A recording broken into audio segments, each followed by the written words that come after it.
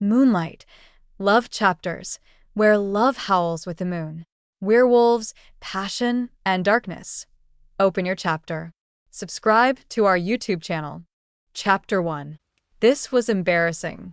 I never thought I'd become such a victim of tradition. Yet here I was, looking at the gowns in a bridal magazine, and liking them, wanting them. All that satin, silk, taffeta, and chiffon. White ivory cream. There's a difference between white ivory and cream, I learned. I could even wear rose or ice blue if I wanted to be daring. Then there were all the flowers and jewelry. Diamonds and silver. If only I could wear silver without breaking out in welts. Okay, gold, then. I could wear gold. I'd be a princess, a vision, absolutely stunning. And all I needed was a $10,000 dress. I can't believe it costs this much to take a couple of pictures, Ben muttered, studying the brochure for a photographer, one of a dozen or so we'd collected. All the brochures for caterers, reception halls, DJs, tuxedo rentals, and a dozen other services I hadn't known we needed, lay piled on the table between us, along with magazines and notepads filled with lists, endless lists, of everything we were supposed to be making decisions about. We didn't even have a date for the wedding yet. My mother had helpfully delivered all this information to me. She was very excited about it all. We sat at a table for two in the back of New Moon, a new bar and grill near downtown. I had hoped we'd be out of the way of most of the diners and the noise at the bar, which was crowded with a up of after-work business people. The place was busy, almost filled to capacity, and noisy even in back. Which was good, fantastic even, because Ben and I were the restaurant's primary investors. Wedding photography's big business, I said, not looking up from the magazine full of gowns that cost more than I made in a year at my first job. It's a racket. What if we got my friend Joe to do it? He's pretty good with a camera. Isn't he the one who's the crime scene photographer for the Denver PD? So, I shook my head. My wedding was not going to be a crime scene. Not if I could help it. Do you think I should go sleeveless? Something like that. I held up the magazine to show a perfectly airbrushed model in a white satin haute couture gown. I wondered if my shoulders were too bony to pull off a dress like that. Whatever you want. But do you like it? He sighed. I like it just fine. You've said that for all of them. I'm not going to be looking at the dress. I'll be looking at you. And that was one of the things that made Ben a keeper. I got a little misty-eyed. He was 34 years old, a lawyer in private practice and rough around the edges because most of the time he couldn't be bothered with appearances. This gave him almost rebellious good looks. His shaggy brown hair was always in need of a trim, the collar of his shirt stayed open, and his suit jacket and tie could usually be found in the trunk of his car. He also had a smile to sigh over. He was smiling now. He'd proposed only a month ago, and we were still in the first flush of it all. Once again, I was amazed at how readily I had fallen into the stereotype. I was supposed to be cool and cynical. We might have sat there staring goofily at each other all night, but Sean interrupted us, bopping over to our table. Hey, you guys need anything? More soda? Water. Sean, late 20s, brown skin and dark hair, simultaneously hip and unassuming, managed New Moon. He'd jumped in to make the place his own, doing everything from hiring staff to setting a menu. He was also a werewolf. In fact, I counted 6 other werewolves here tonight, all part of our Ben's and my pack. This was going to be a werewolf wedding. It seemed like a formality because our wolf halves had established us as the mated alpha pair. I wouldn't say it was against our wills, but it all seemed to happen very quickly. Our human sides had taken a little while to catch up, but they did, and here we were getting married. We were both still a little shell-shocked. I had wanted New Moon to be a haven for people like us. Neutral territory, where lycanthropes of any description could gather peacefully. So far, so good. The place had an interesting smell, the alcohol, food, and people smells of any downtown restaurant, along with the smell of the pack. Fur, musk, wild. My pack, distinctive as a fingerprint, and because New Moon had a touch of that, it felt safe. Here, my human and wolf sides came together, and it felt like home. I've fine. Actually, it's getting late. We should probably roll out of here soon. I started gathering up the mess on the table. Crouching now, Sean rested his elbows on the table and regarded the smiling faces of beautiful brides in the magazines. You pick a date yet? Not even close, Ben said. Sean's grin seemed amused. To me, he said, Are you changing your last name? Please. That's so last century, I said. What's wrong with O'Farrell? Ben said. I glared. Kitch O'Farrell. That's not a name. That's a character in a bawdy Irish ballad. Fortunately, I didn't have to defend myself any further because they both laughed. I'll catch you guys later, Sean said, departing for other chores. We're not any closer to making any decisions than we were when we sat down. Ben now regarded the brochures and paperwork with something like hatred. I can't make any decisions, I said. I keep changing my mind. That's the problem. Then why are we even doing this? Because you asked me to marry you, remember? But do we need the big production? We could just go to City Hall and fill out the paperwork. If we did that, my mother would kill us. Mom wanted a big wedding. These days, it was really, really hard to say no to my mother, who was halfway through chemotherapy treatments for breast cancer. She hadn't been crass enough to drop, I may die soon, so you'd better get married now, hints. But then she didn't have to. She just had to look at me, and her thoughts bore into me like laser beams. She'd understand.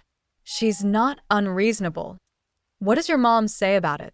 She's ecstatic that I found someone willing to shack up with me at all. That left me giggling. When I thought about it, Ben was right. I didn't want a big wedding. I didn't want to have to pick a caterer or decide on an open or cash bar, and I certainly didn't want to hire a DJ who couldn't possibly do as good a job as I could, having started my professional life as a late-night radio DJ. But I did want the dress. And I wanted to do something a little more interesting than wait in line at some government office so we could sign a piece of paper. That got me thinking. I tapped my finger on a catering menu and chewed on my lip. What if there was a way to save all the time, avoid the organizational nightmare, and yet still have the spectacle? All the fun without the headaches? I had an idea. What are you thinking? Ben said, wary. You've got that look. What look? You're planning something. What the hell? The worst he could do was say no, and that would only put us back where we started. Las Vegas, I said. He stared. Your mother really would kill you. But he didn't say no. You can do nice weddings in Vegas, I said. It isn't all Elvis ministers and drive-through chapels. Vegas. I nodded. The more I thought about it, the better it sounded. It's like the wedding and honeymoon all rolled together. We'd go straight from the ceremony to the swimming pool and have a couple of fruffer drinks with little umbrellas. He just kept looking at me. We hadn't been together all that long, not even a year. Before that, he was my lawyer and always seemed mildly in awe of the problems I managed to get myself into. But I couldn't always read him. The relationship was still too new, and we still wanted to get married. God help us. Then he turned his smile back on. Big, scary werewolf drinking fruffer drinks. You know me. Vegas, he said again, and the tone was less questioning and more thoughtful. I can get online and get us a package rate in an hour. And we won't be paying 4 figures for a photographer. Exactly. More money for fruffer drinks. He shrugged in surrender. All right, I'm sold. You're such a cute drunk. Thanks. But I'm still getting a really great dress. Maybe something in red. Las Vegas, red dress. Forget the bridal magazines. I was ready for Vogue. Fine, but I get to take it off you at the end of the day. Oh yes, he's a keeper. I smiled. It's a deal. At work the next afternoon, I mentioned the Vegas idea to Matt, the guy who ran the board for my radio show. We were in the break room pouring coffee and chatting. Las Vegas? Matt said. He was another show business 20-something, stocky, with his black hair tied in a ponytail. That's seriously cool. Whacked out, but cool. I wouldn't expect anything else from you. You only live once, right? And we'll have a story to tell at cocktail parties for the rest of our lives. It would be more cool if you'd already done it and not told anyone until you got back, he said. We haven't decided anything yet. We may still get talked into going the conventional route. He looked skeptical. I don't know. You found a guy who's willing to elope in Vegas. Let everyone else have the normal wedding. You only get married the first time once. There was the philosophy of a generation wrapped up in a tidy little sentence. That afternoon, Ozzy, the knob station manager and my immediate boss, poked his head into my office. I wondered what I'd done to piss him off this week. Kitty. Yeah, what can I do for you? I hear you're headed to Las Vegas to get married, he said. I tossed aside the stack of press releases I was reading. Where did you hear that? He shrugged. I don't know. It's all over the building. It doesn't matter because here's the thing, I've got this great idea. Ozzy fit the general stereotype of the aging hippie, thinning hair and a ponytail, a general belief that he was enlightened and progressive, except that somewhere along the line, he had embraced capitalism and was always looking for ways to make a few more bucks. Why should big industrialists have all the fun?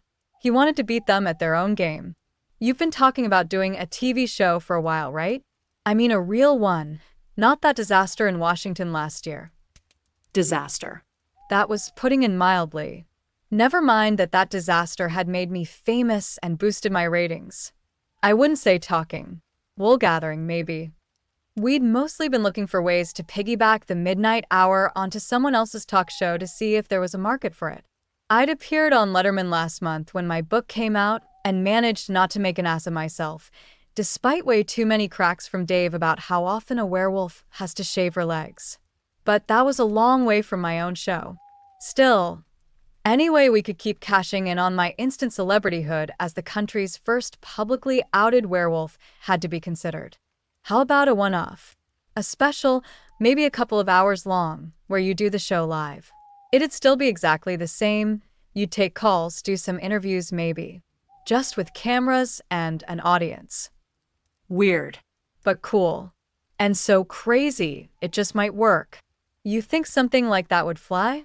You on TV? You're photogenic. Of course it'll work. And in Vegas, you've got an instant audience, access to studios and theaters. I've got a producer friend there. Let me make a few calls. Far too late, I realized. He wanted me to work the same weekend I was getting married? Right. Now both Ben and my mother were going to kill me. We're getting married, and you want to work all weekend? He said, in the offended tone of voice I'd expected. Not all weekend. I'd come home from the station, slumped on the sofa, and told Ben the big idea. He was still at his desk, where he'd been working at his computer, and regarded me with an air of bafflement. He'd be perfectly within his rights to call the whole thing off. Postpone it at the very least. I clasped my hands together and twisted the engagement ring he'd given me. Crossing his arms, he leaned back in his chair.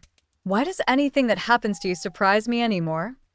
He was smiling, and the smile was encouraging. His nice smile, not that I'm a lawyer who's about to gut you smile. So, you're okay with this? Oh, sure.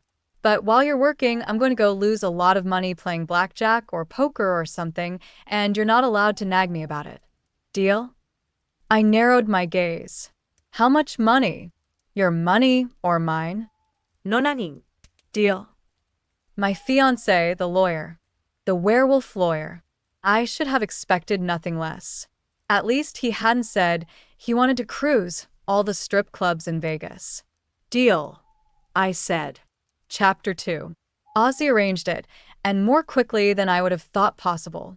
A million things could stall a plan like this. I figured he'd have lost touch with his contact, or this person would have changed careers and was now selling used cars, or it wouldn't be possible to put this kind of show together, or he wouldn't be able to get airtime for it. Maybe Ozzy would lose interest, and I wouldn't have to work the same weekend I was getting married. But he pulled it together. His producer friend thought it sounded like a great idea and signed on, found the venue, sold it to a high-profile cable network, and before I knew it, the avalanche was upon me. I couldn't say no. They picked a weekend. I told them no, full moon that weekend. No way was I going to be spending it in foreign territory. They changed the weekend, the contracts were drawn up and signed, and we had a TV show. We'd broadcast in a month. Promotion began in earnest. To tell the truth, I was excited. My first TV appearance had been against my will under very trying circumstances. It would be nice to be the one in charge this time. The month before the trip passed quickly. With the Las Vegas producers' help, we booked the theater, lined up an interesting set of local guests, and started promotion. On the wedding front, we set it all up via the internet. No long, drawn-out stress at all.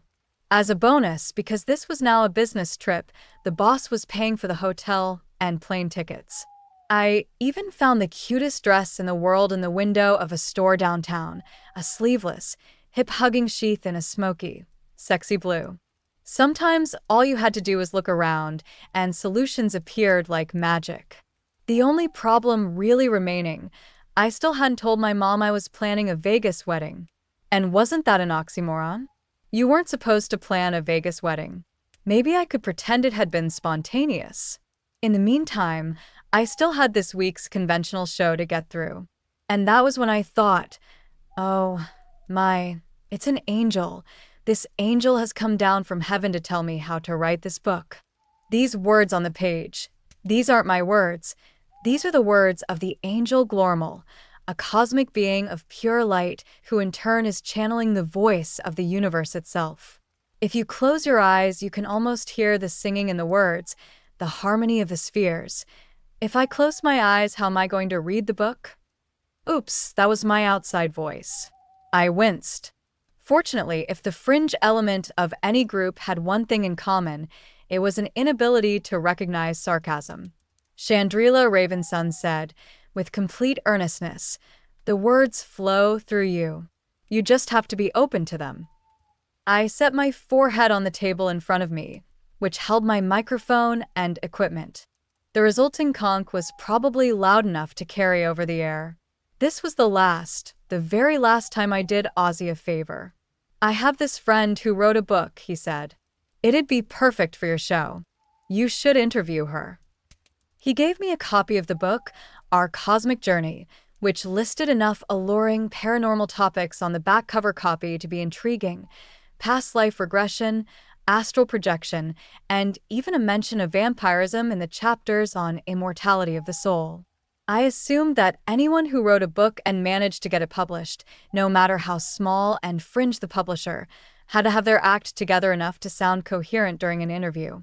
I had thought we might have a cogent discussion on unconventional ways of thinking about the mind and its powers and the possible reality of psychic energy. I was wrong. Fortunately, she had decided the aura of the studio was too negative and insisted on doing the interview over the phone. She couldn't see me banging my head against the table. What did it look like? I said, feeling punchy. What did what look like? The angel, Glormal. And wasn't that the name of one of the elves in Tolkien? I'm sorry. What do you mean? What did it look like? I huffed. You said this being came to you, appeared in your home, and recited to you the entire contents of your book. When it appeared before you, what did it look like? Now she huffed, sounding frustrated. Glormal is a being of pure light. How else do you want me to describe it? White light, yellow light, orange sodium lights, strong, weak, flickering. Did it move? Did it pulse? Just describe it. Such a moment in time is beyond mundane description. It's beyond words. But you wrote a book about it. It can't be that beyond words. I was starting to get mean. I ought to wrap this up before I said something really awful. Then again, I'd always been curious about how far I'd have to go before I got really awful. How else am I supposed to tell people about Glormal's beautiful message? Psychic mass hallucination? I don't know. Glormal told me to write a book. Okay, enough. Time to stop this from turning into a shouting match. Rather, time to take myself out of the shouting match. I'm sure my listeners have a lot of questions. Would you like to take a few questions from callers? She graciously acquiesced. I try to pick a positive one to start with. A bubbly woman came on the line. Hi, Chandrila. May I call you Chandrila? Yes, of course. I feel like we're sisters in a way. I've also had visits from an angelic messenger. It only got stranger. I stayed out of it, taking on the role of the neutral facilitator of the discussion, and made a mental note to kill Ozzy later. No more angelic messenger shows. Never again. So I'd been called the Barbara Walters of weird shit. So I regularly talked about topics that most people turn their rational skeptic noses up at. Just because some of it had been recognized as real didn't mean it all was. If anything, telling the difference became even more important. There's weird shit, and then there's weird shit. The existence of Powerball doesn't make those Nigerian email scams any more real. But it was hard convincing people that your little realm of the supernatural was real and someone else's wasn't. Finally, Matt gave me a signal from the other side of the booth window. Time to wrap it up. All right. Thanks to everyone who called in, and a very big thank you to Chandrila Ravenson. I managed to say the name without sounding too snide, for joining us this week. Once again, her book is called Our Cosmic Journey and is available for ordering on her website. Don't forget to tune in next week, when I'll be trying something a little different. I'll be broadcasting live from Las Vegas, in front of a studio audience. That's right, you'll be able to watch me on TV, and maybe even get in on the act. If you're in Las Vegas or near Las Vegas, or thinking of going to Las Vegas and need one more excuse, please come by the Jupiter Theater at the Olympus Hotel and Casino. If you've ever wanted to see what it looks like behind the scenes at midnight hour central, now's your chance. Thank you once again for a lovely evening. This is Kitty Norville, voice of the night. The on-air sign dimmed, and I let out a huge sigh. I'll kill him. I'm going to kill him. The bastard set me up with that woman. Matt was grinning, like he thought it was funny. Not an ounce of sympathy in him. You can't do that banging your head on the table thing on TV. Yes, I can. It'll be funny. He gave me a raised eyebrow that suggested he disagreed. I rolled my eyes. I'll try not to bang my head on the table. I can't wait till next week, he said, shaking his head, still grinning. I was starting to think Las Vegas was a bad idea. More like a train wreck than a publicity stunt. This time next week, we'd know for sure. I couldn't keep the Las Vegas trip secret. We had to do a lot of publicity if this was going to work. Generate a lot of interest. I should have been pleased that people were hearing about it. It meant the publicity machine was working. But there were a few people I wished weren't paying quite so much attention. While I was walking out of the Knob building, not half an hour after the end of the show, my cell phone rang. Hello. Kitty, it's Rick. I groaned, because while I liked Rick, him calling meant trouble. Rick was the newly minted vampire master of Denver. I was still getting used to the idea. Still trying to figure out if he was going to stay the nice, interesting guy he'd been before, even if he was a 500-year-old vampire, or if he was going to get all pretentious and haughty. I just touched the surface of vampire politics. It was like any other politics, bitchy clique, or virulent board meeting. Vampires may have been immortal, but they were still human, and most of them still acted like it when it came to organizing themselves. But with vampires, the players involved could stretch their Machiavellian intrigue over centuries. The long game, they called it, predictably. On some levels, it made them myopic. On others, it made them incomprehensible. He chuckled. It's nothing serious, I promise. Which actually was helpful, since I'd basically agreed to help keep him as Denver's master should the need arise. The devil you know and all that. This call must have meant that Denver wasn't under attack, and he didn't need my help. Sorry. I'm still a little twitchy, I guess. I don't blame you. I'm just calling to see if you can do me a favor. If I can. If it's reasonable. I hear you're going to Las Vegas next weekend. You heard the show, did you? I said. It's a great idea. But why Las Vegas? Why not LA or New York? Why did I feel cornered by that question? Why did I start blushing? Why not Las Vegas? You're going to elope, aren't you? You and Ben. I turned flustered. Not that it's any of your business. Congratulations at any rate. Thanks. So, what's this favor? Can we meet somewhere? I always suspected that vampires, especially the ancient ones, had a thing against technology. Rick claimed he'd known Coronado, which meant that in his view, the telephone was still a flashy novelty. They preferred face-to-face conversations. Probably because it let them use their strange vampire mojo, some kind of hypnotic charm that left people dazed and pliant. Rick, I really don't have time to run all over Denver. Can't you just tell me now? How about I swing by your office tomorrow night? Clearly, he wasn't giving me a choice. Make it Monday night. Don't make me work the weekend. Got it. See you then. Click.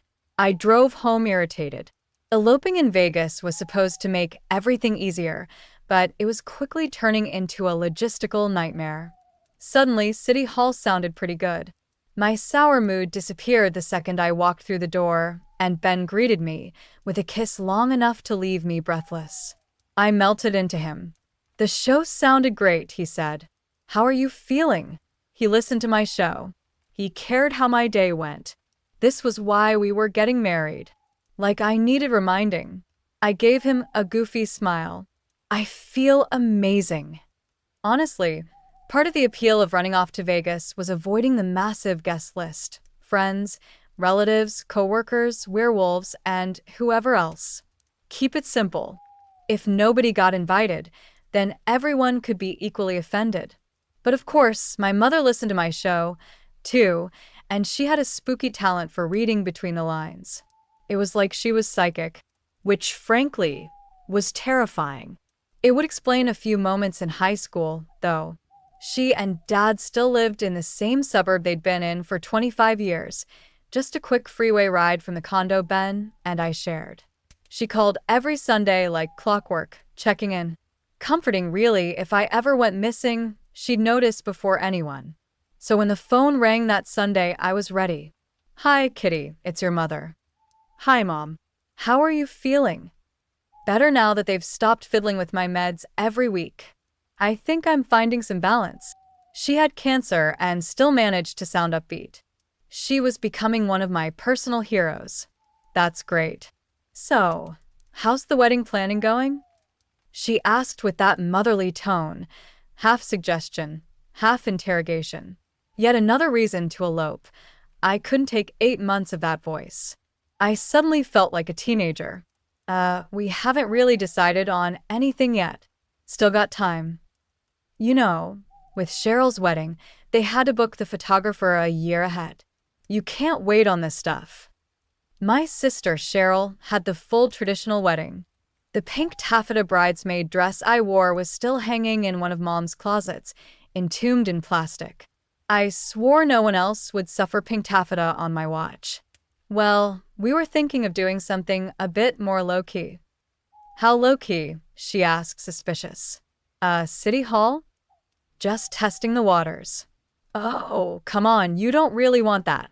I remember at Cheryl's wedding you were so jealous. You kept saying yours would be bigger. Did I? That was years ago. People change. You fall for a disheveled lawyer who'd loathe a giant wedding. You turn into a werewolf who gets uneasy in large, overly affectionate crowds. Well, at least pick a date, so people can save the weekend. Why couldn't I just tell her the truth? This was going to spiral. Mom, if we decide to do something a little unconventional, promise you won't be mad? Depends how unconventional. You're not skydiving or going nude or anything, are you? No. Nothing crazy. Just classically unconventional. Ugh. That came out worse than I thought. If it's about money, your father and I are more than happy to help. No, that's not it. Ben and I just aren't great at this sort of planning. Well, you know I'd be glad to help. Exactly what I was afraid of. That's okay, Mom. We'll figure it out. So, how are Cheryl and the kids? Nice deflection. We drifted into the usual Sunday chat.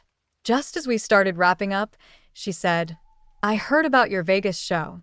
Sounds like fun. It does. I was instantly on alert, like prey sensing a hunter nearby. There was a long pause. Then, "You and Ben are eloping, aren't you?" She had to be psychic. Or just knew me too well. With my best cheerful voice, I said, "It just seems like fun." I hope this sounded convincing. Too bad. I didn't know her as well as she knew me. There's always some hidden layer to our parents. It's like trying to picture them before they had kids or learning they smoked weed in college. Weirdly shocking, and yet not. Her reaction could go two ways: full guilt trip meltdown, or somehow hijacking the plan for herself. Waiting for her answer felt like waiting on lottery results. Maybe lucky, probably not. Then she said, "How about this? Here it comes. A compromise." She'd suggest some quaint, overpriced mountain wedding like her friend's daughter had at Estes Park. I was ready to decline. But then, "Why don't your father and I come with you?" My mouth opened, but no words came out. Technically, I couldn't stop her. It's a free country, and as far as compromises went, it wasn't terrible. Still, the idea of a spontaneous Vegas wedding lost a lot of its sparkle with Mom tagging along. "That's really not necessary, Mom." "Oh, we'd love it. And you're right, one big wedding is plenty for this family. Do something different. I'll call Cheryl and see if she wants to come, and I'm sure Mark's parents could watch the kids for a few days." Well, at least there'd still be a pool. And for drinks. That rule about vampires not being able to enter a place without being invited was true. What the rule didn't say is that it applied only to private residences. Public places, like office buildings, for example, were free and clear. An hour or so after dark, enough time to wake up, dress, maybe grab a bite, literally, from one of his willing donors, and drive over here. Rick appeared in the doorway of my office without any fanfare. "Hello," he said, and I jumped because I hadn't heard him coming. It was like he appeared out of thin air, and at the same time seeming like he'd been standing there for hours. Hands in the pockets of his tailored slacks, he leaned against the door jamb and quirked a smile. He had dark hair and fine features, and he dressed well and looked great, like an upper-class scion comfortable with wealth and attention. He also smelled cold, like a well-preserved corpse, which he was. "I hate when you do that," I said. "I know." "Sorry," he said in a way that made it clear he wasn't really. "How are you doing? The pack coming together, all right?" Taking over the pack had been weird.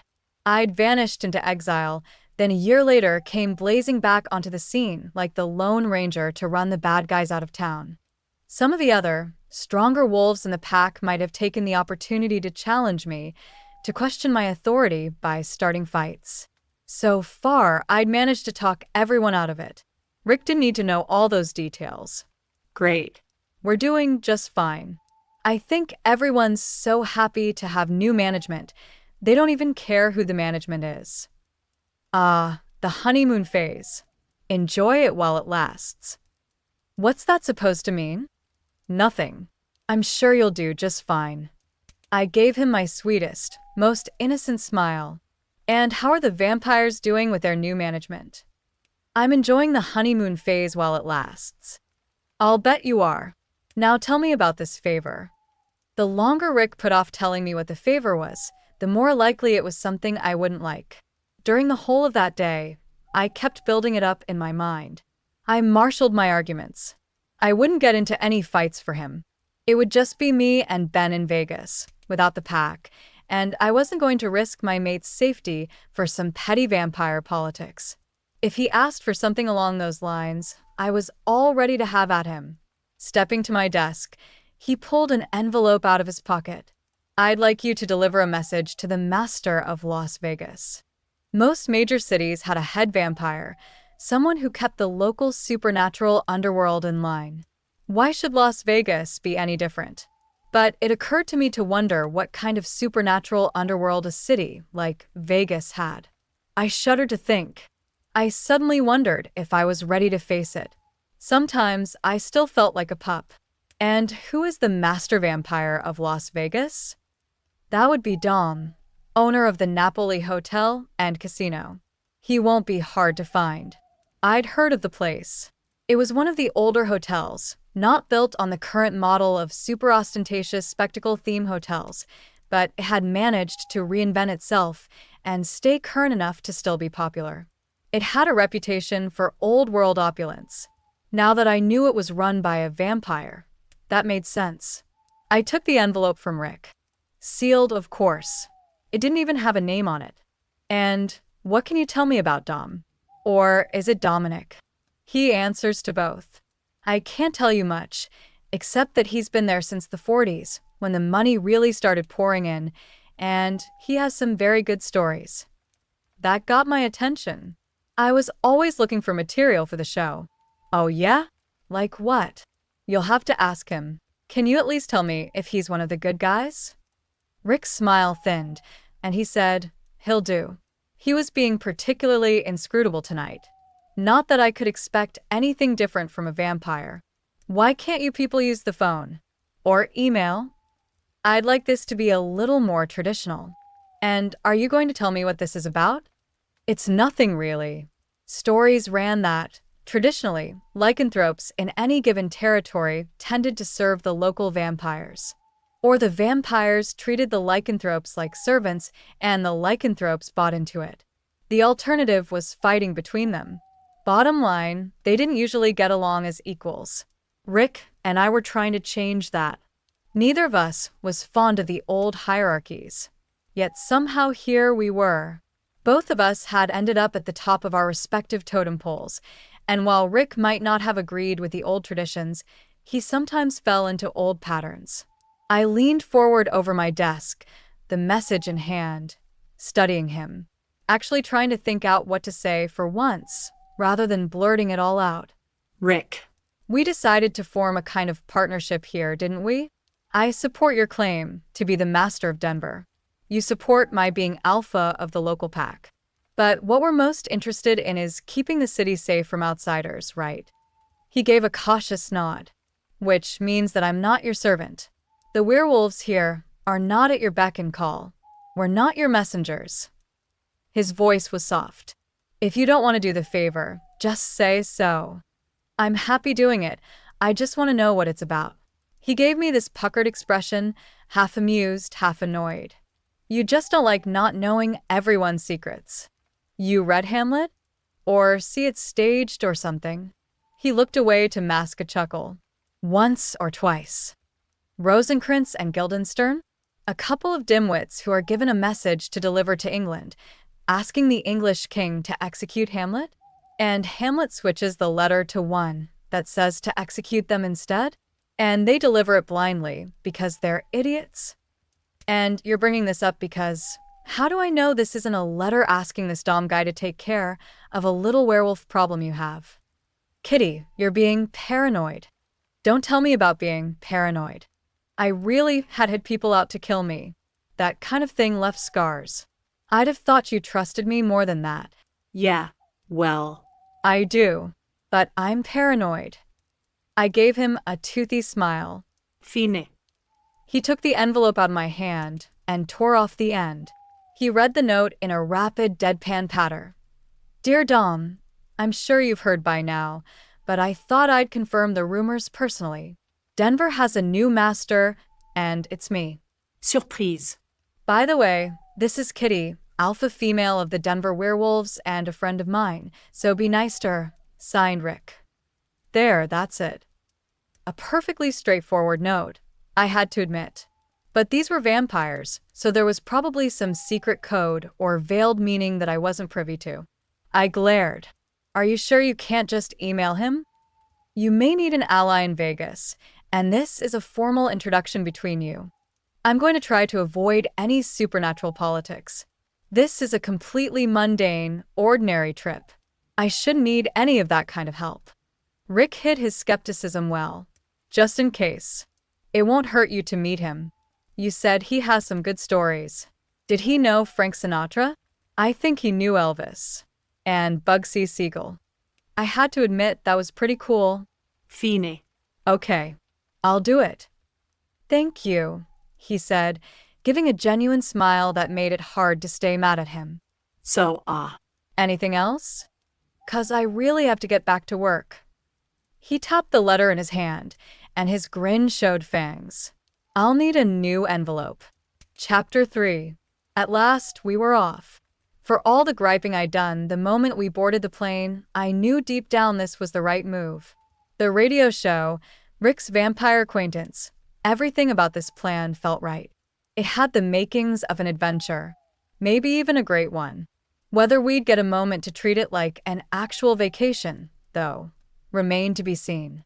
Ben kept shooting me those annoyed, sidelong glances. Supposedly, Vegas was going to simplify things. Yeah, not quite. We strolled out of baggage claim and made our way outside to find a taxi. In my head, I heard the soundtrack of my grand Vegas arrival, a full-on cinematic orchestra swinging into a jazzy version of Luck Be a Lady. I imagined myself arm in arm with Frank Sinatra, both of us grinning as we strutted out of the airport in style. And then, bam, the heat hit me like a slap to the face. Holy crap, I muttered. Just remember, this was all your idea, Ben said, squinting through the harsh sunlight bouncing off the pavement. Was it? You sure it wasn't yours? My imaginary soundtrack fizzled and died right there on the sidewalk. I'd never been to Vegas before. I was genuinely curious how the real thing compared to the glitzy version sold to us in movies and commercials. So far, during the cab ride to our hotel, one thing stood out: the heat. Oppressive, scorching, blinding heat. It made the city feel like it was shimmering into existence right out of the desert. I couldn't begin to guess how much they paid for air conditioning here. The whole place had an artificial, theme park quality, imposing glass towers crammed next to one another, each one styled like a different fantasy. Pyramids, castles, Venetian palaces, Roman columns, even pirate ships, all just casually parked together on the strip. The place was absolutely bonkers. Ben pointed out a billboard advertising a live show called Bite. It featured nearly nude vampire showgirls, strategically covered and baring their fangs. You don't think they're actually vampires, do you? Is the supernatural that mainstream now? I shook my head. No way. They're tanned. Spraytan. He wasn't letting it go. We could always go check it out, just for science.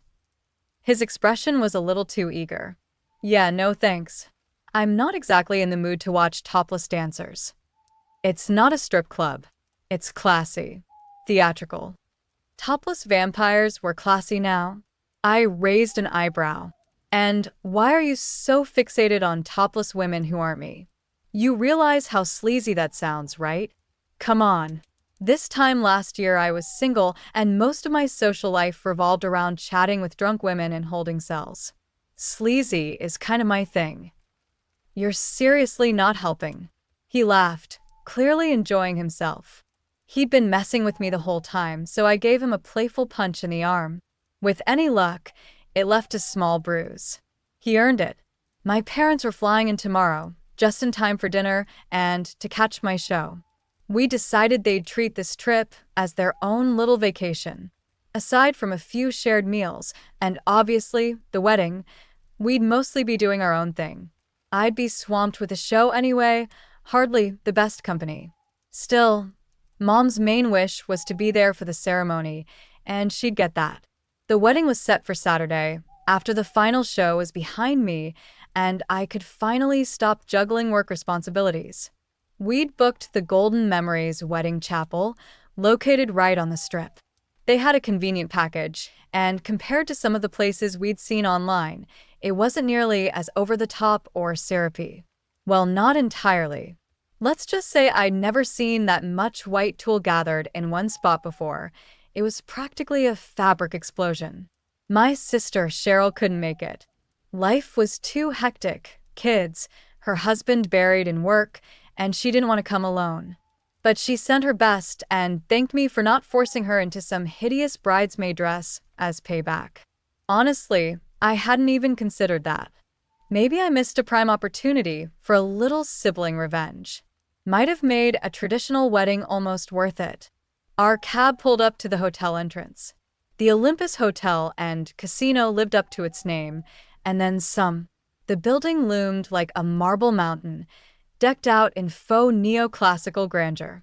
A shimmering reflecting pool led up to the front portico, which was lined with towering Ionic columns. Tucked into the walls were statues lounging in niches, welcoming guests with stoic elegance. Above, there were elaborate reliefs clearly meant to echo the Parthenon, but instead of ancient gods, they depicted toga-clad men and women rolling dice and hitting slot machines. We'd just finished dragging our luggage out of the cab when Ben stopped me and pointed toward the curb. He wanted me to take in the massive, blinking LCD billboard out front. I'd completely missed it during the drive, since we'd come around from the rear of the hotel. One night, only the midnight hour live, with Kitty Norville talk radio with teeth. And there was my smiling face, framed by blonde hair. I had a sultry, sexy look, perfect for Vegas, that made me seem like I really did want to use my teeth on something. The photographer had done a great job. It was spectacular. My name in lights. Wasn't that the big dream? And here I was. I started tearing up. Ben squeezed my shoulders and kissed my hair. Come on, rock star. Let's get checked in. The ancient Greek theme continued inside. Placards on the wall advertised amenities like the Dionysus Bar and the Elysium Field Spa. It was almost intellectual, if not for the wide marble steps leading to a football field-sized room filled with clanging noises, garish lights, and swarms of people. Hordes of them, all shapes, sizes, ages, and states of dress, from sloppy shorts and tank tops to stylish dresses and slacks. And the smells: concrete, carpet, alcohol, money, sweat, and too many people. Once you went down those steps and into that chaos, there was no easy way out. The casino area was maze-like, the way the tables and machines were arranged, and the way that people clustered around them. Apart from the main entrance, I couldn't see an escape. The place didn't want you to know where the doors were. We had to wait in line to check in, increasing my feeling that I was surrounded and had no way out.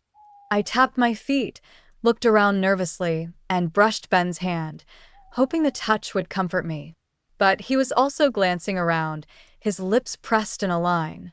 You okay? I said. Yeah, he answered, not sounding convinced. I never liked crowds at the best of times, but now I want to crawl out of my skin. We finally made it to the front desk. I asked the clerk, "Are you usually this full? Or is something going on this weekend?" "This is unusual," the woman said. "We're hosting a big convention. Here, I think I have a flyer." Reaching under her desk, she produced a one-page flyer. In big, bold letters it announced, Western Regional Firearm Enthusiast Exhibition. A gun show. The producer had booked me into the same hotel as a gun show. From a certain perspective, this was hilarious. "You've got to be kidding me," I said. The clerk maintained her smiling customer service expression and handed us the packet with our key cards. We moved off to find the elevators. Ben took the flyer from me and actually chuckled. Wow. What are the odds? Is it too late to change hotels? I said. I don't want to sleep in the same building as a gun show. I can't believe they booked me at the same hotel as a gun show. Ben shrugged. It's probably in a totally different part of the building. We won't even know it's there. We found the bank of elevators, which as it turned out was next to the ballroom, where a large sign on an easel announced the presence of the Western Regional Firearm Enthusiast Exhibition. I wouldn't be able to go to my room without walking past it. I didn't like guns. I had recently learned more about them than I ever wanted to know, including learning how to shoot as a matter of survival. But I didn't carry one with me. I didn't want to. In my experience, nothing good happened when guns were involved. Ben was edging toward the ballroom, craning his neck like he was trying to look in. I probably know some people here, he said. I may have to hang out and see if I spot anyone. And how many of those people are walking around with silver bullets? I couldn't tell by looking. Most of the people walking past looked entirely normal. Without the gun show sign, I'd never have suspected any of them of being gun-toting maniacs. Dangerous people ought to have signs on them, facial tattoos and studded collars, that sort of thing. Name something like Brutus. Ben tilted his head thoughtfully.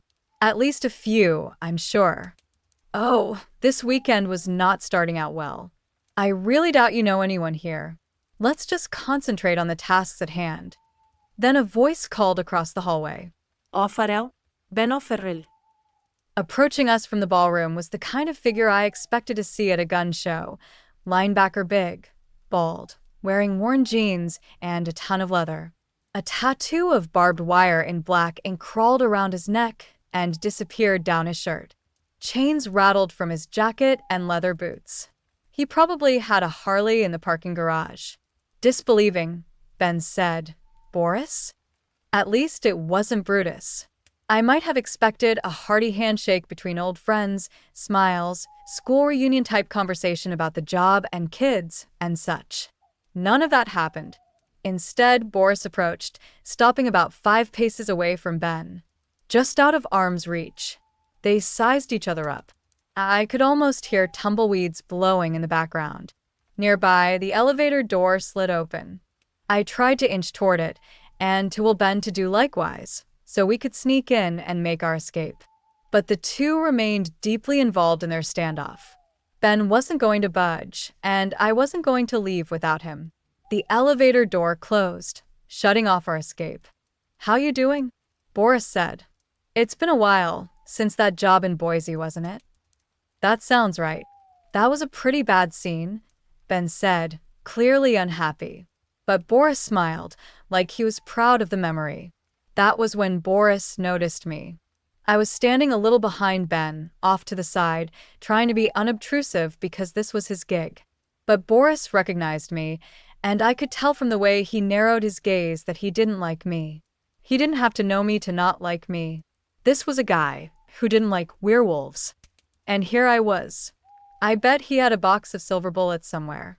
Ben, astute as he was, noticed the glare. "Boris, this is Kitty Norville." "I know who she is.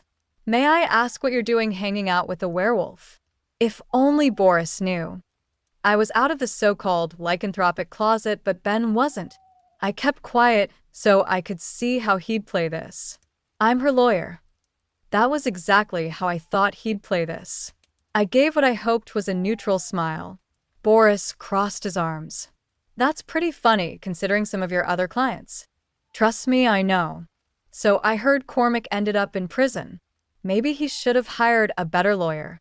Or maybe his lawyer's the reason he got 4 years for manslaughter instead of life for first-degree murder."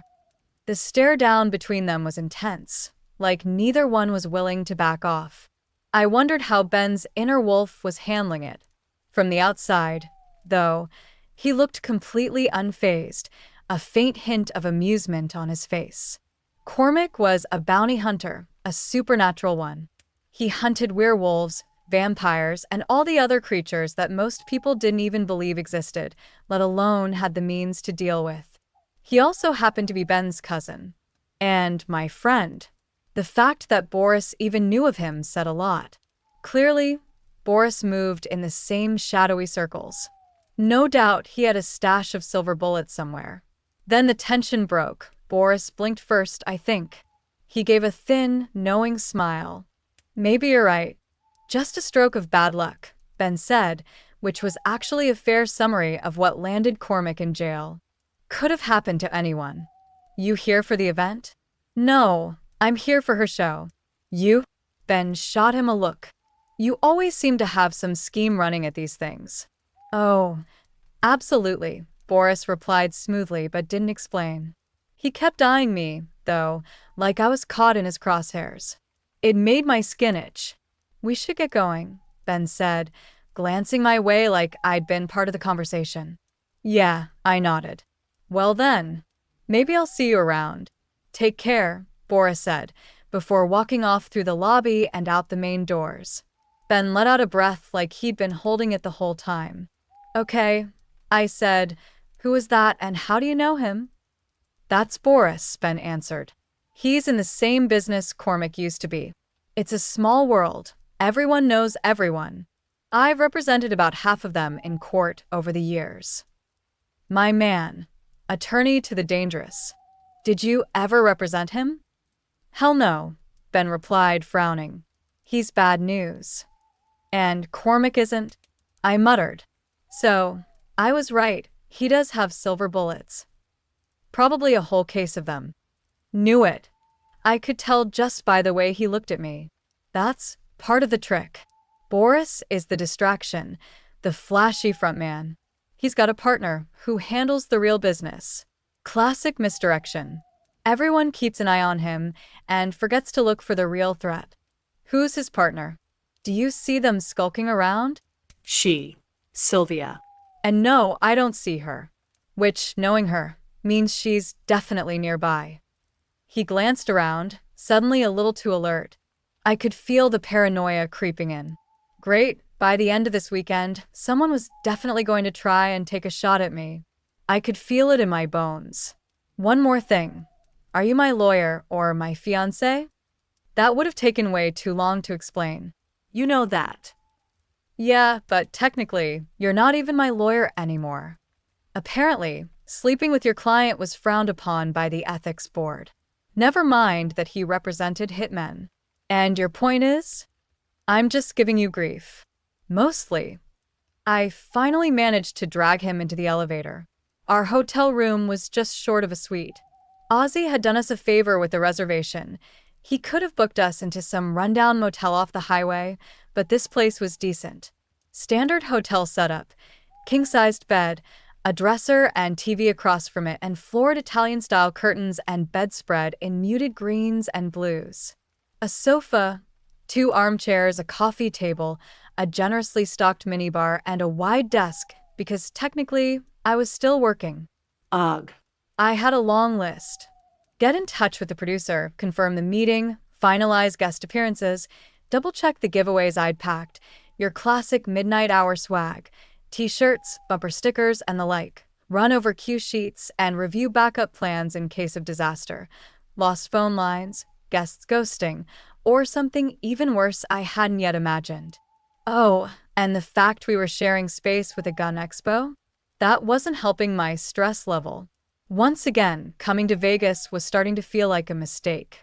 Our window overlooked the hotel pool, a glittering grotto filled with gallons of wastefully luxurious, chlorinated water. Bad for the environment, but so visually indulgent. Palm trees, plush lounge chairs, poolside bars with flirty bartenders. The people relaxing in the sun with tropical cocktails looked like they didn't have a care in the world. I stared at them, phone in hand, and nearly burst into tears. Ben was unpacking and watching me juggle the mess of notes and schedules I'd dumped onto the desk. You sure there's nothing I can do? Rub my back. Kiss my neck. Whisk me away from all of this. But I just sighed. Not really. It's all just grunt work.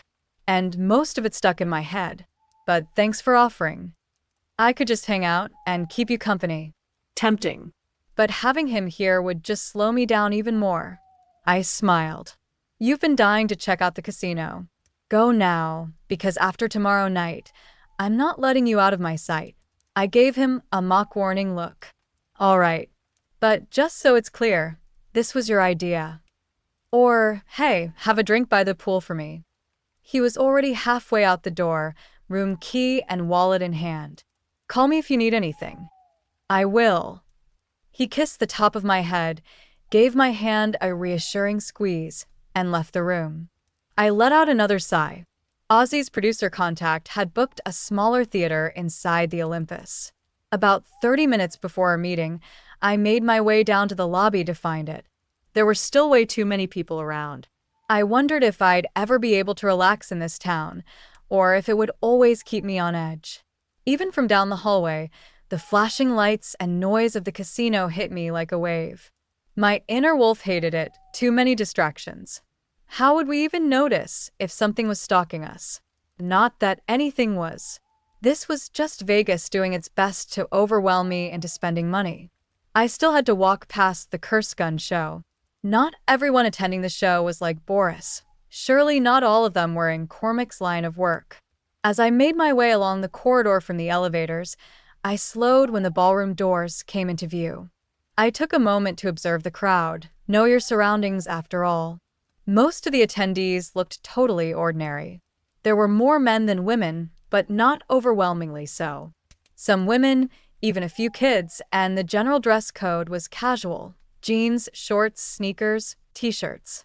A cross-section of Middle America by the looks of it. Firearm enthusiasts, hobbyists, collectors, people who liked a weekend at the range. They seemed harmless enough. Surely, I told myself, I didn't need to worry about bounty hunters or supernatural assassins, not in the middle of a casino crawling with security. Certainly not the kind who might take issue with werewolves and use a public setting like, say, me under a spotlight on stage as an excuse to open fire. Still, I couldn't stop thinking about how many people in this hotel were probably carrying concealed handguns right now. I was turning down a hall toward the casino and the Jupiter Theater when the hairs on the back of my neck rose. I froze. Someone was tailing me. Wolf sensed it through scent, sound, instinct, or all three. I took a slow breath and tried not to let the panic take over. When I spun around, the woman looked caught off guard, like she hadn't expected me to notice her presence. She was shorter than me, slim, with a sun-kissed face and short, curly brown hair. Her outfit, jeans, sandals, a white blouse, was unremarkable. Minimal makeup, silver jewelry. Entirely forgettable. She recovered quickly and gave a friendly smile. Sorry, I guess you saw me coming. Yeah, something like that. Now she seemed a bit uneasy, though her smile held. I hope I'm not bothering you. I know this probably seems awkward, but you're Kitty Norville, right? There it was. I dropped my gaze. Yeah. I recognized you from the Time article last winter. Of course she had. I winced. That's what I was afraid of.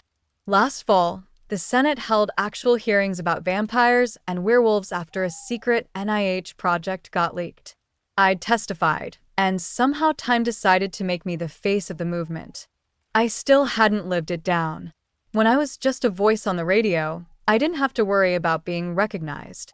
But after everything, the hearings, the press, being outed on national TV, it felt pointless trying to hide. Hence the whole TV show idea. You really shouldn't be embarrassed. It was a great article, she said. Interesting, at least. Good publicity, I imagine. Interesting like that old curse about living in interesting times. Thanks. I try not to complain. I figured she'd give a polite goodbye and move on. Part of me even hoped she'd ask for an autograph. When she didn't, I was weirdly disappointed. But instead, she just stood there, smiling, studying me. It was making my nerves itch. So, what brings you to Vegas? I'm here for the show, she said, nodding toward the ballroom. The gun show. I casually checked for holsters or anything suspicious, but saw nothing. She looked so normal. Well, you seem busy, so I won't keep you. It was nice meeting you. She turned to leave. It wasn't unusual to be recognized in public, but this, right outside that event, set off every alarm in my head. Coincidence? Maybe. Maybe not. I glanced around for a familiar bald figure in leather, but he was nowhere to be seen. That didn't mean much. On a hunch, I called out, "Sylvia?" She stopped and looked over her shoulder.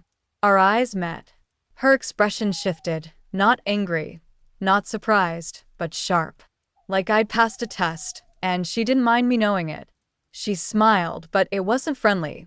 It was calculated. The kind of smile that said, I see you. I know what you are. Then she turned back around and vanished into the crowd flowing in and out of the ballroom. My heart was thudding. I wasn't sure what just happened, but it didn't feel good. I kept walking, checking over my shoulder the whole way. Maybe they weren't really after me. But if they were, with all this noise and chaos, I might not hear them coming. Chapter 4. I tried calling Ben on his cell, but it went straight to voicemail. He was probably still deep in his poker game. I left a quick message about running into Sylvia, hoping for some kind of reassurance that the entire hotel wasn't secretly plotting against me.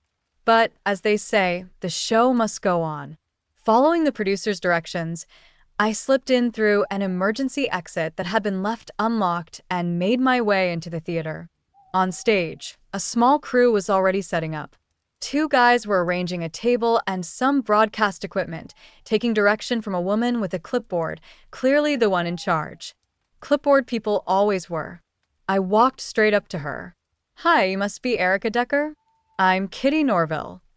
She smiled warmly as I climbed onto the stage. She was a slim black woman with a thick ponytail of curls and the intense, slightly frantic energy I'd come to expect from anyone working in TV. Everything mattered, and it had to be done 5 minutes ago.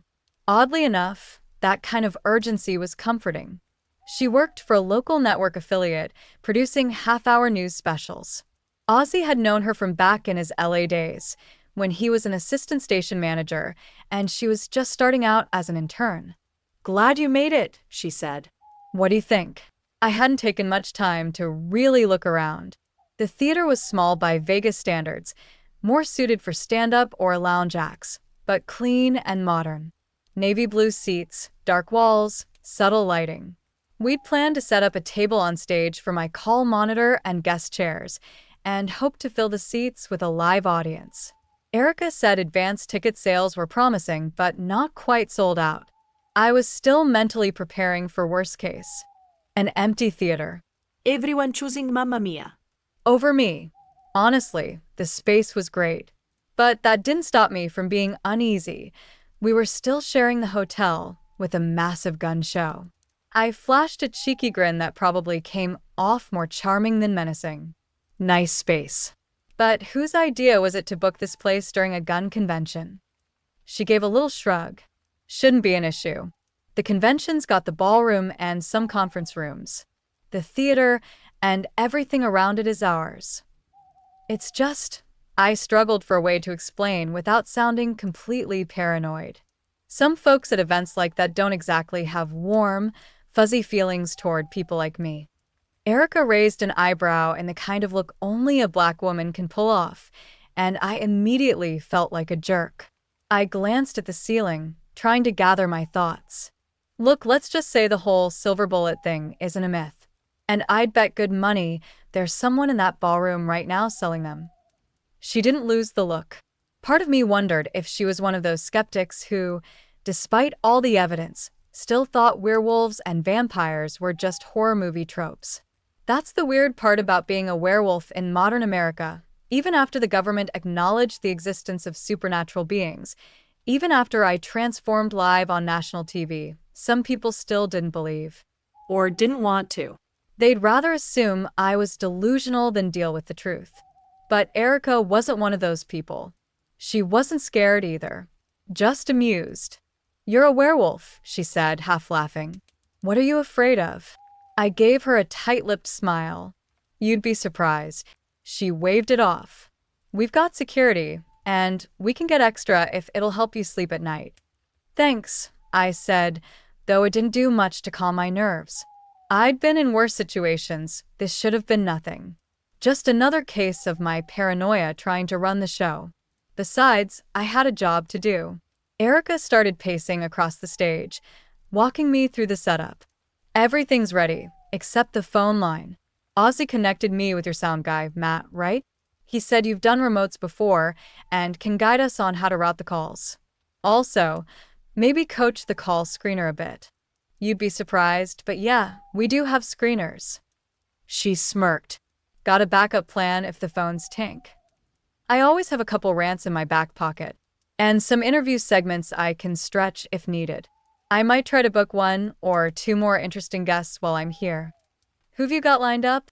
"Well, I found this Elvis impersonator who was born the same day the real Elvis died, down to the hour. He swears he's the reincarnation of the king." She groaned. "I've heard of him. He tried to sell us a recording of one of his past life regression sessions. We passed." That was exactly the response I'd hoped for. Local producers always knew where the good stories were. I arched a brow. "Oh yeah? Got something better?" Plenty. You know, the really juicy stuff never makes it into the mainstream, right? Why is that? Because nobody would believe it. I gave a wry grin. Try me. She crouched near the edge of a stage, ticking points off on her fingers. First of all, this town is crawling with vampires. They love it here. Places never close. It's perfect for them. How can you tell they're vampires? I asked. Even before the NIH went public about all of you, I used to call those guys vampires. They hang out in bars, targeting people who are broke and beaten down. It's like they can smell despair. And honestly, how else do you explain people that hot-hitting on complete wrecks? That's definitely something I need to look into, I said. And maybe if I got lucky, they could help pass Rick's message to Dom. Second, she continued, you know much about Vegas history? How this place got to be what it is? A little. Something about the mob and Frank Sinatra, right? Right. Bugsy's Siegel built the Flamingo. It was one of the first big casinos on the Strip. But he was deep in the mob, and he crossed the wrong people. So they whacked him. Legend has it, he still haunts the garden there.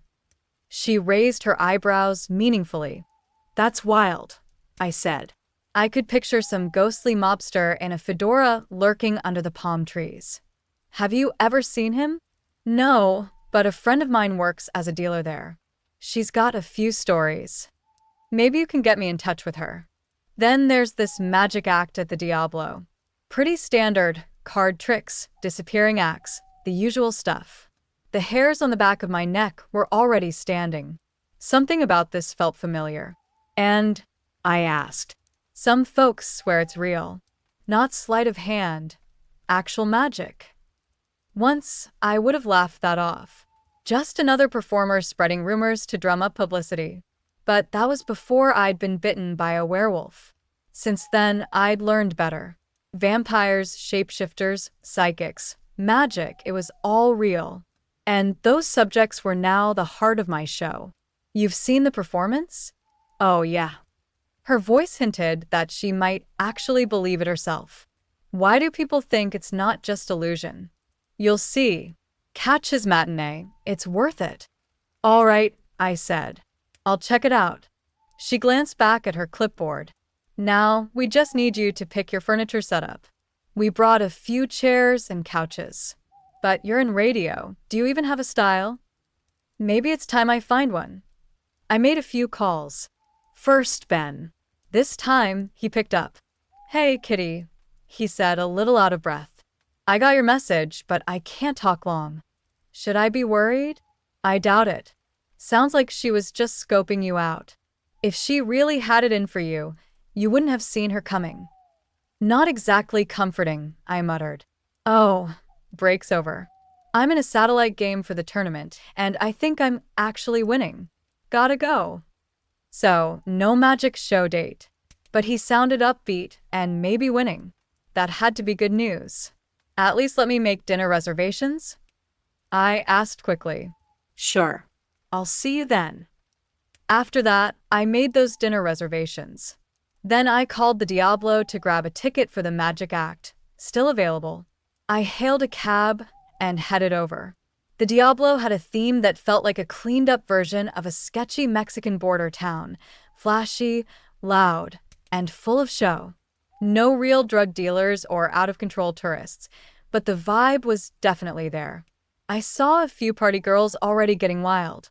The cocktail waitresses wore leopard print skirts, and everything else was a blur of neon, red, and noise.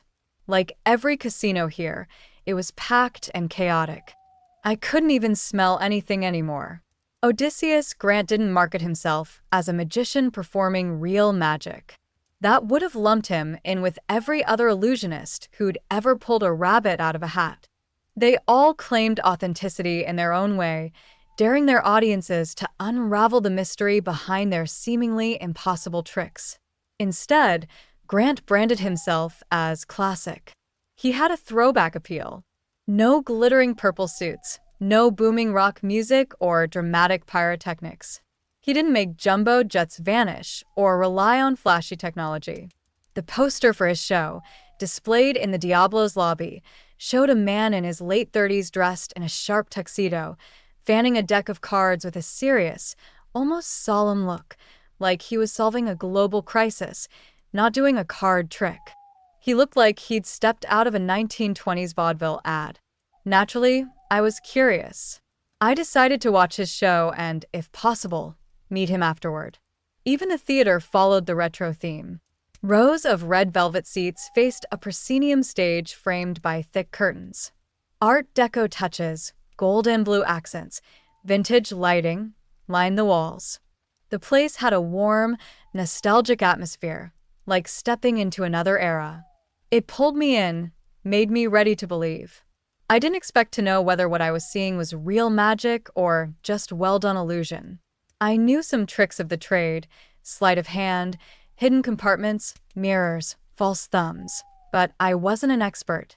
Usually, I let myself get swept up in the performance. This time, I meant to stay sharp, to watch his hands, to catch a trick if I could. But even if I missed it, that didn't mean it was actual magic, just very good illusion. Being a werewolf gave me sharper senses, better smell, hearing, strength, but not the ability to see through tricks or detect real magic. I couldn't read minds, see auras, or sense ley lines. Just a monster in a fairly average blonde body. But Grant's show? I felt something the moment he walked on stage. The air shimmered with energy. I wasn't the only one who noticed. People near me leaned forward, eyes wide. The room buzzed. Maybe it was just expert showmanship, creating the illusion of wonder so perfectly that it felt real. Still, the effect was electric. Grant, in his immaculate tux and top hat, exuded presence. He didn't need to say a word. His glance alone asked the familiar magician's questions. See? Nothing hidden. Just watch. And we were all ready to believe him. He started with 3 silver rings, each a foot wide. A classic trick. He clanged them together to show they were solid. Then, on the 3rd strike, they passed through each other. Interlocked. He didn't dwell on it. It was a warm-up, a nod to tradition. Then he did something astonishing. Once separated, he set 1 ring spinning flat on his hand. That was cool enough, but then he added a second, spinning on top of the first. I had to squint to be sure of what I was seeing. The first ring spun without wobbling, perfectly balanced. Then a 3rd joined them. 3 rings spinning in harmony, chiming together with a melodic sound. It looked simple, but impossibly so. I couldn't look away. Goosebumps rose along my arms. My wolf instincts stirred with unease. This didn't feel safe. It felt real. Like the spinning rings opened a window to another realm. I nearly bolted, but I stayed put, telling myself it was just a clever trick. With a flourish, Grant presented the image. The audience erupted with applause. Then, with a flick, he tossed the rings into the air. They separated mid-flight, and he caught them with ease before taking a bow. He followed up with a series of old-school illusions, silks appearing from nowhere, levitating tables, birds pulled from sleeves. Every move was graceful, confident. He cracked an egg into a pitcher, stirred it, covered it briefly with a scarf, and revealed, chirping softly, a live chick. The crowd gasped in delight. Next came the box, the kind that glamorous assistants used to vanish into with a flick of a wand. Like the rest of the show, this prop looked like it belonged to another time. I wouldn't have been surprised to learn it was a genuine antique, something salvaged from a 1920s magic act. Painted a dull black, it was adorned with painted Egyptian hieroglyphs winding through vines and flowers around the borders. Tall and slim, it appeared just large enough to fit a person standing upright. Any wheels it had were cleverly hidden. There was no assistant. Grant handled the box himself, rotating it slowly to display all 4 sides, making it clear that no trapdoors, mirrors, or other gimmicks were in play. Then he called for a volunteer from the audience. It would have been understandable to assume the woman who came up was a plant. She seemed too much like a cliché, a cheerful, middle-aged woman in a floral blouse and pastel pants, heavily made up, hair permed and dyed, with the air of someone enjoying a vacation from the Midwest. She hurried up the steps to the stage, clearly flustered and giggling. Grant met her with an outstretched hand and a courtly bow, which only made her blush harder. He asked her name. "Mary," she said, pressing a hand to her cheek to calm herself. "Mary," Grant repeated warmly. "Thank you for joining me tonight. Now, would you agree this is just an ordinary box?" He guided her toward it for a closer look. "Well," she replied, inspecting it, "I wouldn't call it ordinary. It's too lovely for that." "But you'd say it hasn't been tampered with?" he pressed. "It looks normal to me," she confirmed. Grant swung open the front panel to reveal a plain, shadowy interior. "Mary, would you mind stepping inside? I promise it's completely safe." With a nervous laugh, Mary complied. He stayed where he was and turned the box again. In the quiet, there was no dramatic music, no flashing lights. I could hear the faint scrape of wheels across the wooden stage. Then he stopped, steadied it, and opened the door. It was empty. It was a classic trick, one I'd seen many times, but that didn't make it less unsettling. There was something about that vacant space that made the hair on my arms stand up. Grant even stepped inside to show us it was truly empty, no mirrors or hidden panels. Somehow, that only made it more disturbing. Against my better judgment, I found myself thinking, where did she go? Then Grant turned to the audience. "Mary's husband, is he here tonight? Sir, should I bring your wife back?" A ripple of soft, uneasy laughter swept through the room. I couldn't see the man's response, but I assumed he gave the expected nod. Grant smiled. "One day a husband's going to say no, and then I'll really be in trouble." Once more, he turned the box and opened the door, and there was Mary again, eyes wide and looking a bit stunned. "Madam, are you all right?" he asked gently. "I think so," she said, breath catching. It was very dark in there." She glanced back over her shoulder into the cabinet. Was that fear flickering in her eyes? That reaction sealed it. Any magician could make someone disappear. But I'd never seen someone look back at the prop like they weren't entirely sure what had just happened. What had she seen in there? Grant helped her down from the stage, and the audience erupted into applause. He accepted it with a reserved smile and a modest bow, then exited. The curtain fell. I stayed in my seat long after the show ended, staring at the red velvet curtain. I knew I'd seen a magic show, but I was certain that wasn't the whole of it. There was only one way to find out. I snuck backstage. Chapter 5. I'd been to enough concerts with enough backstage passes that I knew some tricks. First, act like you belong. If you walk with purpose and disguise the fact that you don't know where the hell you're going, most of the underlings won't stop you. That would take a bouncer or stage manager. Second, most theaters had the same basic layout. The house, the stage, the rigging, the booth, and somewhere in back were dressing rooms and storage areas. Follow your instincts. Poke your nose in enough rooms. Eventually you'd find something interesting. The hard part was usually finding an unlocked, accessible door to the backstage area in the first place. In the lobby area between the theater and the casino, an emergency exit toward the back looked promising. I checked for alarms, hoped for the best, and opened the door. On the other side was a concrete hallway, functional and unattractive. Wiring and vents were exposed. Directly opposite me was another door marked emergency. It probably led to the outside. To my right, however, the hallway led back to the direction of the theater. Bingo equals 0. The place was mostly dark, lit by a few unobtrusive work lights. Boxes, chairs, lighting and microphone stands, and other theatrical detritus lined the walls, shoved here to be out of the way. I followed my nose, strained my ears listening for human sounds, movement, voices. I didn't hear anything. The place smelled musty and a little ripe. 30 years of performers working and sweating here had seeped into the walls. I found a door marked stage. It was locked. I continued down the hall looking for another way in, to get a closer look at Grant and his gear. The wolf side didn't like this at all. The hallway seemed too narrow. It was crammed with stuff, scaffolds, wiring, larger vents trailing along the ceiling, an optical illusion making me claustrophobic. I heard something then, like a box dropped on a hollow floor. Freezing, motionless.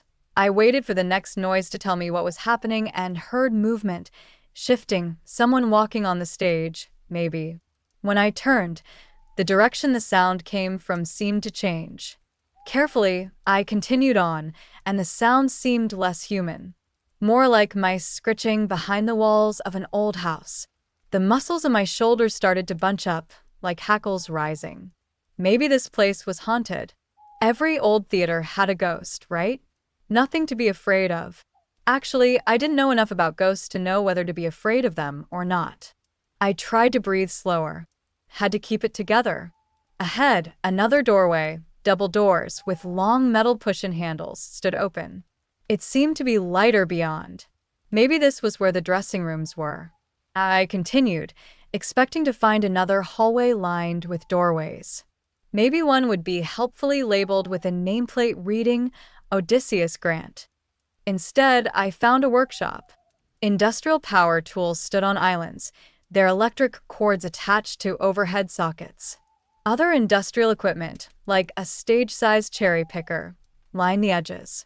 Above, an extension cord was swinging from a socket, like someone had just been here. I definitely heard footsteps now. They sounded distant, as if someone had followed me through the first set of emergency doors. They walked steadily but unhurried, growing louder. I clenched my hands, feeling the claws lurking inside me. Get the hell out of here. Wolf was whining, growling. I couldn't go back, though. Had to go forward. I raced through another set of double doors at the end of the workshop and ended up on an outdoor loading dock behind the theater. The door clicked shut behind me, and I rattled the handle. Locked. A cool evening breeze blew in from the desert. The place smelled like asphalt and truck exhaust. Perfectly normal. The tension started to drain out of me, and I felt stupid. So much for that adventure. As I walked back around to the front of the hotel, admiring the plain, grubby exterior of the building's backside and the glimpse of stark, empty desert beyond the streets behind it, I did what a sane, normal person would have done right from the start. I called the theater box office and asked if it would be possible to pass a message to Odysseus Grant. In minutes, I managed to contact the press office and request an interview. Back at our room, Ben was sitting on the edge of the bed, looking shell-shocked. He leaned forward on his knees, his hands dangling, staring at the wall with way too much concentration. He was thinking awfully hard about something. He acknowledged my arrival with a glance. "What's wrong?" I said. He straightened, and the studious expression grew even more intent, like he was trying to figure out how to explain something. That poker game I played? It turned out to be kind of interesting.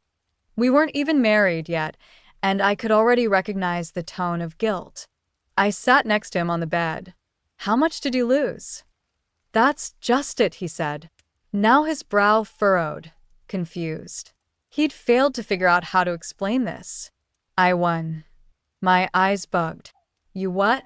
"Oh my God. That's great." I had visions of him winning enough to pay for the wedding, and then some.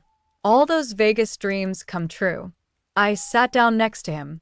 "So, you can take me out to a really nice dinner, right?" He held my hand. "That's just the thing. It was a $50 buy-in satellite tournament. I haven't won any money yet, but I did win a spot in Saturday's tourney. First place is $500,000. I was glad I was sitting down. You're a poker genius. I had no idea." "I'm not," he said. "I can usually break even in a home game. I did this on a whim because it was a way to play a lot of poker for not too much money. I'd lose the $50, then walk away. But I didn't lose. So you got lucky. That's great. But there was more to it than that, or he wouldn't be sitting here looking like he'd been hit on the head with a hammer." He shook his head. No. There was something. I could read people. Totally read them. I knew what they were going to do. I could tell when they were bluffing. Everything. And I was never wrong. So you got suddenly, conveniently psychic? He looked at me, and this time he smiled a sneaky wry smile. I could smell it. I could hear their heartbeats speed up, sense their muscles twitch when they squeezed their cards just a little harder. It was incredible. Amazing. That's part of poker. You always look for tells. You try to hide your own. But these are things most people wouldn't even be aware of, much less be able to hide. And I could sense them all. It's the wolf. The wolf sensed all that. It was like hunting, he said. I knew exactly what he was talking about. As wolves, we hunted. Every full moon we went into the wild and searched for prey. Our senses, smell, hearing, taste, let us follow the smallest track. Let us know when a rabbit flinched before it ran. Our human selves retained some of those senses. Apparently, Ben had used those senses to win at poker. That's really funny, I said. I know, I almost gave the whole thing away by cracking up at the table. I think the other players wrote it off to my being a crazy tourist with an incredible winning streak. Well, congratulations. Hey, wait a minute, you said the tournament Saturday? What time on Saturday? Now he really looked like he'd tasted something sour. 2 p.m. The same time as the wedding. That didn't quite register. He was ditching our wedding for poker? He talked fast. I already called the chapel. They can move us to 6 p.m. It's just a couple of hours. If it's okay with you. Is it okay? I'm really sorry. Kitty, say something. If this was happening to someone else, it would be funny. Let that be a lesson. I leaned over and kissed him, muffling his next sentence. He blinked in surprise. Nice to see I could still keep him on his toes. Then he put his arms around me, like a good boyfriend. You're not angry, he said, when we came up for air. I draped my arms over his shoulders. I could get angry and look like a petty, spoiled girlfriend, or I can deal with it. I'll deal with it. Because hey, if you have a chance to win $500,000, who am I to argue a little thing like a wedding? But I might make you explain it to my mother. I'm probably not even going to win. I'm sure I won't even last that long. I'll be out of the running in the first half hour. Then I'm all yours. You're already all mine. I'm just loaning you out for a little while. I tightened my embrace around him, pulled myself close until I straddled him, and kissed him as I tipped him back on the bed. We were a little late heading out for dinner. Chapter 6. I'd booked a table at the steakhouse in the Napoli, rumored to be one of the finest in Vegas. I wasn't exactly a steak connoisseur. If it was juicy and rare, I was happy. But since becoming a werewolf, I had developed a deeper appreciation for a perfectly cooked rare steak. The real reason we were going, though, wasn't the food. I planned to speak with Dominic, Las Vegas's master vampire, after dinner. I hadn't mentioned that part to Ben yet. I was still waiting for the right moment. Strange how that moment hadn't come. Ben was in full suave mode, tailored suit, power tie, very GQ. I'd gone with a flowy, floral knee-length skirt, a fitted red blouse, and heels. I wore my hair loose. We both looked sharp. The Napoli was just a couple of blocks down the strip, so we decided to walk. I figured the cool night air would feel nice after the blazing day. That's what I was used to back in Colorado, cool evenings. Here in Vegas, though, the heat didn't really lift. It just eased from brutal to just barely endurable. Now that it was dark, I realized Erica had been right about the vampires. Even walking outside, I could smell them. Faint traces in the air drifting from nearby casinos and bars. They weren't clustered together, but they were everywhere. One lounged at a bar, another monitored the blackjack tables, and yet another clung to a high roller at the craps table, cooing and blowing on his dice with a gaze full of hunger. Cold patches in a sea of living, breathing, sweating people. They were hunting. A tipsy businessman might never recall the gorgeous woman who took him back to his hotel room, only to sink her teeth into his neck. Not that they killed, not usually. Vegas might have a wild reputation, but it wasn't known for mysterious deaths, CSI episodes aside. That wouldn't be good for business. And the vampires knew how to play the long game. Just like everyone else in town, they fed on the tourists. I didn't catch the scent of any other lycanthropes. Maybe I'd hoped to, but I couldn't blame them for staying away from this sensory overload. The noise, the people, the pressure, it was enough to rattle anyone. Maybe I wasn't overwhelmed because I was new, but because I was a werewolf. Maybe this was just how it always felt. Maybe that's why most of us stayed out of Vegas entirely. More than once, we passed vampires who stopped and stared at us. Not threatening, just curious. I caught a few surprised glances, eyes widening as they picked up on what I was. Maybe they weren't used to seeing werewolves around here. First the gun show, now vampires, Ben muttered as we stepped into the Napoli's grand lobby. Vegas is way creepier than advertised. So, you do think the gun show was creepy? The vampires are creepy, he said. The gun show's just a gun show. We'll have to agree to disagree on which one's worse, I replied. This was definitely not the right time to mention Dominic. The Napoli's decor screamed faux Italian opulence. The ceiling was a swirl of pastel cherubs and toga-clad women, framed by gold and crystal chandeliers that cast warm light over polished red marble. Through a pair of ionic columns was the casino floor, pulsing with flashing lights and jangling machines. In the middle of all that chaos, marble fountains glimmered in the artificial light. The entire place oozed luxury and excess. All of it whispered, with a little luck, this could be yours. As we walked toward the restaurant, we passed one of the bars, and that's when she approached me. She'd been leaning against the counter, chatting with two men, cleavage prominently displayed in a low-cut dress. But the moment she spotted me, she abandoned them without a second thought and came straight toward me. She was definitely a vampire. Not just because of her pale skin, when every other trendy woman in Vegas had a sun-kissed glow, but because of her scent. Cold and unmistakably undead. I could detect a vampire from across a room, and she was the real deal.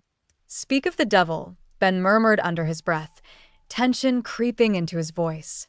His hand tightened around mine. The moment felt suddenly claustrophobic. My instincts flared, and I glanced around, subconsciously looking for an escape route. I was already tired of constantly being on edge. If it came down to it, we could dash into the casino. No one would try anything with hundreds of people and surveillance cameras all around, right? Ben's hand was rigid in mine. He was probably thinking the same thing. Then she said, "Oh my God, are you really Kitty Norville?" She shot Ben a quick, polite nod, but her gaze was locked on me. Wait, was she smiling? Beaming, actually. A bright, open smile lit up her whole face. She recognized me and was clearly a fan. Right. Vampires listen to my show too. Ben let go of my hand, smirking now. Yeah, I replied. Nice eye. You spotted me from all the way over there? I'm such a huge fan.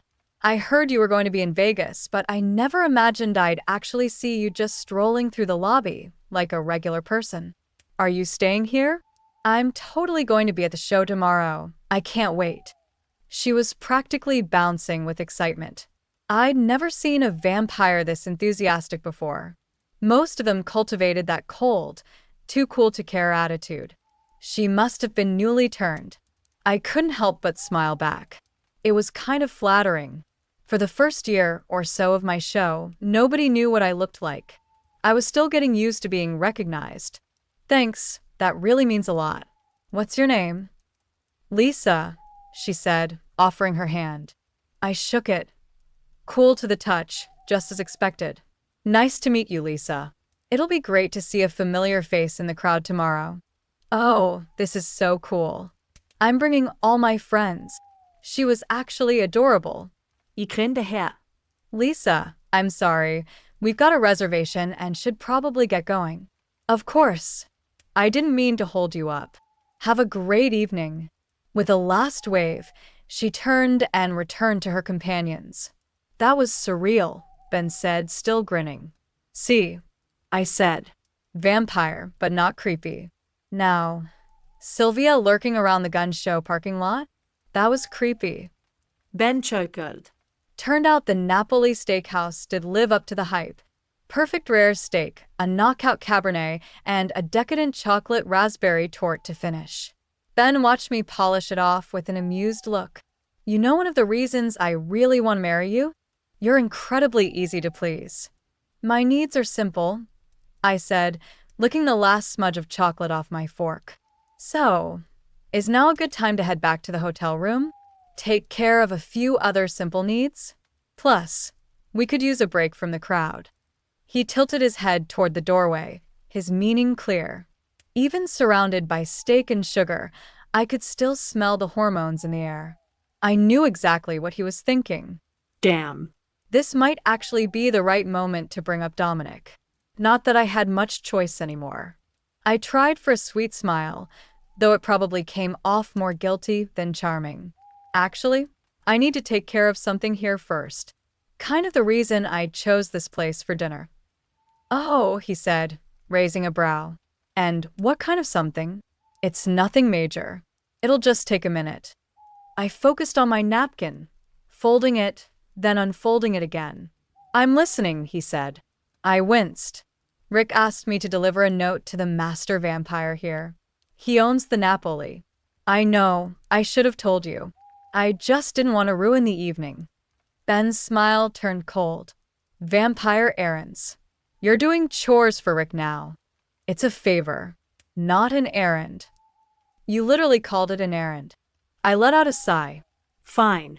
But all I have to do is give the guy Rick's message. Then we're done. You do remember how much I hate vampires, right? I did.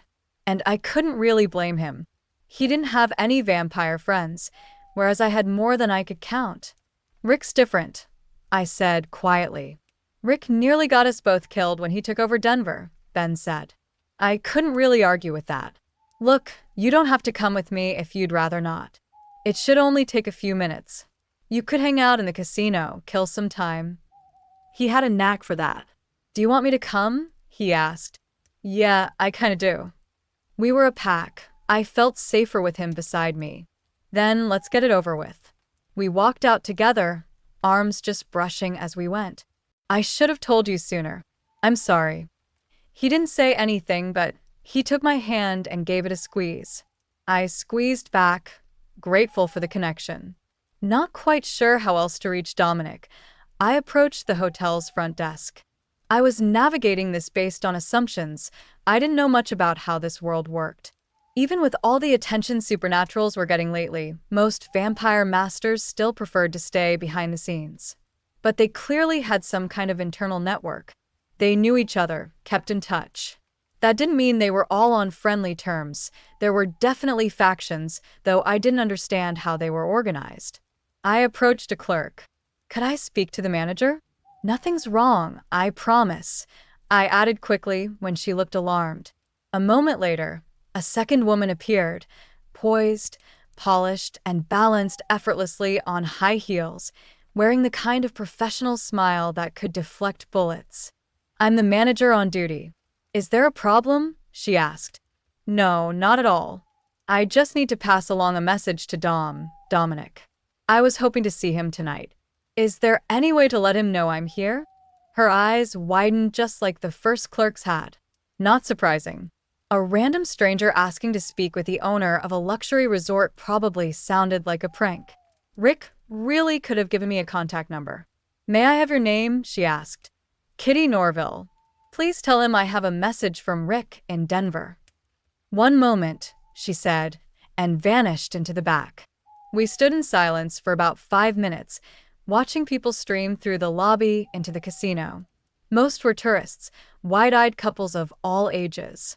A few business types in suits walked by with practiced indifference, and then there were the high rollers, dressed to impress, dripping with jewelry, trailed by bellhops pushing carts piled with designer luggage. One couple in particular caught my eye. The man, dressed in a dull gray suit, gave off an unmistakable sleazy vibe despite his neat appearance. He had a serious, round face and dark hair, neatly trimmed. The woman clinging to his arm looked absurdly young and far too thin. Teetering in 5-inch heels and wearing a tiny black dress with a hemline barely covering anything and one sleeve slipping off her shoulder. Straight out of a cliché. "Don't judge," Ben murmured. "Maybe she's his sister." I gave him a look, eyebrows raised. He laughed. The manager returned and handed me a key card. "Take this to the elevator. It'll grant access to the penthouse. Dom said he's looking forward to meeting you." "Well, wasn't this fancy?" "Thanks. You're just giving him the note, right?" "If he offers drinks, I'm out," Ben said. "Let's just get this done," I replied, tugging his arm. The elevator was all gold trim and mirrors. I slid the card through the reader, and a cheerful green light blinked. The car rose fast, and my stomach fluttered with both nerves and excitement. I mean, it wasn't every day you got invited to the penthouse suite of a Vegas mogul. But then again, he was a vampire. If he offered his kind of drinks, I'd be dragging Ben out of there in a heartbeat. When the doors opened, I expected more over-the-top Renaissance glamour. Instead, the penthouse was tastefully elegant, wood paneling, soft lighting, and a glossy floor. A sleek glass table in the foyer held a black vase filled with white roses. The wealth was obvious, but in a refined, deliberate way. A man stepped in from another room, early 40s, handsome with strong features and dark hair just starting to gray. He wore a dark shirt and gray slacks, polished shoes, and had the effortless style of someone used to commanding a room. He smiled, wide and charming, and he smelled cold. He approached us quickly, maybe a little too quickly. Eager. Ben and I instinctively shifted closer, ready to defend ourselves if needed, our werewolf reflexes kicking in. Dom either didn't notice or chose not to react. "You must be Kitty," he said, in a neutral American accent that didn't give away where he was from. I'm Dom. "It's a pleasure to meet you." "And this is Ben," I said. Dom extended his hand and shook both of ours enthusiastically. The eagerness threw me off. He looked us over, clearly pleased. "The alpha werewolves of Denver. What a privilege. May I offer you a drink in the living room?" Ben raised an eyebrow at me. I gave a small wince. "I've got a proper bar, liquor, soda, beer, you name it. Nothing spooky, I swear." His smile flashed a bit of fong. I sighed. Sure. "We can stay for a few minutes." Dom might have seemed laid back, but he was still a vampire and still had an entourage, though it stayed hidden. I caught a glimpse of a man in a dark suit, with short cropped hair and a hard glare. He stayed at the edges of the room and ducked back as we passed by. A bodyguard, I was sure. Just in case Ben and I tried something. Yeah, right. Hadn't even crossed my mind. Like the foyer, the living room was rich without being decadent. A pair of brown leather sofas around a mahogany coffee table formed the room's centerpiece. In the corner was a fully stocked bar. Dom probably held parties here. Windows along one wall looked out over the strip. The view was incredible. "Ma, I can see Paris from here." Well, fake Vegas Paris. Dom, as it turned out, made a pretty good martini. We enjoyed the drinks, admired the view, then settled back on the sofas. "This your first time in Vegas?" Dom asked. I said yes. Ben said no, but didn't elaborate. Dom said, "There's no other town like it in the world. I just love it." That made me warm to him. I'd met only a couple of masters in my time. The good ones loved their cities. They had to want to protect their cities if they were going to be anything but tyrants. I took the note out of my purse. "Rick wanted me to give this to you." Dom waved me off. No, no, no, do it official. "I carry greetings from Ricardo, master of Denver, etc." Ah. "You're old school." He chuckled. "I have to admit, there are things I miss about the old days. You'll have to forgive me then. I'm kinda punk about the whole thing." Not even a little ceremony? Didn't Ricky say anything besides, "Here, give him this"? Ricky? I'm not his lackey. You sure about that? I handed him the note. Here. Glancing at me as he opened the envelope. He still looked like he was chuckling to himself at my expense. It didn't take him long to read the letter. He tossed it on the coffee table when he'd finished. I'd never have guessed that Rick would finally settle down with his own city. And you helped him, I take it? That's why he wanted me to meet you, look you over? Ben and I perched at the edge of our sofa, side by side, tense and ready to run. I didn't know how to read Dom at all. The only thing I could do was trust that Rick knew this guy, and he wouldn't have asked me to come here if he was dangerous. He seemed to think it would be good for me to have a contact here. But I'm sure you've got much better things to do with your time, and we really ought to be. No, this is no trouble. I've got all the time in the world. Vampires. Huh. He looked away, leaning back against the sofa, changing his posture from eager and forward to back and relaxed. It was wolf body language, a gesture of peace rather than aggression. It made me, my wolfish instincts, feel a little better. I'm sorry, he said. We don't have werewolves in Vegas. I sometimes forget how to deal with them. I didn't mean to make you nervous. I wasn't going to admit that I was nervous at all, so I didn't say anything. He continued. This, Rick sending you here, it's all about gossip. Rumor. We all talk to each other. Maybe not very often, but it doesn't have to be very often. If I can make noise on Rick's behalf, tell the others that yes, he's in charge and a couple of strong alphas are in charge of the wolves there, other elements will be less likely to make a move on Denver. I had a feeling it was something like that.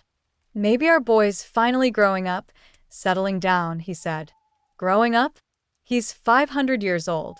He tell you that? Yeah. Sort of. Well. Being old and growing up are two different things. Where'd you meet him? I asked. How long have you known him? I'd had a hard time getting stories about Rick's past from Rick himself. Dom made it sound like they'd known each other for a long time. Since Rick claimed to have known Coronado, that might have been a really long time. That's always a tricky question with people like us. I know, but one of these days I'm going to get a straight answer out of one of you guys. San Francisco, 1850, he said. Well then, straight answer. Unfortunately, that opened a whole new set of questions, and I doubted he was going to give me anything else. But I had to try. There for the gold rush? You want to tell me about that? Maybe some other time. I had a feeling it wasn't that he didn't want to answer. He just liked messing with me. Not that I ever let that stop me with anyone else. You feel like coming on my show for an interview? As a vampire? As Master of Vegas? He chuckled. This may be the one place in the world I can never go out in daylight, and no one notices. I'm not ready to tell the world what I am, and I think you've got serious balls for doing it yourself. That was sort of a compliment. At least I was going to take it as one. It never hurts to ask. You'll let me know if you change your mind? I said hopefully. Dom shifted his attention to Ben, who had been sitting quietly, watching us like we were on TV. So, Ben, you always let her do all the talking. He gave a wolfish smile.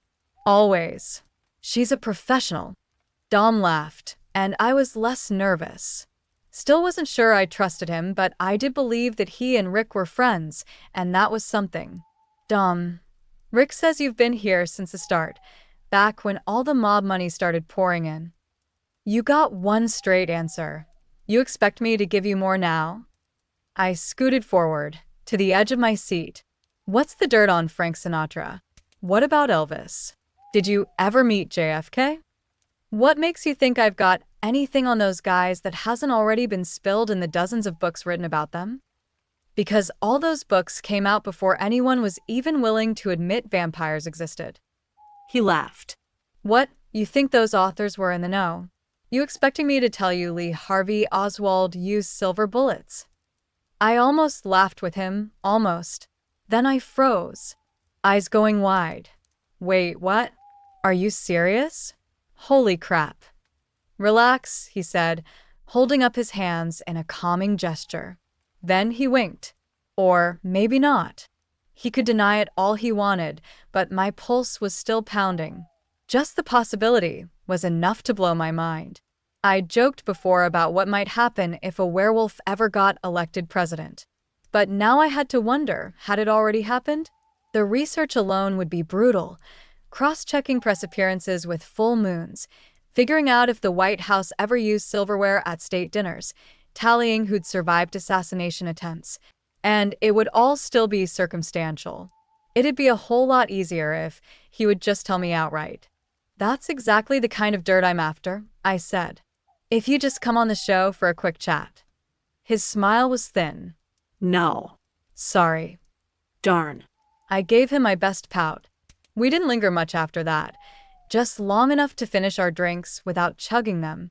Dom, ever the gracious host, escorted us back to the elevator. He handed us a cell number and insisted we call if we needed help or ran into trouble. As vampires went, Dom wasn't bad. Still, I hoped we wouldn't end up in a situation where calling him seemed like a good idea. As we reached the elevators, another question popped into my head. Why doesn't Las Vegas have any lycanthropes? I didn't say there weren't lycanthropes, Dom replied. I said there aren't any werewolves. Big difference. I think wolves avoid Vegas because it's too urban, and the desert isn't exactly ideal territory for them. But lycanthropes? Yeah, we've got those. Where? I've looked. I've seen vampires all over the place, but no lycanthropes. You been to the Hanging Gardens yet? Big place on the Strip, a few blocks down. Looks like some ancient temple. I'd seen it in passing, a massive fantasy structure, shimmering like a mirage among the other mega resorts. I hadn't paid it much attention. Not yet, I said. They've got an animal act there. One of those big Vegas magic shows. Trained tigers and leopards doing tricks. Those performers? Closest thing to a pack you'll find around here. It took me a second to process what he was saying. I was still skeptical. You're telling me lycanthropes are part of the show? Dom didn't answer, just shook his head and smiled. My eyes widened. Wait, you mean those tigers and leopards on stage are actually people? Still smiling. The idea was wild. Lycanthropes performing in their animal forms. That meant they were shifting nightly, on cue. Remembering choreography. Maintaining control. It seemed impossible. And now I had to see it. Tonight, if I could. And maybe, just maybe, convince one of them to come on my show tomorrow? Ben shook his head. I've heard of a lot of crazy things in Vegas, but this wins. If you don't believe me, check it out yourself, Dom said, like he was daring us. Ben was right. It sounded insane, which meant, of course, I was going to see it. Yeah, maybe we will. Thanks for the tip, I said. Ben was already edging toward the door. You know, you could still come on the show. Just to watch. I won't pull you on stage, I swear. I'd like to see you try, he said, voice smooth but with a flash of something darker behind it. For a split second, the phrase "sleep with the fishes" popped into my head. Dom wished us well one more time, and we stepped into the elevator. As soon as the doors slid shut, we both exhaled. That wasn't so bad, I said, trying to sound upbeat. Ben asked, do you think he was serious? About those lycanthropes in the show? I mean, really? Shifting was brutal, painful, terrifying. Doing it daily, performing afterward? I couldn't imagine it either. We could find out easily enough, I said. Just go to the show and sniff them out. Tonight? I shook my head. I'd had enough for one day. And this was only day one. Tomorrow. First thing. This feels like work, he said. Like networking and cold calling. I started my own law practice, so I wouldn't have to do this kind of thing. If I'd known this was part of the job when we helped Rick and took over the pack, I might have skipped town. No. You wouldn't have. He smiled, slid his arm around my shoulders, and pulled me close. I leaned into him, finally starting to relax. If I'm not mistaken, your next appointment is in our room. We gave the tourists in the lobby quite a show when the elevator doors opened. Ben and I locked in an enthusiastic embrace, completely oblivious. Now this felt like a vacation. Chapter 7. My phone rang early. Well, early for me, since I'd planned to sleep in. 9 a.m. was not the wake-up time I'd had in mind. I stirred reluctantly, not wanting to move. Ben had his arm draped over me, sleeping soundly, curled close. We'd had a lovely night. I picked up the call. It was the publicity manager for the Diablos Theater. Odysseus Grant had agreed to a short interview later that afternoon. Perfect.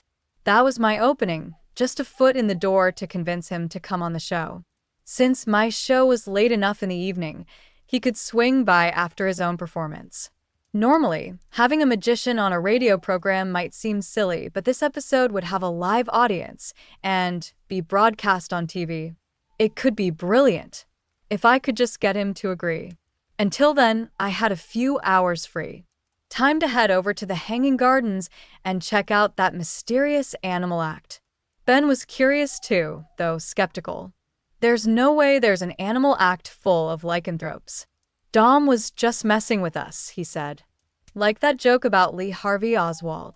I was inclined to agree. Ben suggested breakfast at the Olympus, but I convinced him otherwise.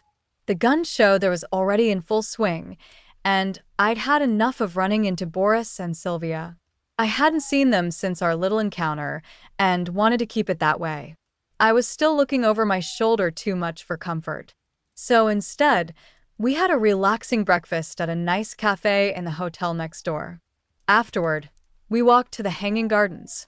The resort looked exactly like its name suggested, something out of ancient Babylon. It was built like a massive ziggurat, with tiered gray stone steps, or at least concrete made to look like stone, rising high into the sky. I had to crane my neck to glimpse the top. At night, a flaming beacon supposedly blazed from its peak, visible for miles.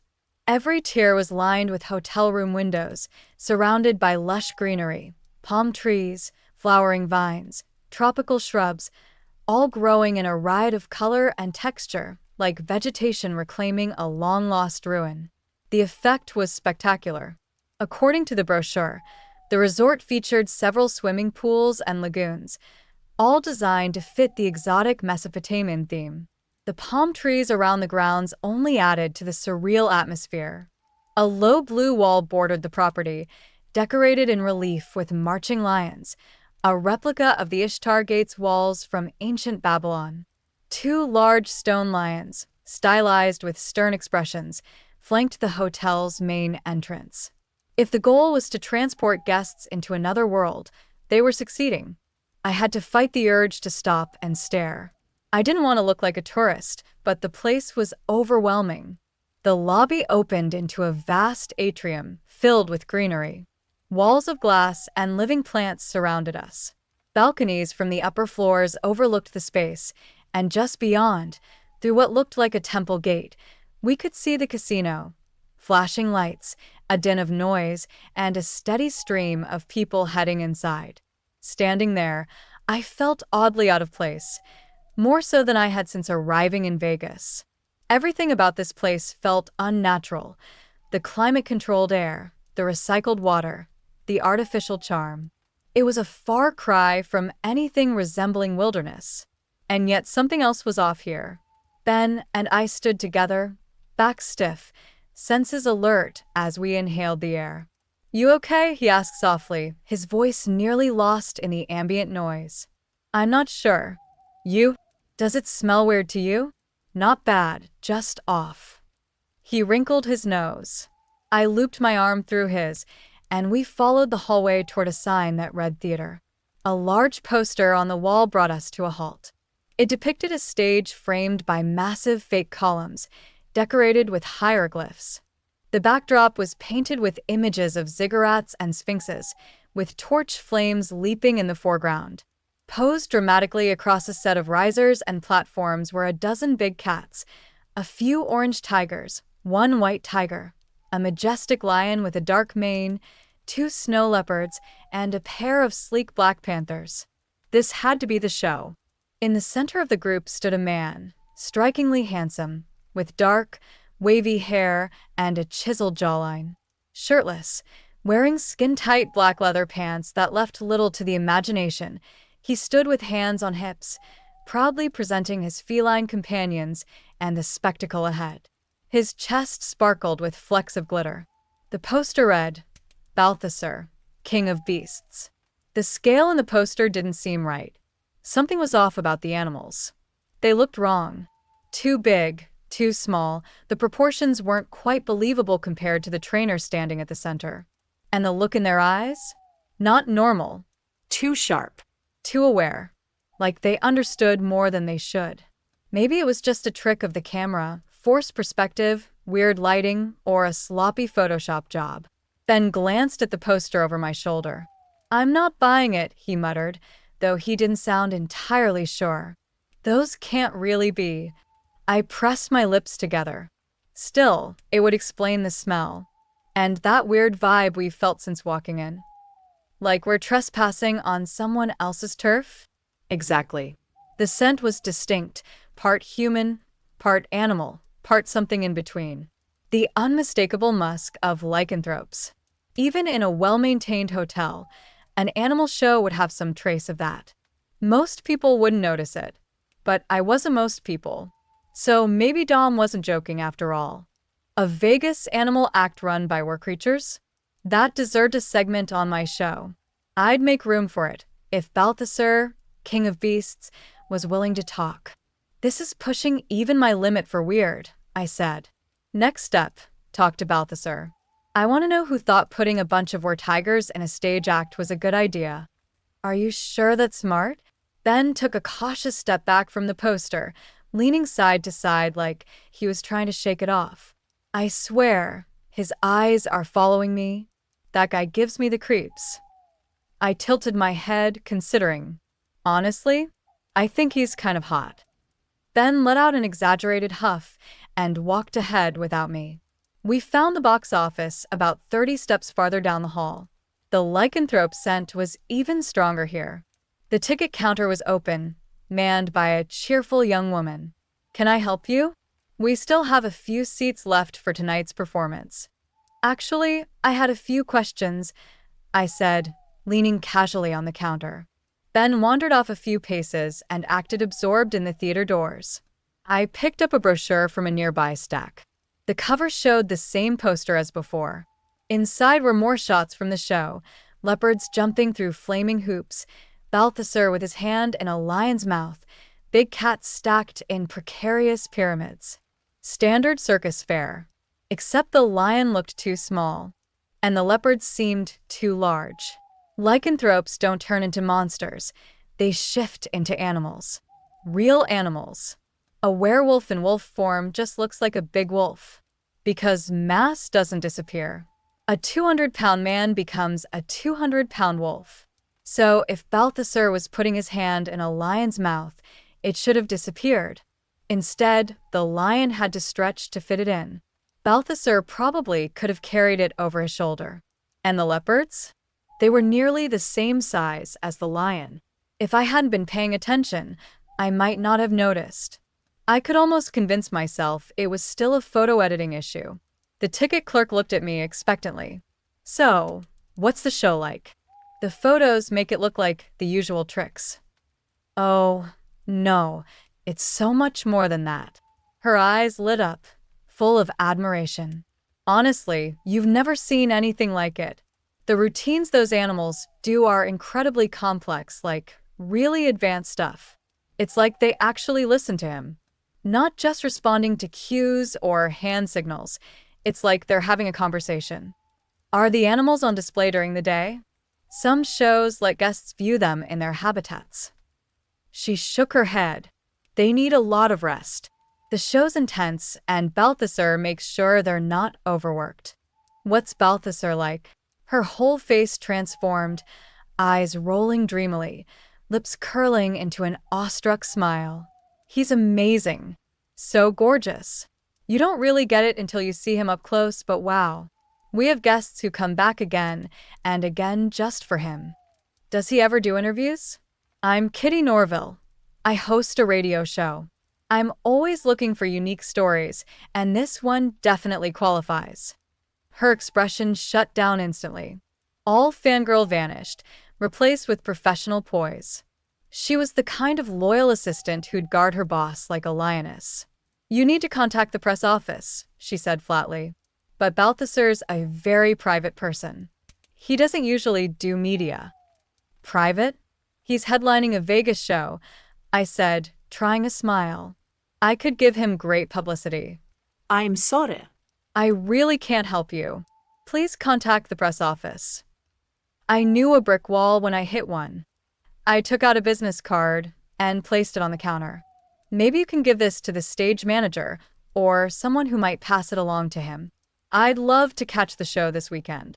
She looked at the card distastefully, but took it. The card had the knob logo on it, so at least she knew I was telling the truth. Not that I'd bet that the card would actually get to Balthasar. That was okay. There was always more than one way to skin a cat. Whatever the cat. I joined Ben by the theater doors and lingered, taking in slow breaths to smell every piece of the place. The area was public, well-traveled. Under the odor of carpet cleaner, I smelled people, lingering perfume and aftershave, hundreds of warm bodies passing through these doors, and under it all lurked a musky feline scent. Feline, but different. Distinctive, including both fur and skin. "Let's get out of here," Ben said. "This is making me nervous." We didn't speak until we were back outside, on the sun-baked pavement and in the fuel-tainted air. I took a deep breath of it and smiled. After the close environment of the hanging gardens, even the crowded, traffic-filled strip felt like wide-open territory. We walked back to the Olympus. "I'm not sure I want to see their show," Ben said, after taking a deep breath right along with me. "It would just be weird. And nobody knows about it. They've kept it secret. Of course Dom knows, but wow, what a story." But I wouldn't be the one to break it unless Balthasar wanted me to. I had too much respect for the kind of effort it took to keep any lycanthropic identity hidden to blow it for someone else. Kind of like my identity was blown. But that was why I really wanted to talk to Balthasar, to find out how this had started, why they did this, and how. My face pursed with concentration. I wonder, does the group of them work like a pack? If Balthasar's also a lycanthrope, and with that look in his eyes, even in the picture, I was betting is he the alpha? And if both those things are true, do you think the performers are there voluntarily? Or are they being coerced? How? Like someone's holding a gun to their heads or something? We've seen what a dysfunctional pack of lycanthropes can do. If the alphas got them cowed, yeah, they might not want to do this. I just can't imagine a lycanthrope shape-shifting and performing like that voluntarily. We walked another half-block, dodging a crowd of what had to be a bachelor party. Young men, loud, cans of beer in hand. The group swarmed around one guy in the center. They might have been egging him on or dragging him with them. He looked a little spaced out. Ben and I moved as far to the edge of the sidewalk as we could, and they surged past, like a pack on the prowl. Ben said, "If all that's true, what are you going to do about it? Mount a liberation?" That's why I want to talk to Balthasar and get the whole story. Then I don't know. But yeah, depending on how the interview went, I might just have to mount a liberation. Chapter 8. I took a cab to the Diablo for my meeting with Odysseus Grant, this time alone. Ben wanted to spend the afternoon practicing poker for tomorrow's tournament. I'd promised not to nag him about how he used his free time while I worked on the show, so I kept quiet, though I did remind him about dinner with my parents that evening. At the Diablo Theater, I was told to ask for Odysseus Grant at the box office. The clerk directed me straight to the theater door. "He's on stage practicing. You can just go in." It felt less thrilling sneaking around the theater when I'd been invited. The empty theater seemed bigger and lonelier than the day before. With all the lights on and the curtains pulled back, the stage looked like a vast warehouse rather than a place for a show. I could see tape marking positions on the floor and scuff marks from wear. Catwalks and hanging stage lights were exposed. A few large props sat toward the back of the stage, looking dwarfed under the bright illumination, less mysterious now. In the center of the stage, beside a small folding table, stood Odysseus Grant. On the table rested a few props, a top hat, a glass of water, some scarves, and a folded newspaper. Grant, dressed in a white button-up shirt with a collar open, sleeves rolled up, and dark trousers, was shuffling cards at a blur of speed. He pulled one card out, showed it to the empty seats, shuffled again, then produced the same card repeatedly. He varied the shuffling each time. At one point, he frowned, shook his head slightly, and repeated the same trick several times. I didn't see anything wrong with it. I walked up the stage steps. "Mr. Grant? I'm Kitty Norville. Thanks for agreeing to meet." He gave the deck one final flourish, launching the cards into the air with one hand so they fanned out and landed perfectly in his other hand. An old classic, but mesmerizing to see live. The cards whispered through the air. "Yes, I know who you are," he said, eyes glinting coldly. "The woman at the box office said you were practicing. If you do this every night, I'd think you'd be good enough already." No one ever stops practicing. You have to keep learning new tricks, stay sharp. Otherwise, you become obsolete. He set the cards down and flicked his wrist, producing a coin, then another, then another. "I only have a few minutes. What do you want to discuss?" "There's a rumor your magic is real." He kept pulling coins and scarves from thin air, stuffing them into the hat, and producing a second glass of water. "You don't beat around the bush," he said. "That's me. It's a useful rumor, especially lately. I suppose you're to blame for that. People are ready to believe almost anything these days." "Is it true? Is your magic real?" He grinned, his face lighting up with mischief. "You've been watching me for 5 minutes. What do you think?" I was supposed to ask questions, so I moved on. "I'm doing a televised version of my show tonight. Stage, live audience, everything. I wondered if you'd come on, perform a few tricks, talk about your act. It'd be great publicity for you. I have a pretty big audience who'd love to see what you do." He shook his head. "I don't need publicity. This might surprise you, but I don't seek fame or success. I have my little show, my talents. That's enough." He showed me his hand, now holding 4 silver dollars between his fingers. "Then maybe you'll do it because I asked nicely? Please." I knew I could wear down almost anyone. "I'm willing to talk with you a few minutes, but not appear on your show. And those minutes are nearly up." "Okay."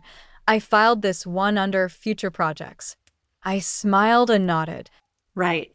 "Your show is pretty old school. The tuxedo, the rabbit in the hat, the classic tricks. Some of your props even look antique." I gestured toward a box with Art Deco styling.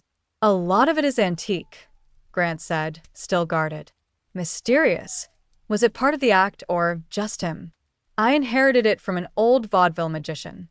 He lived in the neighborhood where I grew up in Rhode Island. He used to tell all sorts of stories to the kids. But I listened the best, so he taught his tricks to me. When he passed away, he was ancient, over 100, I think. I was 18 and he left me the keys to a storage unit. It held all his equipment and props, his books, notes, everything. I suppose I felt I'd been left his legacy as well. If I was going to do tricks on the stage, I wanted to do it in a way he'd approve of." I wandered around, growing brave, when he didn't stop me. There was the box where he sawed his own leg off, then put it back on. The levitating chair. I looked for wires and didn't see any. How do you keep people from writing you off as a nostalgia act? That's just it. Many so-called magicians these days use so many special effects, pyrotechnics, and stagecraft, or they appear more on television than not. The audience is so dazzled and distracted, they start to think of it all as special effects.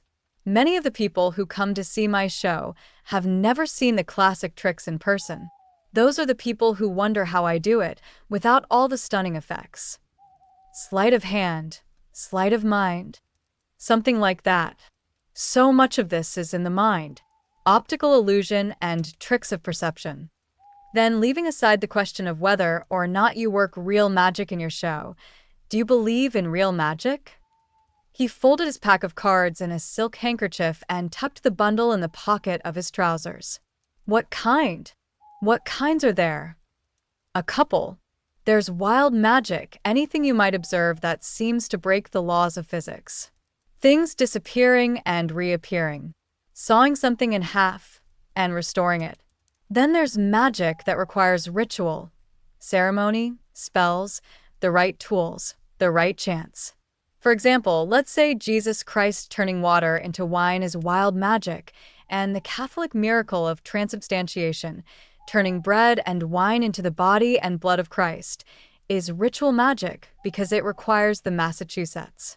Assuming you believe in that sort of thing. Do you?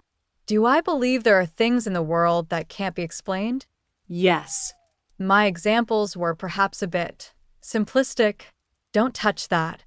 My wandering had brought me to the upright box into which he'd made the nice woman disappear last night. I'd been about to touch it, to run my finger along the edge, just to feel the age of it, lured the way any old and beautiful object draws attention. Grant's cool poise never slipped, but he did take a step toward me. If I didn't back off, he'd no doubt make me. Please, that box is over 100 years old. It's quite fragile. But you let perfect strangers climb inside every day. Under controlled conditions. I stepped away and tucked my hands behind my back to avoid temptation. Sorry. You talk about all this on your show, don't you? He said, and went back to rearranging the props on his table. Magic. Whether it exists. Oh, I talk about all kinds of things. Magic, weirdness, the supernatural. Stuff that's easy to dismiss, until you end up in the middle of it. Then it helps to learn as much as you can. That's why I do my show. You believe then? Oh yeah, I sort of have to, given what I am. That's right. The lycanthropy. I said, that doesn't mean there aren't fakes in the world. That's why I try to ask a lot of questions. That's usually wise. Why no assistance? I said, if you wanted to be really classic, you'd saw a woman in half, wouldn't you? That's always struck me as being a bit Freudian. You don't like pretty girls dressed up in spangles? I work alone. Now, Ms. Norville, do you have enough material for your show? End of interview, I guessed. There's never enough. But I've got a couple more leads. I'm trying to get a hold of someone over at the Hanging Gardens. Balthasar, he said. He stopped straightening another deck of cards and looked at me. May I offer some advice? Avoid him. You don't want to get involved there. Ooh, intrigue. Why not? What's going on? Was my theory close? Was Balthasar enslaving lycanthropes? It's complicated, but you really don't want him knowing about you. Or maybe the two of them had some kind of magic show rivalry. Without specifics, I didn't feel inclined to take Grant's advice. It only made the prospect of talking to Balthasar more interesting. Thanks for the advice, I said. I offer my hand, and he shook it. I wasn't sure he would. And one more thing, Ms. Norville. The next time you think sneaking around backstage is a good idea, you might reconsider. He turned back to his props without a second glance in my direction. My smile froze, and once again I reflected on the nature of paranoia. I slipped out of the theater as quickly as I could. My parents were flying in that afternoon. Ben and I had plans to meet them for dinner at the Olympus. I hurried, worried I might be making them wait. And I still hadn't had a chance to relax by the pool with one of those fancy drinks. Tomorrow, before the wedding. Wait, was the wedding really tomorrow? Suddenly, it felt like I'd crammed 3 weeks of activities into just 2 days. But if I could just get through tomorrow, Ben and I could finally unwind. I probably didn't need to worry about keeping my parents waiting. When I arrived at the restaurant, after glancing around again for any sign of Sylvia or Boris, they were already seated, nibbling on appetizers. Ben was nowhere to be seen. I called him, but it went straight to voicemail. I tried not to get irritated. I was kind of unusual in that I actually liked my parents. Then again, not living with them anymore probably helped. I couldn't help but admire them a little. They'd been married for 35 years and still held hands in public. I could only hope to be that lucky. I slid into one of the empty seats across from them. Hi. Sorry I'm late. My mom, Gail Norville, smiled warmly. That's okay. We went ahead and ordered, and we're having a nice chat. I didn't realize how much I was looking forward to this trip. I'm so grateful Dr. Patel said I could come. Mom wore a wig. It looked natural, matching her own ash blonde, graying hair perfectly well done. Mom was always classy and put together. Cancer wasn't going to throw her off. She wore a soft blue blouse with a skirt and comfortable sandals, swapping her usual heels just for ease. At that moment, she didn't look sick at all. Her cheeks were flushed, and she smiled at my dad, Jim Norville, a tall, fit man in his late middle age. He was smiling just as brightly back. We came here for a weekend right after we got married, she said. It was kind of a joke. We didn't want to wait 20 years for a second honeymoon. We were just reminiscing. Even after all this time, I was still learning things about my parents, mostly things I didn't expect. I don't want to interrupt, I said. Should I leave? Mom gave me her don't be ridiculous look. This town has changed so much since then, she continued. Back then, it was before all the huge theme hotels went up. Now it's like a giant amusement park. Where's Ben? Dad asked, scanning the room like my fiancé was hiding somewhere, not realizing it was obvious I'd come alone. Off gambling, probably. He should be here any minute, I said. Oh, your father and I were inseparable back then. You couldn't separate us for a second. They exchanged those puppy dog looks again. Well, you were trying to put on a TV show at the same time, I muttered. That's true. I'm sure your show is going to be amazing. I can't wait to see it. And how's the wedding planning coming along? The real focus for the weekend. Of course, if Ben did better at the tournament than expected, we might be watching the finals ringside instead. But that's the beauty of Vegas. We could have the wedding anytime we wanted, just by finding a drive-through chapel. Mom would probably freak out. Everything's on track, except the time changed from 2 to 6. Please don't ask why. Oh, was there a problem with the earlier time? Mom asked. No, I said, shrugging it off. It just worked out better. And, do you have your dress? It's hanging in my closet. And a photographer? What about that? Mom, that's why we chose Vegas. We don't have to worry about a thing except showing up. The chapel handles everything. They even have a cake. She sighed, clearly unconvinced. Suddenly, I felt guilty for not letting her help plan a big wedding. I rubbed my temples. I'm not going to apologize for getting married in Las Vegas, okay? Mom gave me a look. I wasn't asking you to. Then why do I feel like I should? You didn't really think you'd get off guilt-free, did you? Dad chimed in, as if reading my thoughts. He grinned mischievously.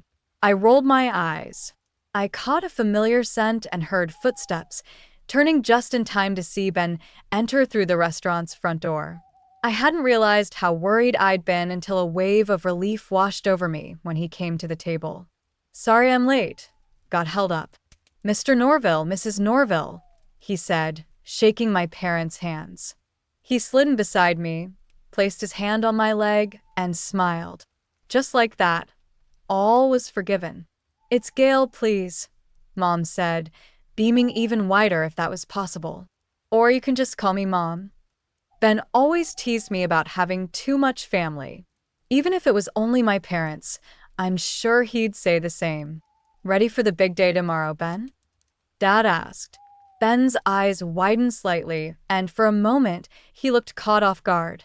As a lawyer, he recognized a cross-examination when he saw one. As ready as I'll ever be, he said, forcing a thin smile. It's going to be wonderful, Mom assured him. Ben's smile stayed frozen, and he glanced sideways at me as if begging, say something, save me. Poor guy. I brightened. So, any other big plans this weekend? Besides the ones that revolve around me. Mom smiled. We're going shopping. I plan to splurge a bit, and your father's going to carry the bags. Dad rolled his eyes, but seemed just as pleased by Mom's cheerful mood. Do you have time to join us? I'd love to get you something nice. Was it too late to ditch the whole show? I'm afraid not. But maybe you could get me something nice anyway. Maybe I will. At that moment, I was glad to be here, glad they'd come because it was so nice to see Mom happy and smiling, finally not thinking about being sick. But tomorrow, somehow, I was going to carve out time to sit by the pool with a fruffer drink. I might even skip my own wedding for it. I had to get my makeup done. I sat still as a kind woman worked her magic, making me look stunning. Erica brought in a wardrobe stylist who dressed me in nice slacks, heels, and a low-cut blouse in a photogenic shade of red. When they finished, I barely recognized myself. On the radio, I never had to worry about this stuff. I loved wearing jeans to work. I reminded myself to keep that in mind next time I considered doing something like this. My stomach churned. I'd done remote shows before, and it was always a bit of an adventure. Working with strangers, worrying if some minor glitch might ruin everything.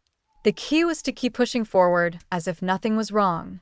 The moment you acted nervous, the audience would notice, and you'd lose them. They wanted confidence. No matter what happened, make it part of the show. But I'd never done this in front of a live audience. That brought a whole new level of anxiety. If, when something went wrong, I wouldn't have the microphone to hide behind. Ben stood backstage holding my hand. Wow, you really are nervous. My palms were sweaty. I kept telling myself, I can do this. I'm in control. Yeah, I admitted. This feels kind of crazy. What if no one shows up?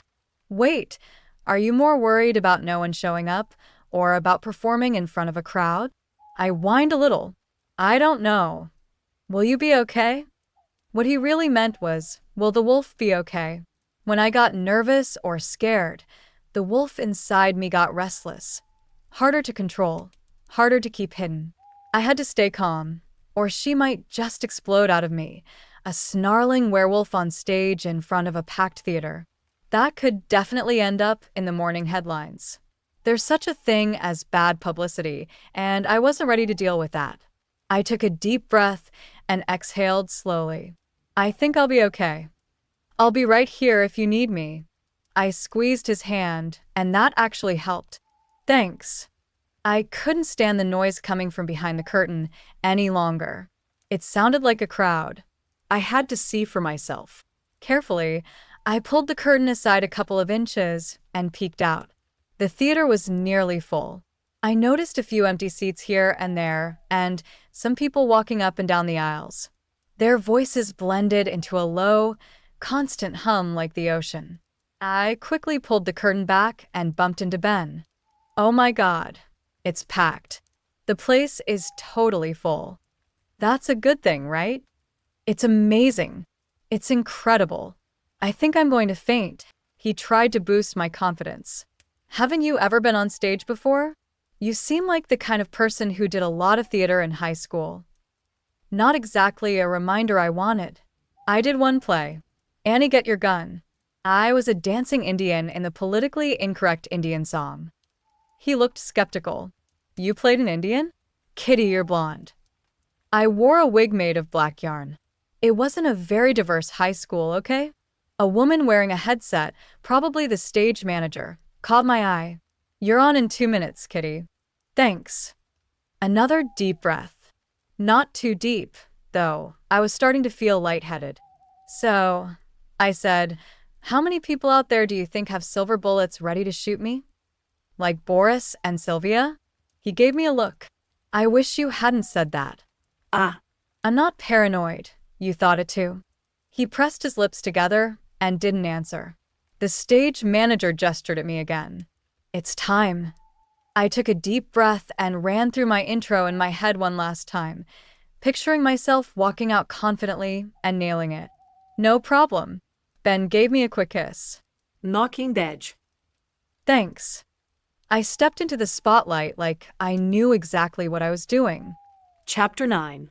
We'd been on for an hour, and no one had taken a shot at me. Halfway there, I considered it a victory. Nevada State Senator Harry Berger, The man sitting next to me on the stylish office chair we'd set up for my guests was a classic Western politician, complete with cowboy hat and boots, big silver belt buckle, and swagger to match. He could defend the Second Amendment and denounce Washington politics with the best of them. He was explaining why he had introduced a bill to the state legislature creating a law that would ban psychics, vampires, and anyone else with supernatural abilities from Nevada casinos. Here in the great state of Nevada, we take the security of our casinos and our guests very seriously. When cheaters win, everyone else loses. That's our motto. So the gaming industry has worked hard making sure none of these people get ahead. This is just another brand of cheater, and we won't tolerate it, no sir. You really think werewolves have an edge in gambling? Really? I had to say that with a straight face, thinking of Ben. Ma'am, who knows what kind of powers any of them have? Not just predicting what card's coming out of the shoe next, but mind control, telekinesis. You have any idea what kind of havoc telekinesis would play on a slot machine? I say it's better to be safe than sorry. Telekinesis on a slot machine? I wanted to see that. Senator, seriously, is this sort of thing even a problem? Are there any kind of statistics showing how many gamblers might be beating the house because of psychic powers? Berger shifted, drawing himself up and taking on a serious, fatherly expression. A patriarch about to deliver his own brand of wisdom. I braced for the lecture. I think it's in our best interest to be proactive on these matters. Sure, it's easy enough to say that it isn't a real problem. But just because we don't see a problem doesn't mean the problem isn't there. By taking this kind of action, we can stop problems like this before they become even bigger problems. None of this made any sense to me. If people were using psychic powers to cheat in casinos, they'd been doing it for a lot longer than these sorts of powers had been a subject of public policy discussions. And no one had much notice before. Was it really different than any other kind of cheating? Carefully, I said, "Are you sure this isn't inventing a problem that isn't there?" He gave me a patronizing smile. I wouldn't expect someone without a lot of experience in the gaming industry to understand. Ooh, that just made me mad. And how do you propose enforcing this ban on supernatural beings? Especially if, as you suggest, some of them are capable of mind control and can convince security officers that they aren't even there. Leaning back in his chair, Berger said expansively, "Well, that'll have to be for the agencies involved to work out, won't it?" Government in action. I loved it. I still had another guest and phone calls to get through, and time was moving on. All right then. Thanks very much for coming to talk with us tonight, Senator. Let's hear it for Senator Berger. We shook hands, and the senator graciously gave the clapping crowd a politician's smile before heading off stage. I didn't even need someone holding up a sign reading applause. The best part about doing the midnight hour in front of an audience? I didn't have to guess what my listeners were thinking. I could see them right in front of me, rows of faces looking a little shadowy behind the lights. I could react to them. Their applause made my heart rate speed up. Never mind that it also made Wolf pitch a fit. We were trapped in the stares of hundreds of potentially dangerous faces, and they were challenging us, waiting for us to show weakness, waiting to strike. I had expected this, knowing I'd have to spend some attention clamping down on those animal instincts. But the instinct was powerful.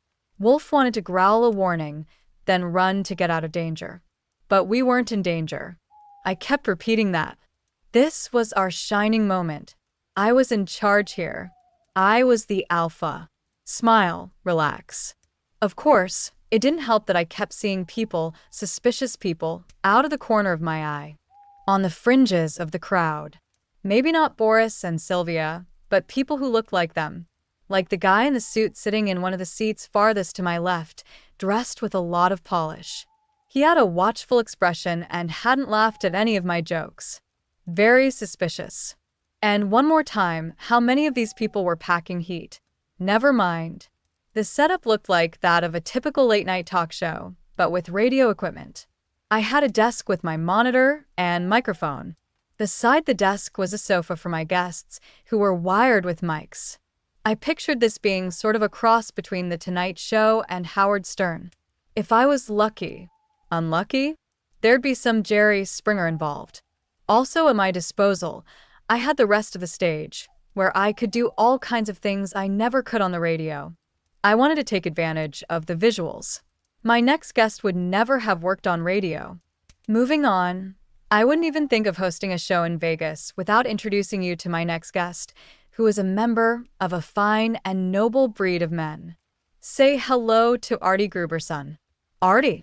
Artie Gruberson, Elvis impersonator, resplendent in a rhinestone-encrusted polyester bell-bottomed jumpsuit, jogged out from behind the curtain stage right. He had the sideburns, he had the sneer. He joined me in the guest chair with its own microphone. I still had my radio audience. They'd hear everything. Artie, tell me, why do you believe that you're the king reincarnated? Well, it's just a matter of fate, and mathematics, and a little astronomy, and some basic meteorology. He might have had the look pretty much nailed, but he had an unexpectedly high-pitched voice. Closer to Barry Manilow, maybe. How so? Well, first of all, I had a feeling growing up. When I listened to the King's music, something came over me. It was more than liking the songs or being a fan. It's like they made me understand who I was, know what I mean? So I started doing some research. I figured out a few things. See, I was born right in Memphis, just an hour after the king himself passed on. The hospital where I was born is 16 miles from Graceland, where the king left his mortal shell behind. He started drawing a map in the air. I nodded helpfully, trying to be encouraging. He went into a convoluted explanation involving the locations of the buildings, the barometric pressure of the atmosphere, the direction of the wind, and the angle of light cast by the sun. If you believe, and I certainly do believe, that a body's soul is made of pure energy, then if you calculate the time it would take for a soul to travel the speed of light from Graceland to heaven, which, based on my calculations, is somewhere near the asteroid belt, and back to this here hospital, it's the exact amount of time between the king's death and my birth. It almost made sense. That's awesome. I think you certainly did a lot of work to, establish your credentials. I did, and I've got the whole story written in a book I sell during my show, Fridays and Saturdays at the Hideaway, just off Fremont Street downtown. Another question for you, why you? I mean, surely there were other babies born in that hospital the same day. What made the king pick you? I think he recognized the talent, he said, puffing up a bit. He saw a willing vessel in my tiny baby self. He leaned back with a self-satisfied grin. And that's where the fate part comes in? Exactly. Do you ever question it? True believers always reacted the same way to that one. Artie blinked. Question what? If this really is what you're meant to do, you've basically spent your entire life becoming someone else. That's got to feel off, doesn't it? I'm committed to preserving his legacy, he said earnestly. I hesitated, trying to find the right words. But if you really are Elvis reincarnated, don't you think you'd be more fulfilled doing something new? Like starting your own music career? You think I could ever top the last one? Fair enough. He had a point. Artie, would you sing something for us? I turned to the audience. What do you all think? The crowd roared in approval. I bet it sounded great on the air. Of course, we'd planned it in advance. Mic set, music ready. Artie headed to the mini stage we'd set up to the side. He really did have the moves down. He was a solid Elvis impersonator. Grabbing the mic, he grinned. Kitty, this one's for you. The guy launched into Hound Dog, and the crowd went wild. In the back of my mind, I was fretting about tech problems. Were the cameras rolling? Was my mic live? Was some small glitch about to wreck the show? But that's what the tech crew was for. I just had to keep the momentum going. How did Oprah do this every day? My parents were in the audience, giving the whole evening a weird school play vibe. Mom had hugged me before the show, telling me I'd be great. She just knew it. And then I spotted Dom, standing at the back like he owned the place, oozing that ex-mobster charm and watching the room like he'd orchestrated the whole thing. I had to fight the urge to call him on stage, just to knock that smug look off his face. but I'd promised. I didn't catch the scent of any other lycanthropes. A couple of vampires besides Dom, yes. But no animals, no one who gave off that werewolf vibe. Disappointing. I like to think I did this show for them. That maybe hearing me talk helped them in some way. But if they were out there, they weren't here tonight. Dom had said there weren't any besides the ones involved in the Hanging Garden show. I'd hoped he was wrong. After saying goodbye to Artie, I switched between taking calls and audience questions. During commercial breaks, instead of getting a breather like I could on radio, I had to keep the energy up, no time to relax. I ran giveaways. Raffles using ticket stubs, free CDs, t-shirts, signed copies of my book. They loved it. And honestly, if the audience is with you, radio or live, they'll follow you anywhere. I was having fun, the same way skydiving must be fun. Not that I'd ever want to try that. I took another call. All right, we've got someone else on the line. What's your question? Hi. I was wondering, would sunscreen help a vampire who wanted to go outside during the day? I stared at the mic, raising a brow. That might be a first. I don't think I've ever been asked that. And honestly, I'm not sure I know. But I'd rather not see any of the vampires I actually try it out. I mean serious sunscreen, like SPF 60. There's SPF 60? Wow. But if you think about it, that would only work if it's the UV rays that hurt vampires. I'm not sure that's actually the issue. Tell you what, we've got some vampires here tonight.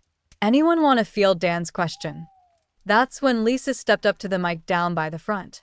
Today she was wearing a playful red dress and had her hair in a high ponytail that bounced as she moved. She smiled and waved like a game show contestant. Perkiest vampire I'd ever met. The audience murmured. People leaned in, whispering. Some probably came just hoping for this, a chance to see a real, sort of, vampire. She'd been sitting there the whole time, and no one had noticed. But now she had their attention. Lisa scanned the crowd with a mischievous glint in her eye, fully leaning into the mystery of it all, before turning back to me. Hi, Kitty. Hey there. What can you tell us? I've only been a vampire for 5 years, but I can totally tell you it doesn't matter how much gunk you put on, it won't help. It's just like you said, it's not the UV radiation, it's something else. Something about the light. I mean, what makes people vampires in the first place? It's the same kind of weird things that can hurt them. It doesn't make much sense, but there it is. Okay, caller, I think that's your answer. The miracles of modern chemistry aren't enough to combat the supernatural. At least not yet, but I know some people who are working on that. Thanks for that answer, Lisa. She beamed so hard I thought her face might break, then returned to her seat. We were entering the last half hour of the show, about the time I started feeling like I'd been running a marathon, usually. This time I'd felt like that from the start, but adrenaline kept me going. Wolf had settled down. I was still on high alert, but the situation hadn't changed, hadn't become any more dangerous, so she trusted me that we weren't going to get ambushed. Thank God the evening's really weird question came over the phone. I had no idea what I'd have said to this person face to face. You're on the air. Yeah, hi. Thanks for taking my call. It was a woman, serious in a school librarian kind of way. The not cool school librarian who told you to be quiet rather than the cool school librarian who slipped you Stephen King books when no one was looking. What's your question? I want to know, do you find dog shows to be offensive? I raised my eyebrows at the microphone as I took a moment to decide what to say. The audience twittered slightly. You know, I said, I never really thought about it, but now that I have, I'm going to say no, they don't offend me. Not on the surface.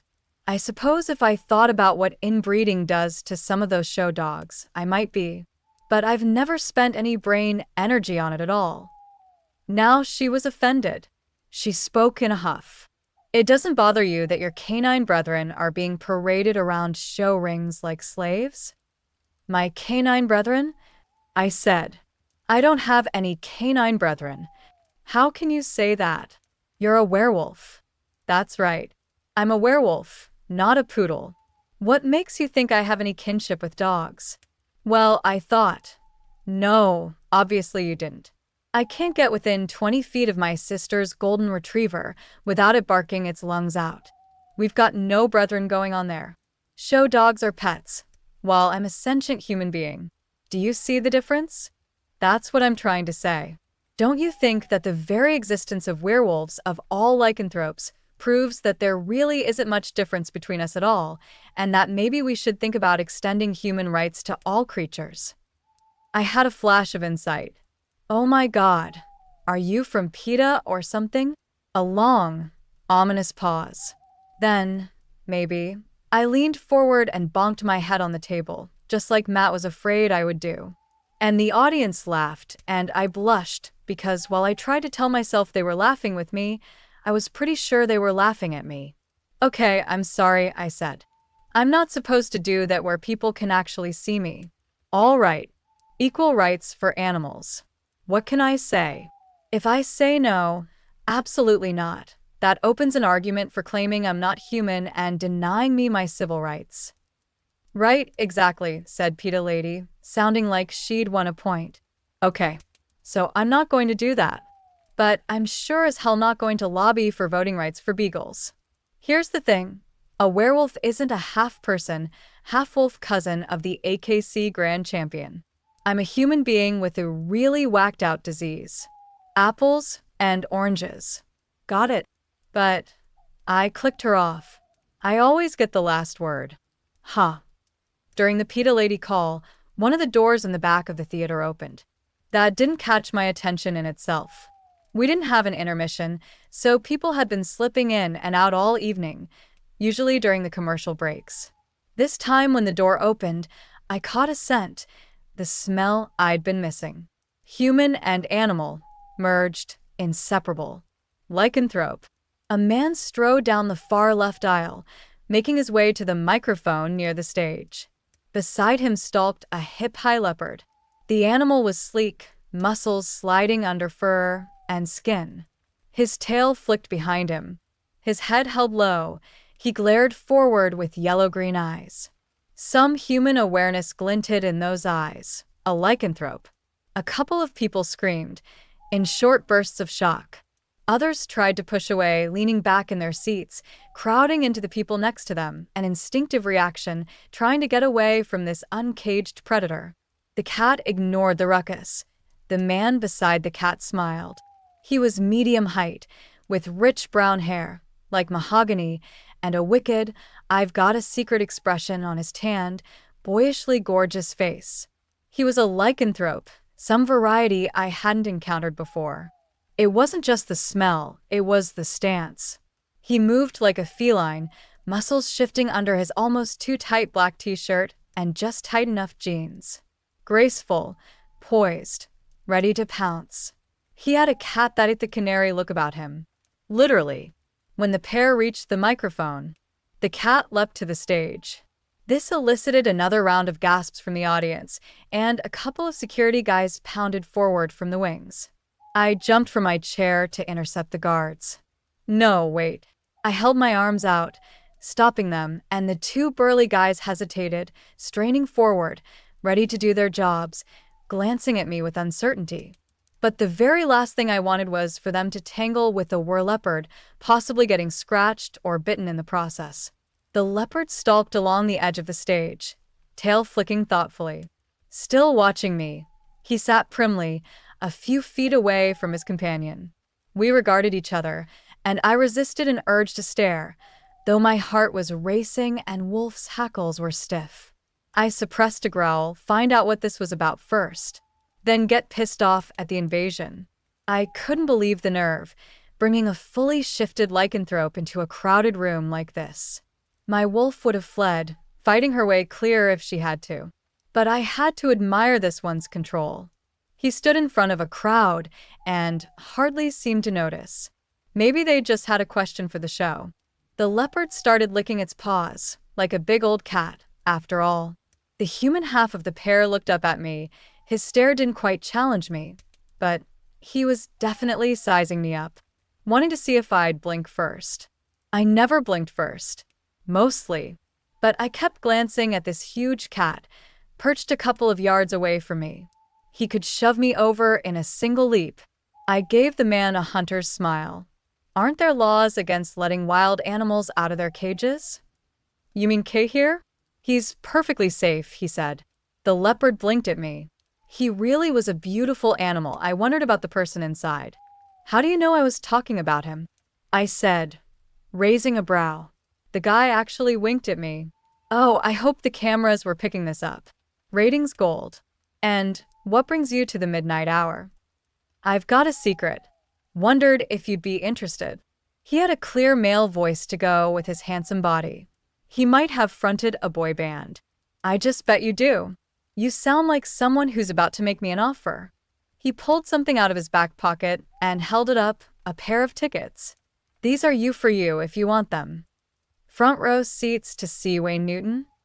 No, not quite, he said, turning the smile on full force. It was pouty and sultry. I moved to the edge of the stage to take his offering, which made the security guys, still lurking behind me, ready to tackle the leopard, twitch, but oh well. I didn't get any overt aggression from either one of them.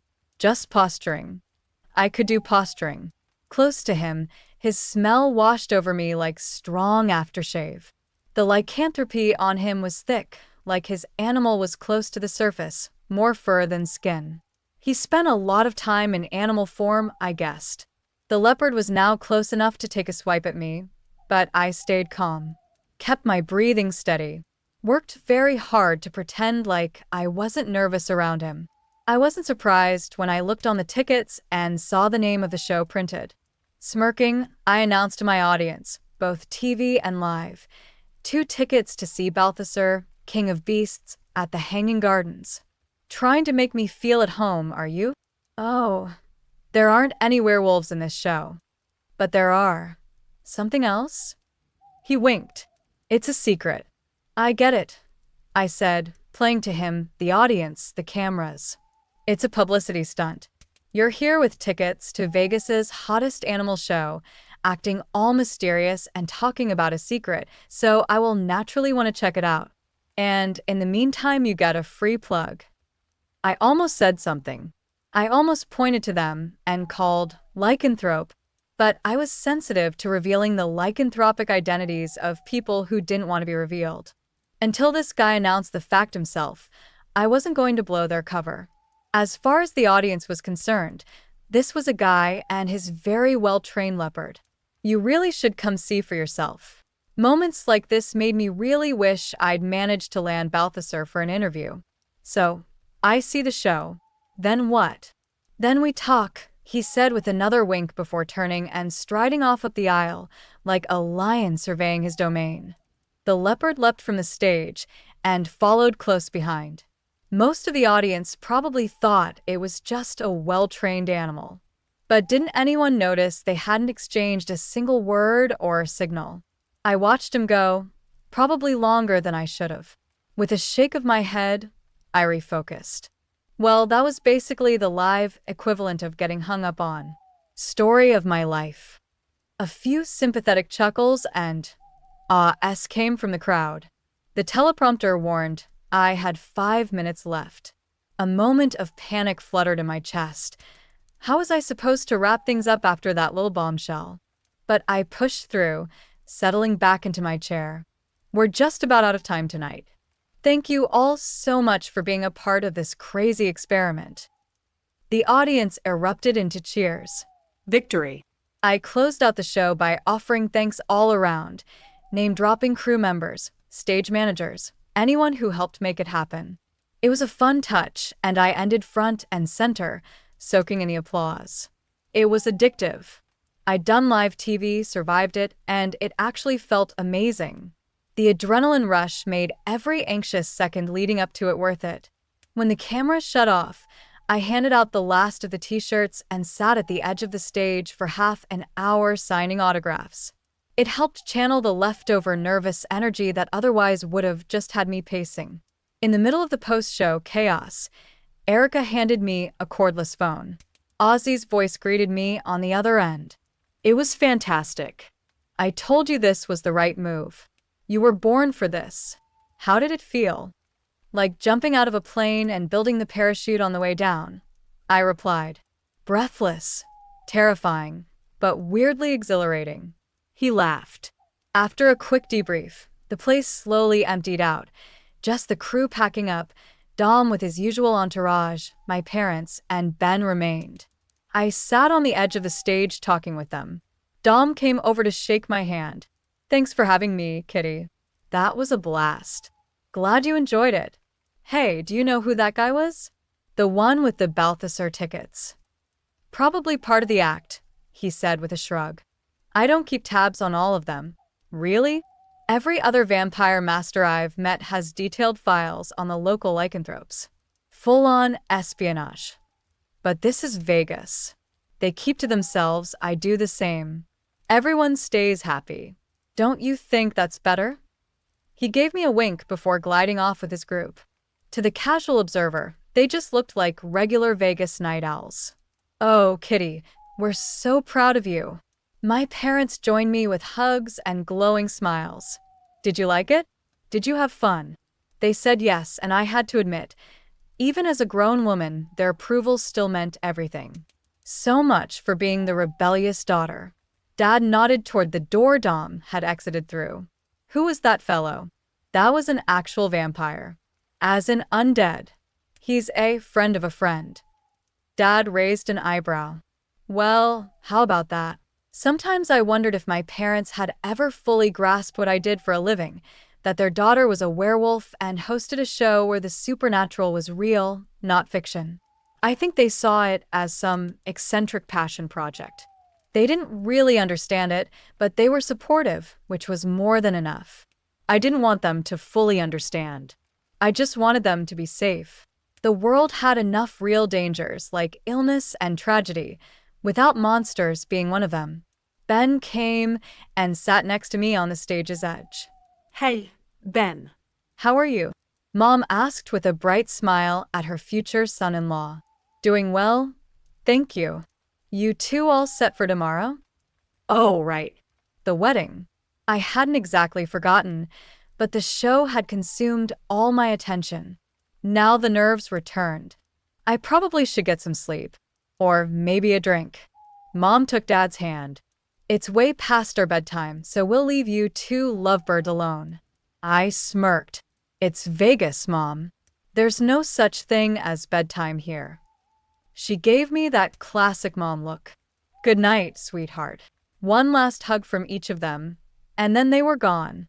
Just me and Ben now. We sat in silence for a while. I took a deep breath. His scent, warm, familiar, like pack, calmed me. Home. I inched closer and leaned my head on his shoulder. What was that all about? He asked. I think my parents are enjoying themselves a little too much. I meant the guy, the were whatever, and that leopard. He must be part of the Balthasar, King of Beasts show, right? Yeah. I'd have to rewatch the recording to get a sense of what that looked like to an outsider.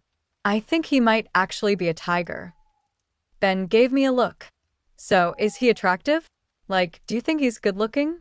Because I honestly can't tell with guys, but it sort of seemed like there was a vibe between you two. I smiled.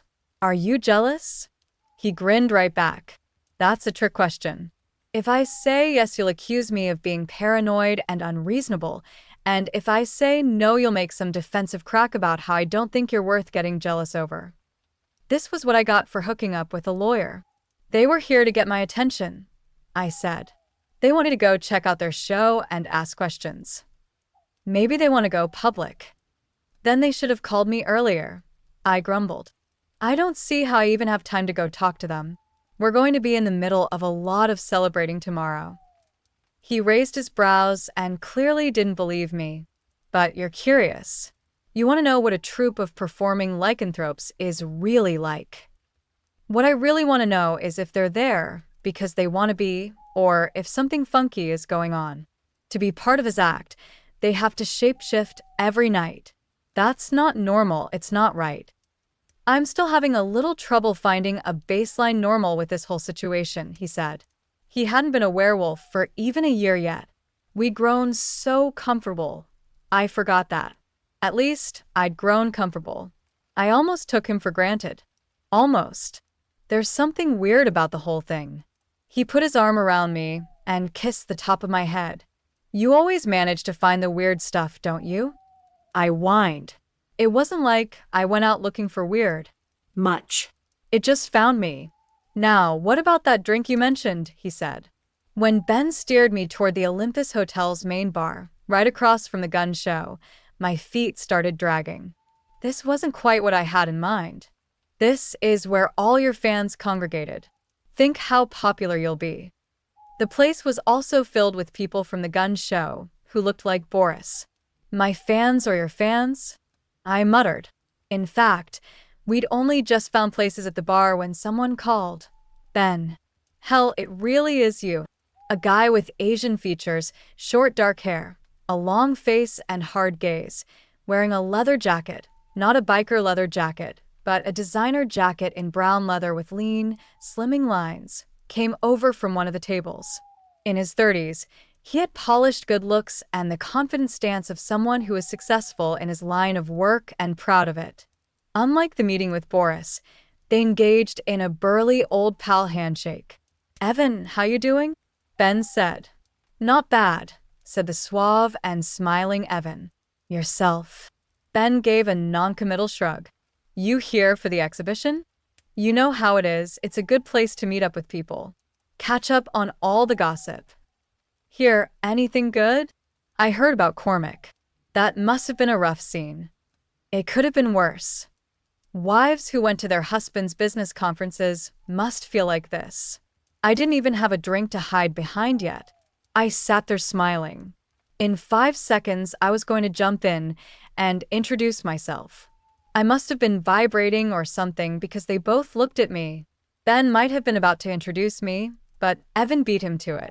And you're Kitty Norville. Good to finally meet you, he said, and we shook hands.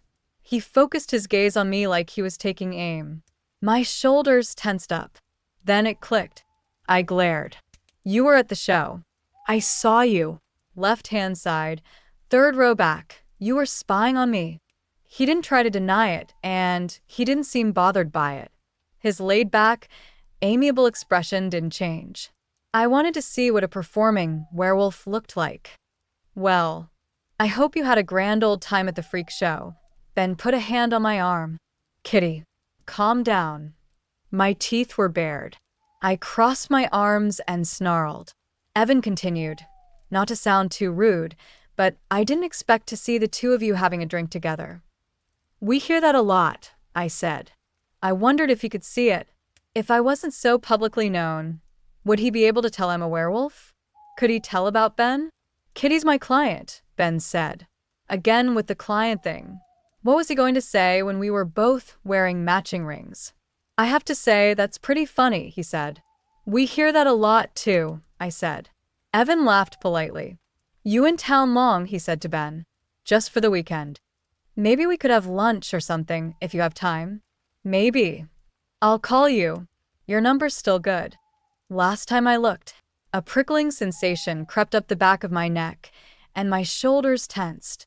Someone had just walked into the bar, and all heads turned. She was about my height, but the way she carried herself, it felt like she owned the entire room. Her dark hair was short, thick, and bounced around her face with every step.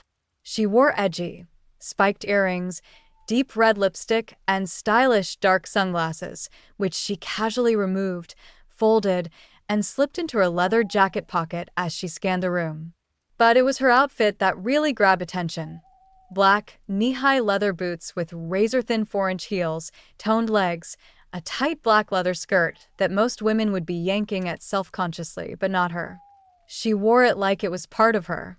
A black lace and silk top hugged her torso, topped off with a cropped leather jacket. Head to toe, she was dressed to kill, literally and figuratively. She looked like the kind of woman you'd see on a nightclub flyer plastered to a lamppost on the strip. Every straight man in the place was openly gawking, while every straight woman subtly pulled their boyfriend a little closer. Not me, of course. I'm above that. Mostly. I might have leaned a tad closer to Ben. But he wasn't gawking. He just raised an eyebrow and tightened his lips, mildly unimpressed. Then she looked our way, and a slow smile spread across those blood-red lips. She strode toward us with confidence. Despite her out-of-this-world appearance, she smelled totally human. Clean soap, leather, and faint gun oil. No perfume. No frills. I'd put money on her having a weapon under that jacket, maybe another hidden in the back of her skirt. A knife in her boot. Something sharp up each sleeve. Possibly ninja stars in her pockets. She was the most intimidating person in the bar, and that's saying something. No one dared approach her with a drink offer. They just watched from a safe distance.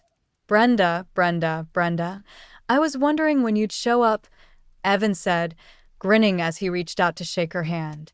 She didn't take it, just put her hands on her hips and gave the whole group a once-over, like we were something she found on the bottom of her shoe. Evan didn't seem bothered. That must have been typical Brenda behavior. And honestly, she didn't look like a Brenda at all. More like a Blaze. Or maybe a Veronica. Brenda, do you know Ben? Ben, this is... Oh, we've met, Ben said flatly. It's been a while. How's that knee? Brenda asked, giving him a slow once-over. I found myself sidling closer to Ben again.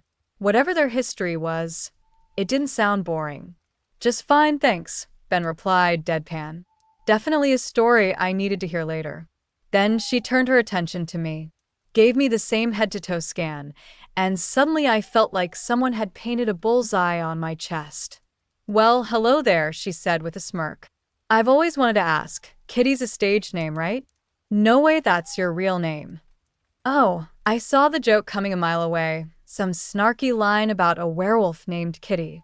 My smile was stretched, so tight it could have snapped. It's my real name. Proof that the universe has a twisted sense of humor. That's just priceless, she said, shaking her head. You must have a thing for danger. Me? The lone werewolf standing in a bar that felt like a low-key convention for supernatural bounty hunters? Hey, don't tell me we're not all civilized professionals here. That's exactly what I'm telling you, she said coolly. So tell me, boys, what's the deal? Why are you letting someone like her hang around? Which meant, whatever her specialty was and however sharp her instincts, she hadn't clocked Ben. None of them had. I barely resisted the urge to let out a relieved sigh. But any second now, someone else could walk into the bar, someone with psychic abilities or a nose for magic, and blow the whole thing wide open. I didn't even want to imagine how this crowd would react if they found out what really happened to one of their own. I forced myself to relax, consciously loosening my grip on Ben's arm. Clinging to him would only make us look suspicious. She's fine, Brenda, Ben said calmly. Back off. Brenda leaned in close enough to be confrontational. You're the last guy I'd expect to defend something like her. No, scratch that. Second to last. But Cormac isn't around, is he? No, he's not. This was bad. We were boxed in against the bar, and she was eyeing Ben like she was about to lunge. Ben stayed cool, but I felt like my skin didn't fit right anymore. My wolf side was coiled and restless. Brenda reeked of trouble. He should have finished the job when he had the chance. Neither of us had the chance to respond, and not that it would have made a difference, because Evan stepped in, giving Brenda a pointed look. Why don't I get you a drink? I can buy my own damn drink. Club soda with lime, she shouted to the bartender, who nearly jumped out of his skin mid-pour. It occurred to me then, maybe all this attitude was a little overcompensation. You know, it's getting late, I said, motioning toward the exit. Think I'll head out. Great meeting everyone. Late. Brenda smirked. That's rich, coming from your kind. I'm not typical, I said, smile stiffening. Good night. I'll walk you out, Ben offered, sounding nonchalant as he joined me. I'm sure someone like her needs a bodyguard around here, Brenda muttered behind us. Ben gave her a mock salute without looking back. I didn't exactly run, but I came pretty close. Once we were out of sight and heading down the hallway toward the elevators, Ben reached for my hand and gave it a gentle squeeze. You all right? Yeah. Just would have preferred a quieter spot. with fewer loaded personalities. Sodi. I just wanted to get a read on who was in town. The bars where everyone eventually turns up. And Brenda, what's her deal? Ben chokehold. Just goes to show, being alpha doesn't require fangs. You're not kidding. She doesn't even see me as human, does she? Nope. That's how they justify going after people like you. Well, us. And you used to be one of them. Sort of. Not exactly. I mostly just followed Cormac's lead. Which is how he ended up like this, tagging along as backup, only to get blindsided by the thing they were hunting. He was lucky to be alive. Depending on your point of view, judging by the distant look on his face, maybe he was thinking the same thing. Like he knew he didn't belong in that world anymore. Maybe part of him even missed it. I still want to know what happened between you and Brenda, I said. Are you jealous? Trap question, sweetheart. All I really want to know is how she manages to sprint in those heels without even wobbling, and I tear a ligament in sneakers and end up in a knee brace for 2 months. That's the universe for you. What were you chasing when you fell? Cormac. I raised a brow. What the hell was Cormac doing that had Ben and Brenda chasing after him? And why hadn't I heard about it? And why? The questions could go on forever. It's a long story, he said. I bet it is. And what's Evan's story? He another client? No, he's the competition. Works out of Seattle. Though I guess Cormac doesn't have competition anymore. I used to figure Cormac was one of a kind, or one of maybe a half dozen tops. How many vampire and werewolf hunters are there? There's Evan, Brenda, Boris, Sylvia. I counted on my fingers. This was already too many. He shrugged. Hard to say. It's a tough group to keep tabs on. People disappear, people retire, and no one really announces anything. It's like Evan said, it works pretty much on gossip and rumor. But that's how you know where the vampires and lycanthropes are and where the work is. How many of them were sitting in that bar? Maybe a dozen, Ben said finally. I recognized a lot of faces, even if I don't know them well. Don't you find that disturbing? I suppose, he said. I used to hang out with people like that a lot. I guess I'm having trouble thinking of myself as the enemy. That was his old world. It didn't matter if he was the target now. However much he might want to, he couldn't go back to the way he was. His wolf must have been telling him that. I squeezed his hand back and walked closer, so our bodies brushed.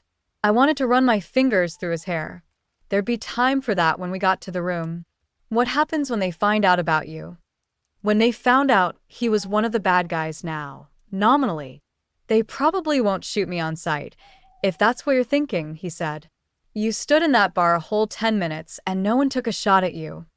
But I imagine there was a lot of visualization going on in a lot of minds. He chuckled, but the sound was sad. Then he said, I think they'd feel sorry for me, but I'd really rather they didn't find out. Outside the elevators, from a side corridor, a shadow stepped in front of us to block our way. I jumped and caught a growl in the back of my throat. Ben touched my arm, and I could feel us both poised between flight or fight, staying together to protect each other or separating to confuse our enemy. The shadow turned into Odysseus Grant, looking down on us with a stern gaze. He was tall, with a face like chipped stone. I hadn't realized how tall he was. I'd attributed his height to stage presence. He wore his tuxedo, with jacket and bow tie, like he'd just come from his own show. Maybe he'd always been there, and my imagination had turned him into a shadow, made him appear out of nowhere. Maybe he'd been waiting for us. Mr. Grant, I said, catching my breath and trying to slow my heart. I had to call someone in a tux, mister. Ms. Norville. Mr. O'Farrell. He nodded at Ben, and I didn't have to wonder if he knew that Ben was a werewolf, or if he could tell. He knew and took in the knowledge with a slight nod. But how had the magician known Ben's name?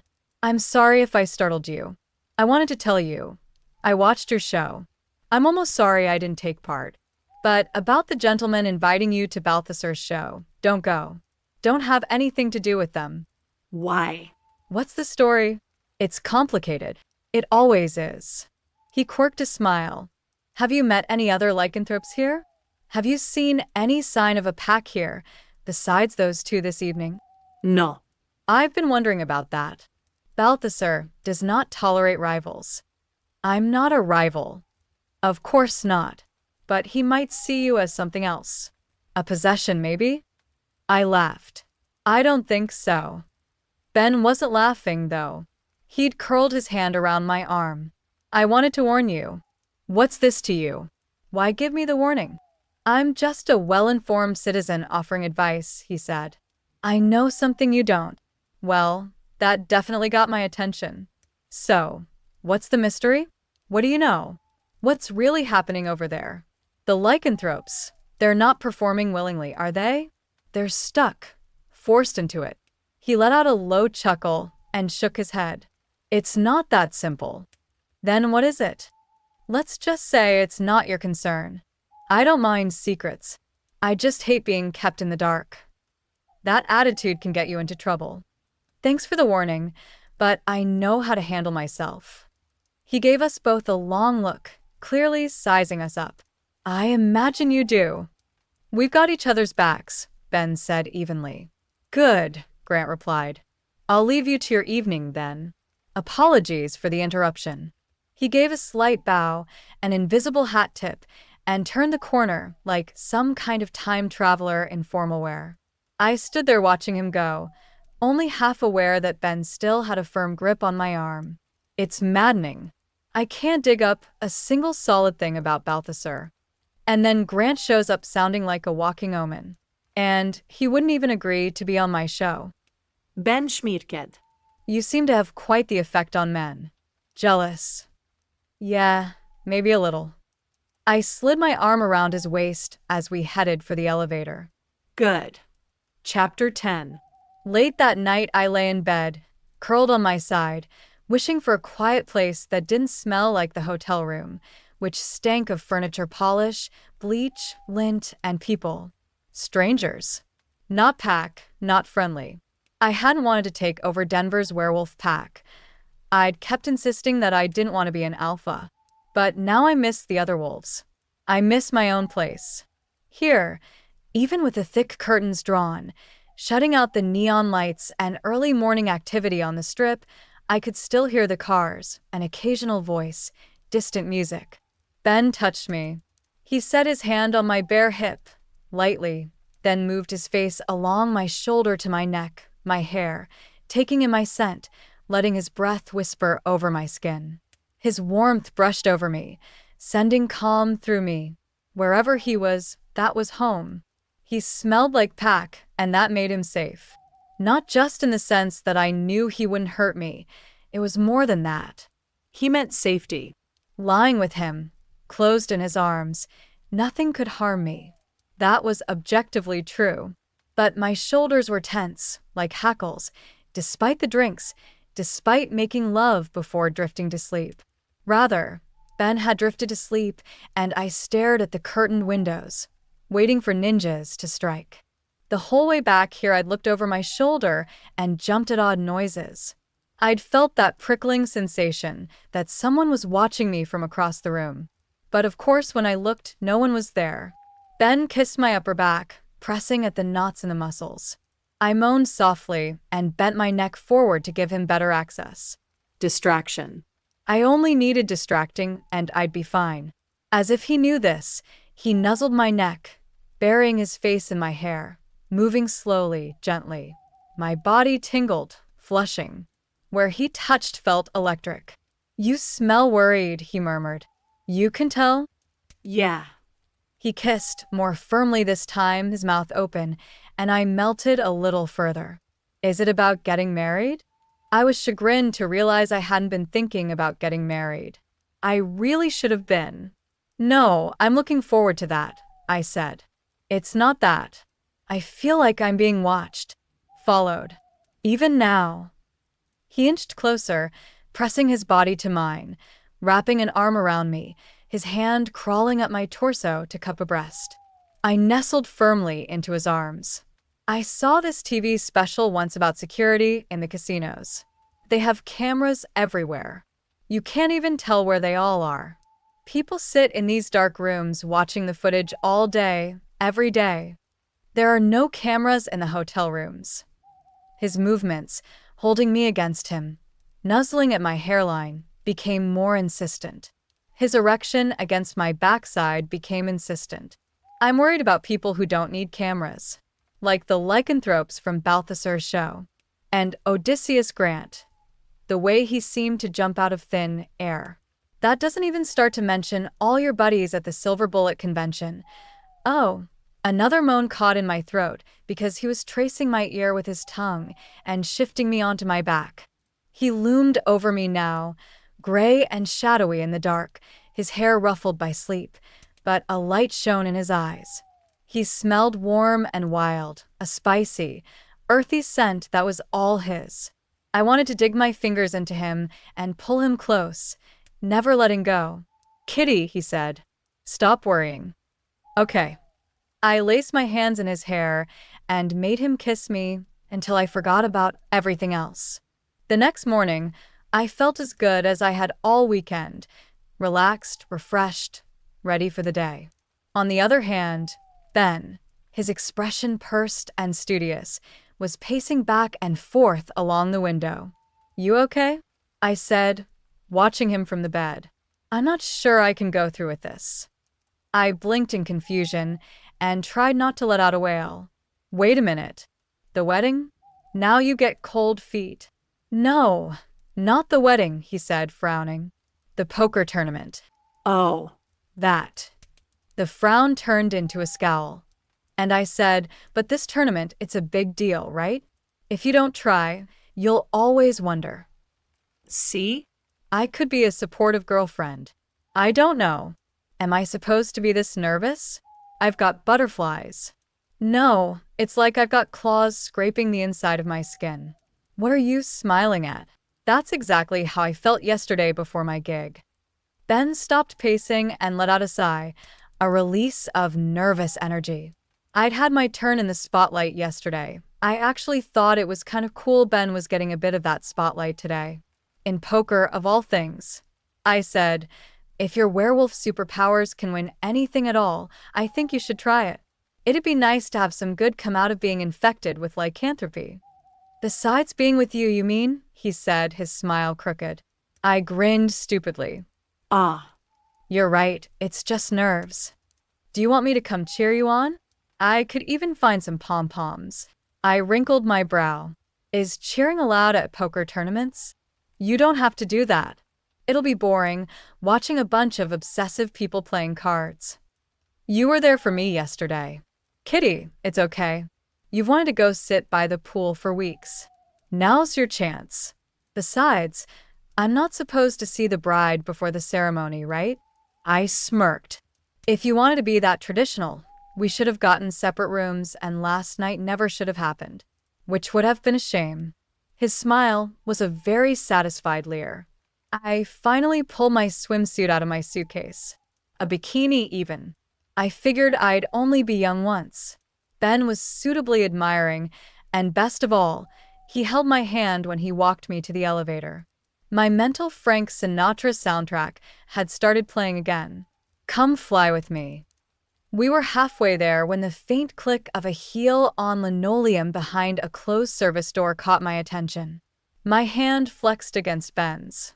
I glanced over my shoulder at the service door, which was behind us. I met Ben's gaze. His nose was flaring. "Run," I whispered, because my instincts had started flaring. We both tensed, preparing to launch. Doors swung open on both sides of the hall. A hand from the direction of the service door grabbed me and sent me sprawling. I rolled and came up to a crouch, ready to pounce, a growl in my throat, to see Evan spring from a room opposite me and lock Ben in a full Nelson. Ben shouted and kicked, shoving him against the wall, and there was Brenda lunging toward him, outstretched hand holding. I thought it was a knife, but it wasn't. It was a spoon slightly tarnished. silver. She pressed it into Ben's hand and curled his fingers around it. Held it there. What the Jesus Christ? Ben hissed in pain and flailed all the harder, jerking out of Brenda's grip and flinging the spoon away, then slamming Evan against the wall so hard the bounty hunters had knocked. He dropped Ben. Ben whirled to face them, crouching. I stood and put my hand on his shoulder, squeezing to show I was with him. Wolf crawled to the surface, claws itching in my fingers, a hunter's vision filling my eyes. These two had attacked, were enemies. What would they do next? My mate and I could pounce on them before they could draw their guns. I was ready to protect him. What the hell do you think you're doing? Ben shouted, his rash-covered hand curled in front of him. Round red welts in the shape of a spoon's bowl marked the skin. Evan stared at that hand, at the rash. God, it's true. Told you, Brenda said. Today she was wearing leather pants, a red V-neck shirt, and ankle boots with silver on the toes. Still with spike heels, which I was sure she could use as deadly weapons in a pinch. She picked up the spoon from where it had landed across the hall. Grandma's surefire werewolf detector. Is that what this is about? Ben said, almost laughing. If you suspected, you could have fucking asked. What are you going to do now? Shoot me in the middle of the hotel. Big bad werewolf needs to die. Evan and Brenda stood there, staring at him, and Ben had been right. They almost looked sad, like they felt sorry for him. The muscles of Ben's shoulders under my hand were hard as stone, tense and trembling. I could smell the anger coming off him, the scent of his wolf growing. I squeezed him again, hoping he would keep it together. Since they weren't shooting at us, we had to keep it together. I'd wondered, Brenda said. When I saw you two together, there was something off. I can't always tell by looking, but you've got this look that you didn't have before. What kind of look? Ben said, his voice almost spitting with anger. But he didn't feel like he was about to shift, skin getting ready to slide into fur. He straightened, and we stood shoulder to shoulder. Like you're hunting. You were never a hunter before. Not like Cormac. Ben scowled and turned away. Evan looked at me. Are you the one? No, I said harshly. Of course not. I've never turned anyone. Have you ever killed anyone? Brenda said, just as accusing. I considered lying. Didn't think it would win me points with her. Wasn't sure she'd wait for the explanation, but I said it anyway, ice cold. Yes. Ben glared. Cormac killed the one who got me. Then he brought me to her. She helped me. Saved my life. We exchanged a glance. His look was bared, stark, reliving those weeks after he'd been turned, filled with gratitude and, sappy as it sounded, love. Because that was what my gaze held, looking at him. I didn't care if the bounty hunter saw it.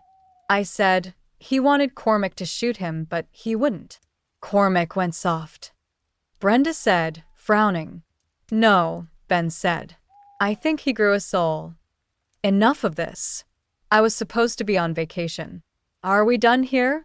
Any more secrets you want to know? Or can we leave? They stepped aside and let us pass. We did so, carefully, walking arm to arm. I didn't want to show my back to them, so I let Ben lead and watched them over my shoulder. You'll slip, Evan said. Werewolves always do. One of these days, you'll slip up, and one of us will find you. Ben stopped but didn't turn around when he said, I don't believe that. I never did. Brenda gave a mocking chuckle. You can't convince me you're actually happy being a monster. Wearing a thin-lipped smile, he looked at me, then her. Beats being unhappy as one. If you guys aren't going to shoot us, we're going, I said, taking Ben's hand and pulling him toward the elevators. Ben didn't move. He donned this quirky half-grin. You want to see one of the benefits of being a werewolf? Besides getting to shack up with a babe like Kitty. Oh, 1,000,000 brownie points for him, right there. Honey, I said. Brenda rolled her eyes. Stake me $100 and I'll show you a trick, Ben said. What? Evan said, like he hadn't heard right. I'm going to play some poker. Stake me 100 and I'll double it. What has this got to do with being a werewolf? Brenda said. Trust me. Evan shrugged. I'm game. You're crazy, Brenda said.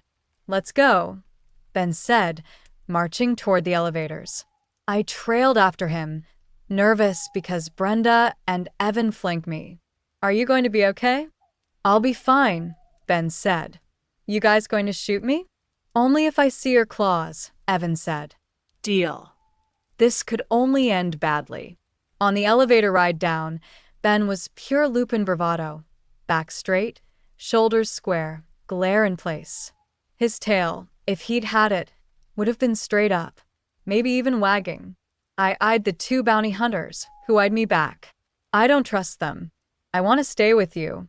Even though I was wearing nothing but a bikini, a wraparound skirt, and sandals, I'd be out of place in the poker room. Kitty, you've been talking about sitting by the pool for weeks. You should go.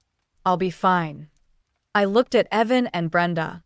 If anything happens to him, Cormac will go after you guys. They actually flinched at that and looked a tiny bit nervous.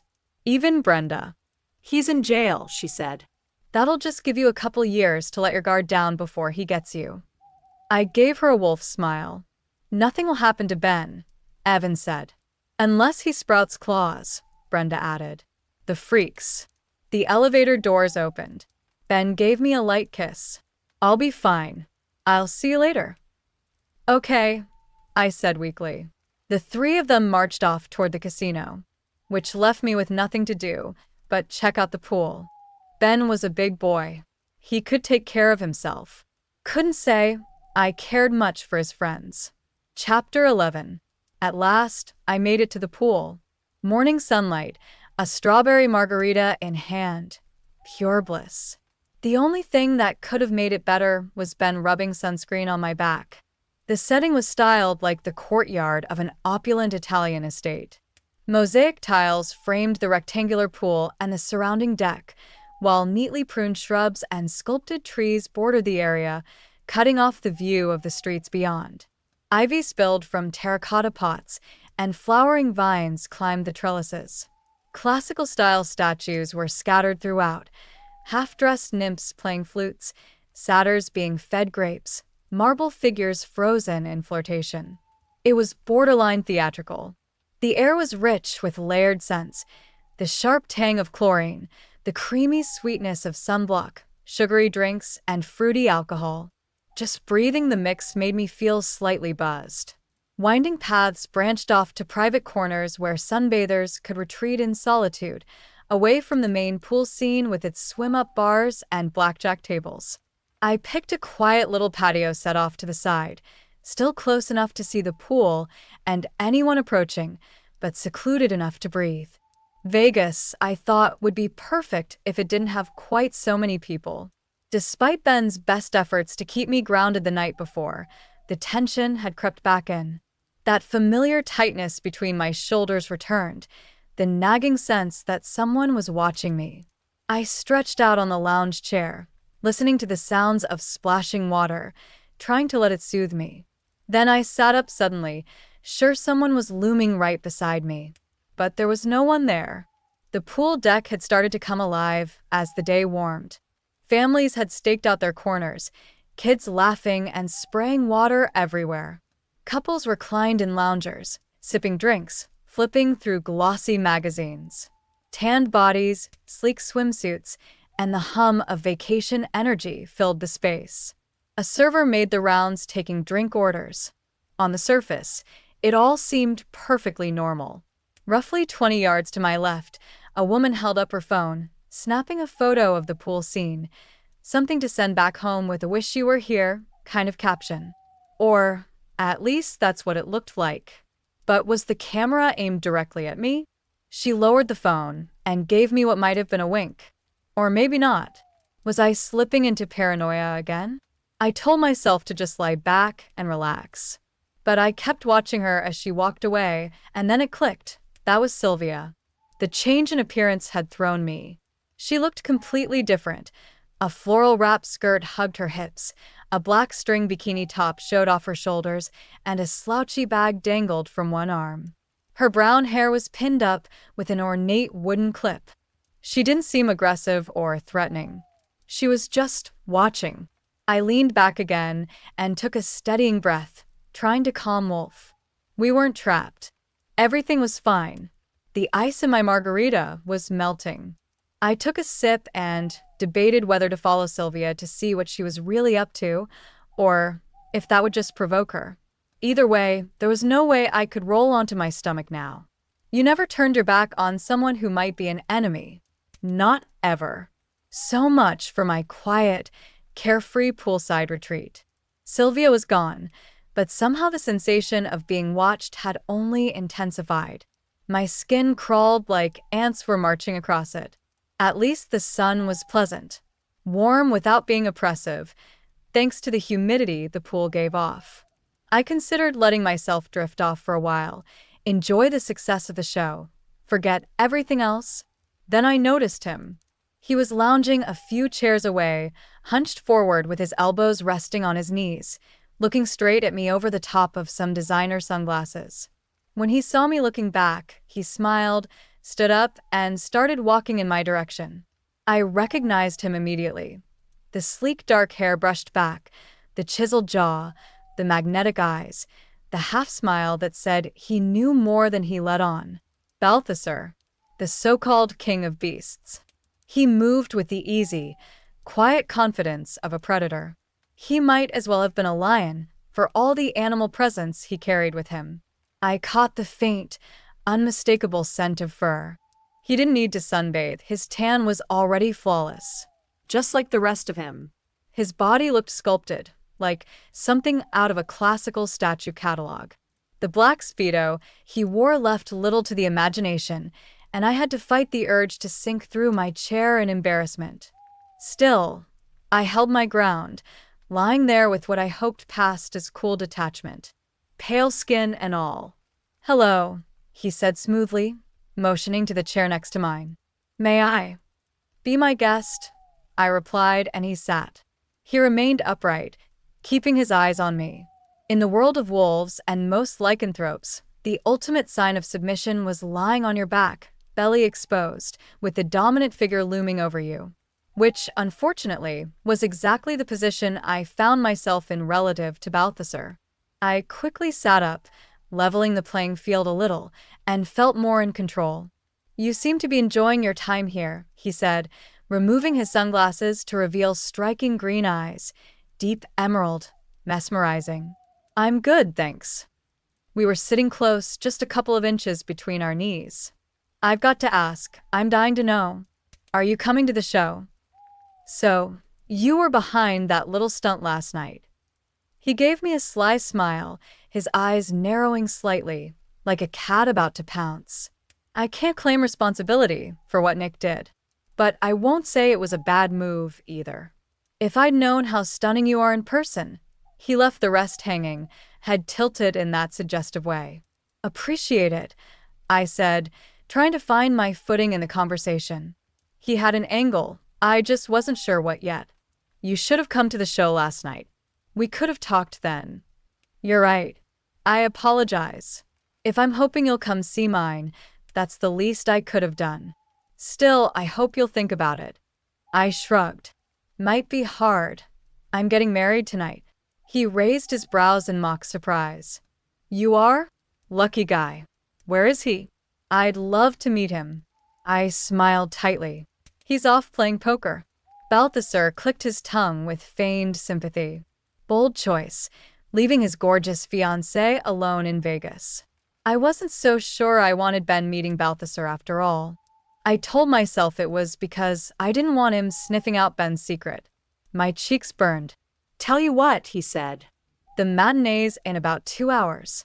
Why not come to that one? I'll get you the best seat in the house. You can come backstage afterward and meet the crew." My instinct was to turn him down. But this was the opportunity I'd been waiting for, and I had the afternoon free. I thought briefly of Odysseus Grant's vague warning. If he wanted me to take him seriously, he'd need to be a lot more specific. I smiled. "Backstage passes? I'm in." "Perfect. I'll have your ticket waiting at will call." Fair warning, I plan to ask a lot of questions. Him and whoever else in that cast could talk. I look forward to it. See you this afternoon. He moved away like he owned the place, smooth and sure, and I couldn't stop watching. Flustered, I leaned back and took a big gulp of my margarita. When I gave my name at the box office, they were ready for me, ticket in hand, along with instructions to wait for an usher after the show for a backstage tour. Legit for once.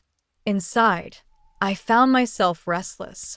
If I hadn't known already the cast was full of lycanthropes, I would have picked up on it the second I walked in. The smell, a blend of fur and skin, was thick, unmistakable. I felt like I was on another pack's turf. My instincts didn't like it. I had to focus, force myself to unclench. Then the curtain rose. Balthasar's production was everything Odysseus Grant's wasn't, flashy and chaotic. The stage exploded with strobe lights and spinning color wheels. Spotlights whipped across gleaming chrome set pieces. Heavy fog spilled out from machines, swirling and crawling over the floor. A hard-hitting rock soundtrack blasted from high-end speakers, shaking the air. The whole thing ramped the crowd's energy to a fever pitch. What's next? What's coming? The cynic in me saw it all as artificial hype, priming the audience to be excited no matter what happened. The music rose to climax and crashed together at the moment Balthasar leaped out to center stage via some unseen access. He smiled and punched his hands into the air. Fog swirled around him. The lights went wild, and the crowd cheered. He looked even better amid the fog and lights. The audience's screams had a definite feminine tone to them. Balthasar remained in that pose for a moment, as if absorbing the adulation of his audience. Turning around, he got to work. At a gesture, a tiger ran onto the stage from the right. It bounded up a riser and leapt, almost covering the entire distance to the other side of the stage. At another gesture, a second tiger did the same thing from the left. Then another from the right, and a fourth from the left. All four tigers perched where they landed, so Balthasar was now surrounded by the terrifying, man-eating beasts. One of the tigers yawned, showing thick, sharp teeth, to prove the point. He ran the tigers through their paces. They performed leaps, did acrobatics, wrestled with each other, wrestled with Balthasar, all on cue, with a focus that was uncanny. It wasn't natural. And, of course it wasn't. They were tigers. It was supernatural. Once it started, the pace of the performance didn't slow down. Which was the point? He didn't give the audience time to question what was happening or to wonder about anything but the amazing feats they were being shown. Like, those tigers were definitely on the small side. Balthasar sent the tigers away and brought out a lion. A couple of bespangled female stage assistants, shapely and smiling, wheeled out some props, hoops mounted on posts taller than Balthasar. The king of beasts touched them with a lighter, and they roared to flaming life. The lion jumped through them all, back and forth, landing each time with a flick of his tail and a shake of his mane. His act had magic in it as well, flashier than what Grant performed. Balthasar levitated leopards, made a panther vanish and reappear, locked himself in a box full of cobras and escaped, unscathed, proving he was the king of all beasts. This went on for an hour, without interruption. If nothing else, my own recent stint on stage had given me a newfound appreciation for people who did this every day, sometimes twice a day. The sheer amount of energy it took to be on stage and keep an audience's attention was phenomenal. With all that had already happened, I couldn't guess what he'd pull out for the big finish. Exploding dead planet? King Kong? As it turned out, the final act told a bit of a story. The painted backdrop lifted smoothly into the fly space, revealing a new, dramatically elaborate set, even by this show's already excessive standards. A Babylonian ziggurat, or an impressively convincing replica, rolled in from the back. Around its base, a dozen flaming torches ignited, flickering to life. At the front of the structure stood two stone pillars, spaced just far enough apart for a man to be chained between them. Heavy manacles hung ominously from each. I didn't see where they came from. Maybe from behind the set, or hidden in the wings, but suddenly a group of leather-clad warriors charged the stage. They wore headdresses adorned with feathers and bones, and they launched themselves at Balthasar with fierce purpose. He looked startled at the sudden appearance of the ziggurat, but his expression quickly shifted, resolute, like a hero who had reached the end of a long, brutal journey through the jungle. This was the final trial. He fought back, tossed one attacker aside with practiced ease, but the others overwhelmed him, wrestling him into submission and dragging him toward the waiting chains. They were lycanthropes too, I guessed. Likely more members of his company. My pulse quickened, even as I reminded myself to stay detached, to view it all as just part of the show.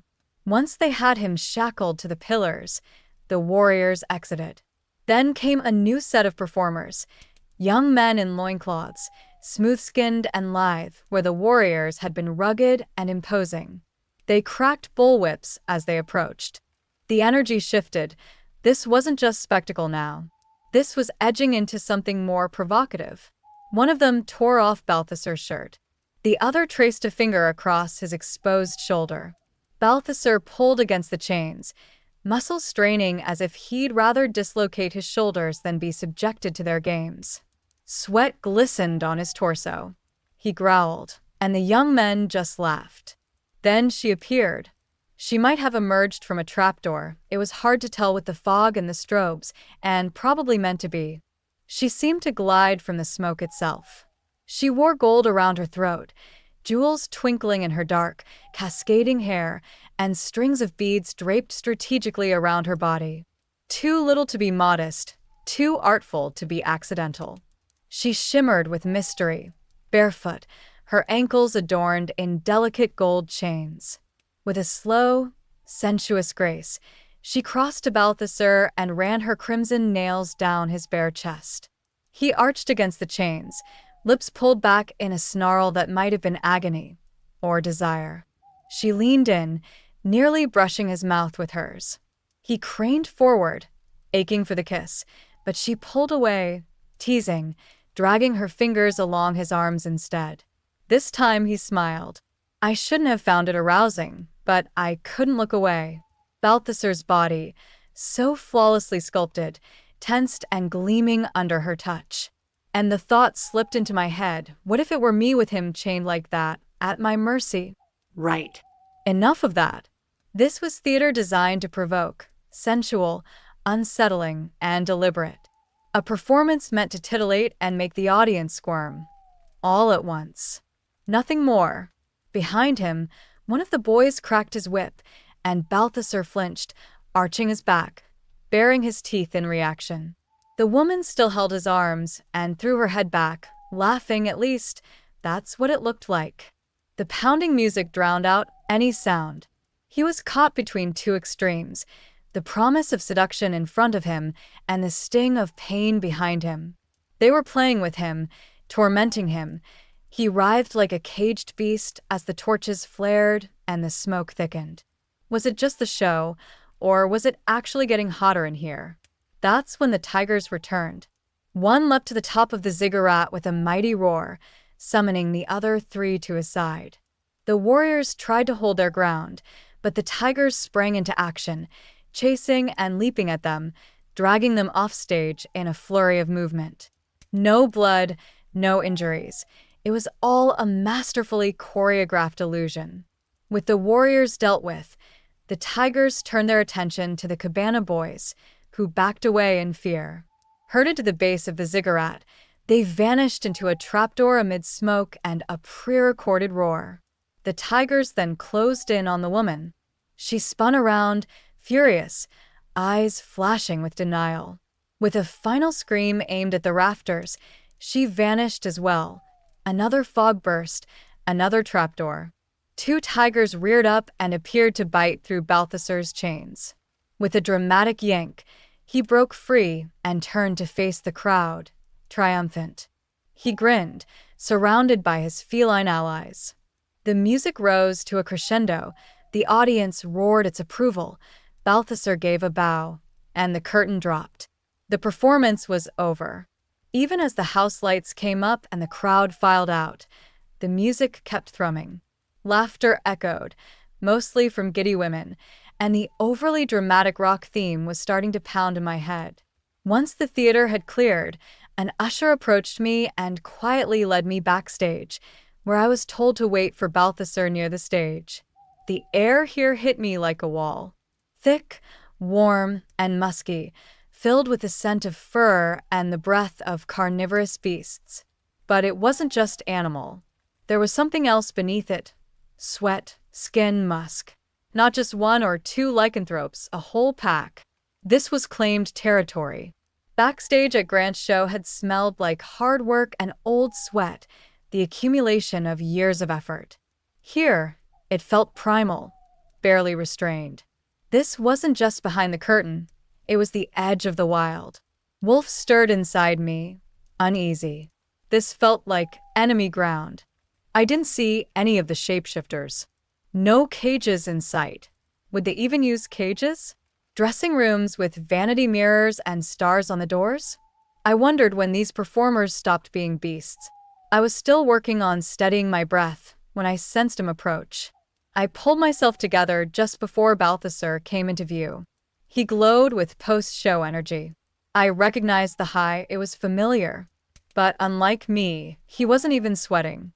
He didn't look the least bit tired. Then again, he did this every night. I managed to smile. His return, dazzling. He wore tall boots, black leather pants, and a white silk shirt open to show off a chiseled chest. His thick, dark hair was perfectly styled, probably drenched in mousse, yet it somehow looked natural. He resembled a romance novel cover model, if the novel involved pirates. "Did you enjoy the show?" he asked.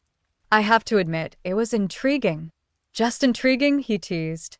"Okay, it was kinda hot. Very hot." I blushed. Blamed it on the heat. The torches just now being turned off had to be the reason. "Good. That's the idea." "Sex sells, huh?" I said. "The question is, are you buying?" Oh, I didn't want to have to handle this. Did he ever turn it off? Because I didn't want to let him know he was getting to me. Not that I could possibly hide it. I met his gaze, determined not to show any sign of canine submission. We were equals here. "You mind if I ask a question?" I said. "Time for some of my hard-hitting journalism. I'd be disappointed if you didn't. You're the alpha of this little pack, I take it?" He spread his arms, a gesture of assent. "Inasmuch as we ever work like that, yes." I couldn't hide my astonishment at this whole setup. How do you do it? How do you keep them all together, listening and under control? You assume that I control them. They're professionals. They're performers who know their job. Then they want to be here. They're here voluntarily. Of course. Why wouldn't they be? I don't trust the whole pack mentality. I've seen some pretty coercive packs in my time. I used to be in one, in fact, and it hadn't been pretty. I'm a lycanthrope. I know what it's like. I can't imagine someone wanting to shift every day like that. Once a month was bad enough, in my opinion. He looked contemptuous. "You think it's dangerous. You've heard stories that a lycanthrope who shifts too often will forget how to be human. You believe that? Have you ever seen it happen?" "Not personally." He arched a brow as if his point had been proven. "Nobody changes 2 days in a row. My actors work in shifts, trading out the human roles, and the show is dark 2 days a week. We know what we're doing. We've been at it for a while. In other words, trust him, he's a professional." I couldn't get past the feeling that this was all weird, exploitative, maybe, like a freak show. Which begged the question, what gave you the idea to get your War Tiger buddies together and stage a show in Vegas? His smile turned sly, back to his romance cover model look. "We had inspiration. You don't think we're the first to do this, do you? This sort of thing's been going on for thousands of years. Some of those dancing bears at the carnival might not have been bears. Is that what you're saying?" "I'm saying some of those bears absolutely weren't bears." "Ah, here's someone who wants to meet you." He turned back to look. The tiger stalked toward me from behind the curtain.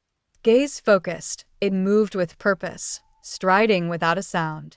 I'd seen tigers in the zoo. Maybe not up close, but close enough, and they were big animals. Intellectually, I knew this wasn't as big as a real tiger. It seemed maybe 200 pounds. But even a small tiger was plenty big enough for me. He still came up to my waist, and his paws looked like they could bat me to the floor in a heartbeat, without effort.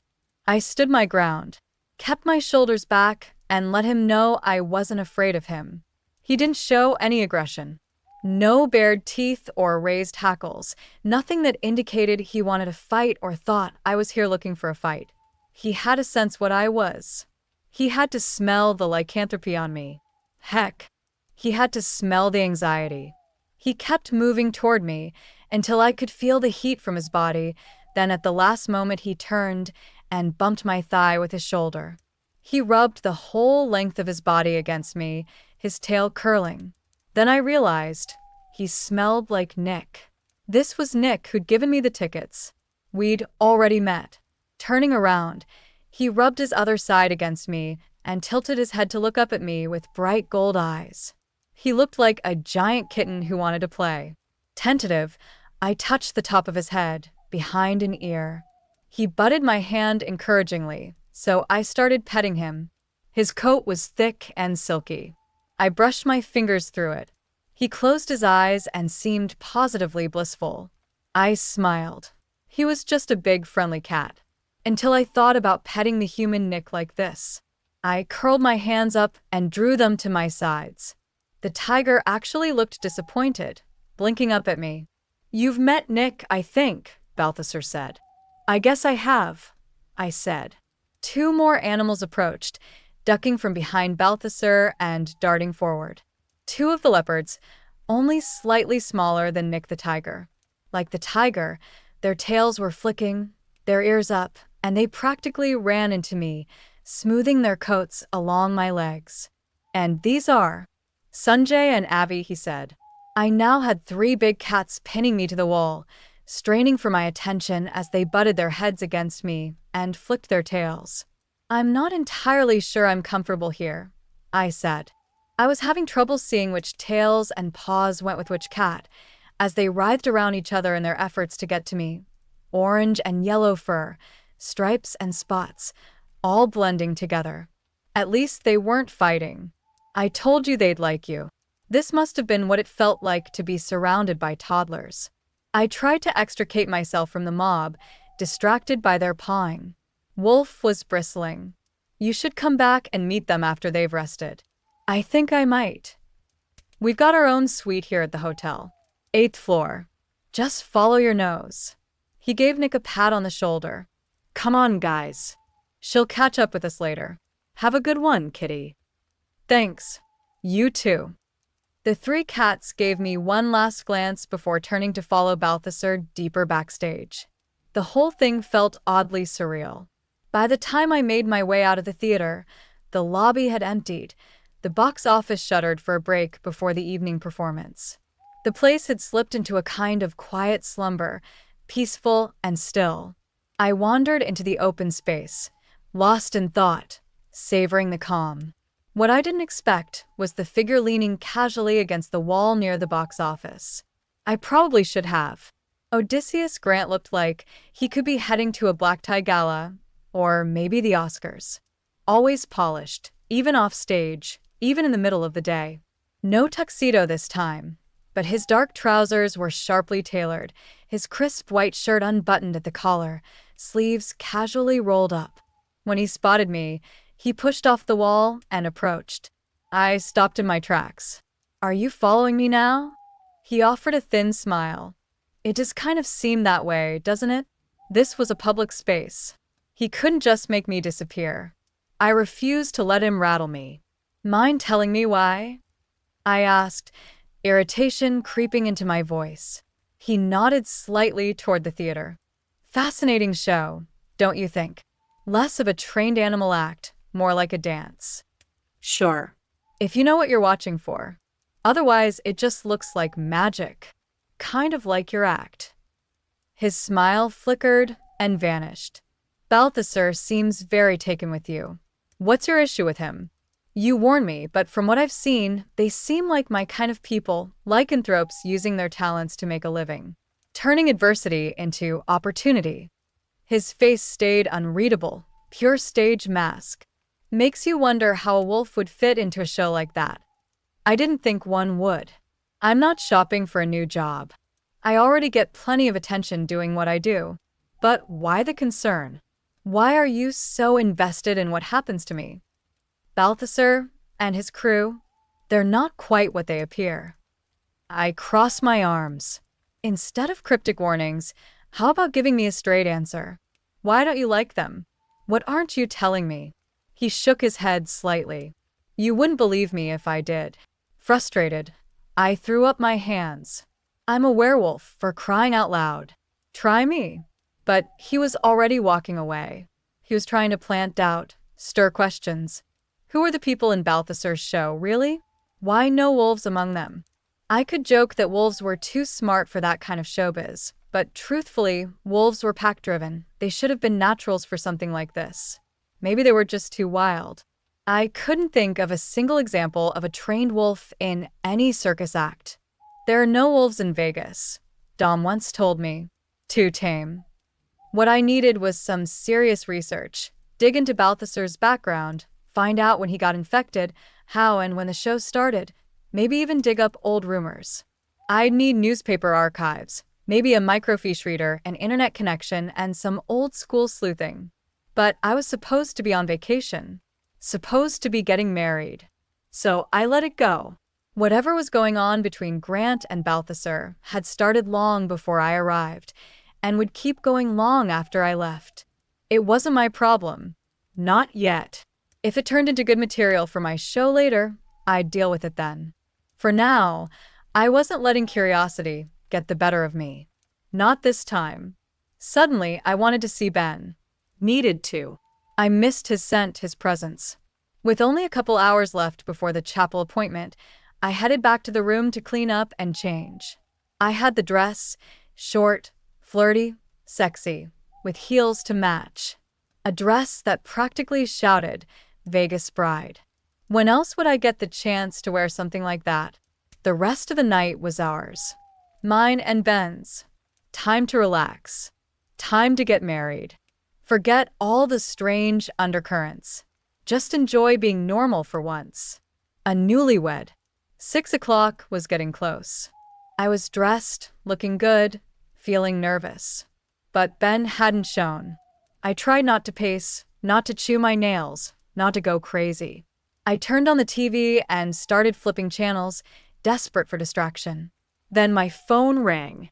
I nearly fell off the bed lunging for it. I snatched it up like prey and checked the screen. Hello. My voice cracked. Is this Kitty Norville? The voice was male, unfamiliar. Yes. Who's this? This is Detective Mike Gladden, Las Vegas Police Department. Do you know a Ben O'Farrell? My stomach dropped. My body went cold. 1,000 horrible possibilities flashed through my mind. I shouldn't have let him go alone. I should have insisted. What happened? I asked, trying to sound calm, not panicked. There was a long pause. I could hear only my breathing. Ma'am, the detective said at last, Mr. O'Farrell has gone missing. Chapter 12. I arrived at the Olympus Casino's security offices in 10 minutes. Less. Time had gone a bit wonky, moving both too fast and too slow. The elevator dragged. But part of me didn't want to get there at all. I didn't want to find out what had happened. When I came through the door, a G-man-looking guy in a suit intercepted me and stared at me like I'd turned green. I had to catch my breath before I could speak. Hi, I'm Kitty Norville. I just spoke on the phone with Detective Gladden about Ben O'Farrell. He was good-looking, in the way of a polished 20-something on the way up in his chosen profession. He also seemed to be practicing his intimidating stare. I tried to read in his expression what had happened, what he knew about Ben, but the glare revealed nothing. I braced myself and didn't wilt. Detective Gladden asked me to come answer some questions. I insisted. Finally, he spoke. I'll let him know you're here. Wait just a minute. Like an anxious wolf, I paced the office's tiny waiting room, with its thin carpet, plastic chairs, and a couple of Las Vegas tourism posters on the wall. What happens in Vegas? I didn't want to go there. Ben had disappeared. I couldn't wrap my brain around it. My mind kept slinking away from the thought. He'd been playing poker. That tournament. Disappeared. What did that even mean? Did he poof out of existence? Which made me think of Grant. Did Ben walk out when no one was looking?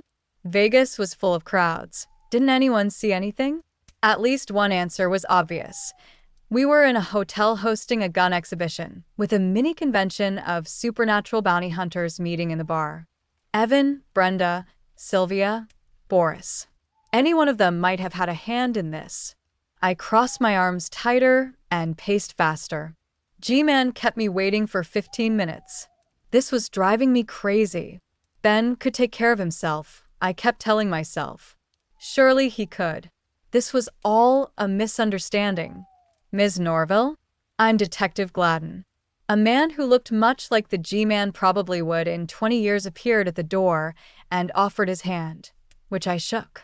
On top of that, he seemed exhausted, harried.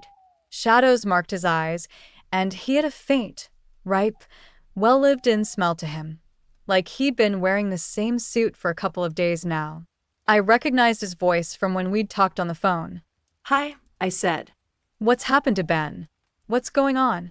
If you'll come this way, we can have a seat and I'll answer your questions. Coffee. Yeah. Thanks. He nodded at the G-Man, who scowled at the chore but went to get the coffee anyway.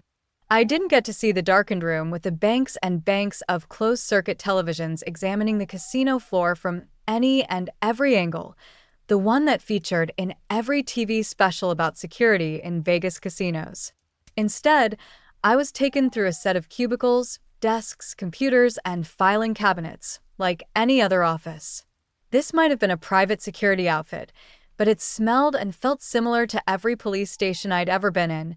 Worn-out furniture and decor, frayed nerves, bad coffee that had been heating too long. All of it vaguely intimidating. The room Gladden brought me to was the same as any number of police conference interrogation rooms I'd sat in. It had a couple of video monitors. In Vegas, most of the evidence came on video. The G-Man brought me my coffee, and I took it gratefully. It was more to have something to do with my hands than to actually drink. Gladden offered me a seat, and another man came in, tall and broad, brown-skinned, with close-shaven hair and a trimmed beard. Heavy, searching stare. Nothing got past this guy, I bet. This is Alan Matthews, Director of Security here at the casino. We shook hands, and I managed to get even more nervous. This did have something to do with the poker tournament, I bet. Thanks for coming to talk to us, Ms. Norville, Matthews said. We hope to have this cleared up quickly. And what did he mean by cleared up? Carefully, trying not to sound hysterical, I said, Can you tell me what you mean when you say that Ben disappeared? Neither of them would look at me. Gladden straightened some papers on the table as he said, Ms. Norville, what's your relationship to Ben O'Farrell? That was such a complicated question. They really only needed one answer, though. I held up my left hand with its engagement ring. We're supposed to be getting married in half an hour. This is supposed to be my wedding dress. I glared. They glanced at each other with a pained look, like they hadn't wanted to hear that. Matthews asked the next questions. Do you know if he's in any trouble, if he has any enemies who might want to harm him? So much for not getting hysterical. What happened? Is he hurt? What's going on? I can't tell you anything until I know what's happened. Again they looked at each other, like they were tossing a mental coin between them. Matthews must have lost this time. You know Mr. O'Farrell was playing in the Olympus Casino's Weekend Texas Hold'em tourney? It's one of our most popular events. A lot of players look at it as a stepping stone to the big World Poker Tour tournaments. I held up a hand. I know. Go on. About an hour into this afternoon's play, Mr. O'Farrell came to us with some suspicions of cheating going on. I don't know how he picked up on it when none of our dealers or pit bosses spotted it. Because he's a werewolf, I didn't say. He smelled it. But he was right. A couple of the security cameras taped it, but we'd never have seen it if we didn't know what to look for. And then, I prompted. Gladden picked up the story. Then things get odd. The tournament was supposed to continue. Officials decided there hadn't been enough damage to cancel it. But when the table seated again after the break, no Ben O'Farrell. The dealers were definitely keeping an eye out for him after the ruckus. "We got this from a security camera," Matthews said, pushing the play button on one of the monitors. The black and white video showed a scene outside, looking down on a sidewalk and street, empty of people, so probably somewhere in the back or side of the building. A creepy black sedan with tinted windows was parked on the curb. 3 men moved toward it. One of them, wearing dark glasses and gloves, seemed to be standing watch, with his back to the driver's side door, looking up and down the street. The other one walked toward the back door. The third was Ben. The second man opened the car and urged Ben inside, then climbed in after him. The lookout went around to the passenger side in front. Then the car drove away. I couldn't see Ben's face in the image, but I recognized him, his clothes, the shaggy wave of his hair, the way he moved. I tried to guess what was going through his mind, to judge what was happening by his actions.